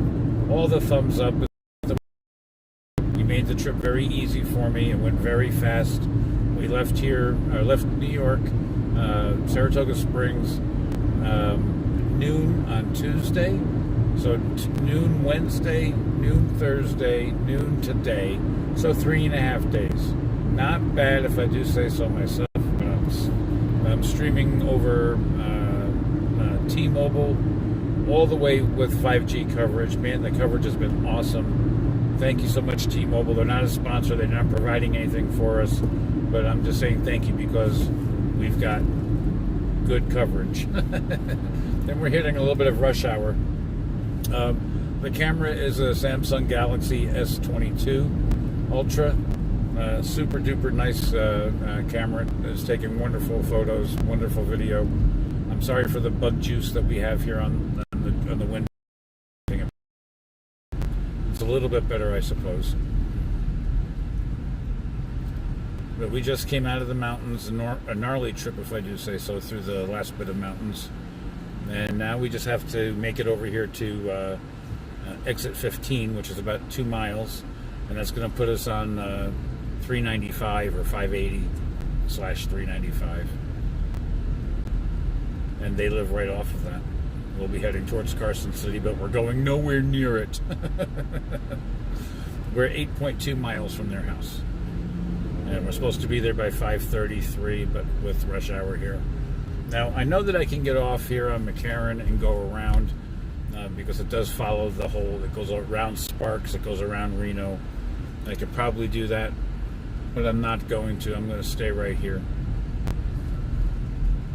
and let this rush hour, we're at the tail end of it. Well, maybe not. It's 5:20.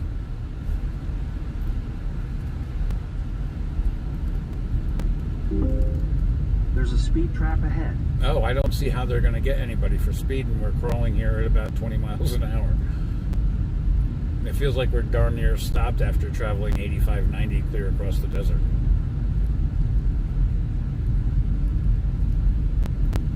So that's the Atlantis up there to the right, I think, that building. I know most of the casinos around here. I've been to most of them.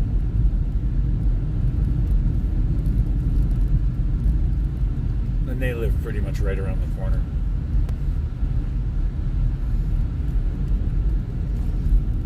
I don't know if I'd call that a speed trap.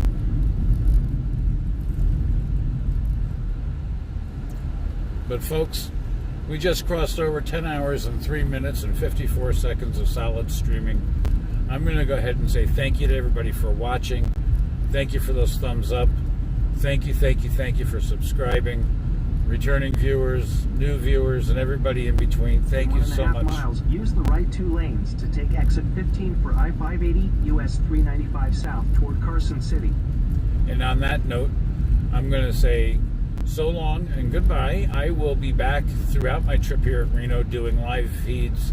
We're going to do a whole bunch of stuff, God willing and the time allowing. All right? So with that said, thank you so much for watching. Until the next time.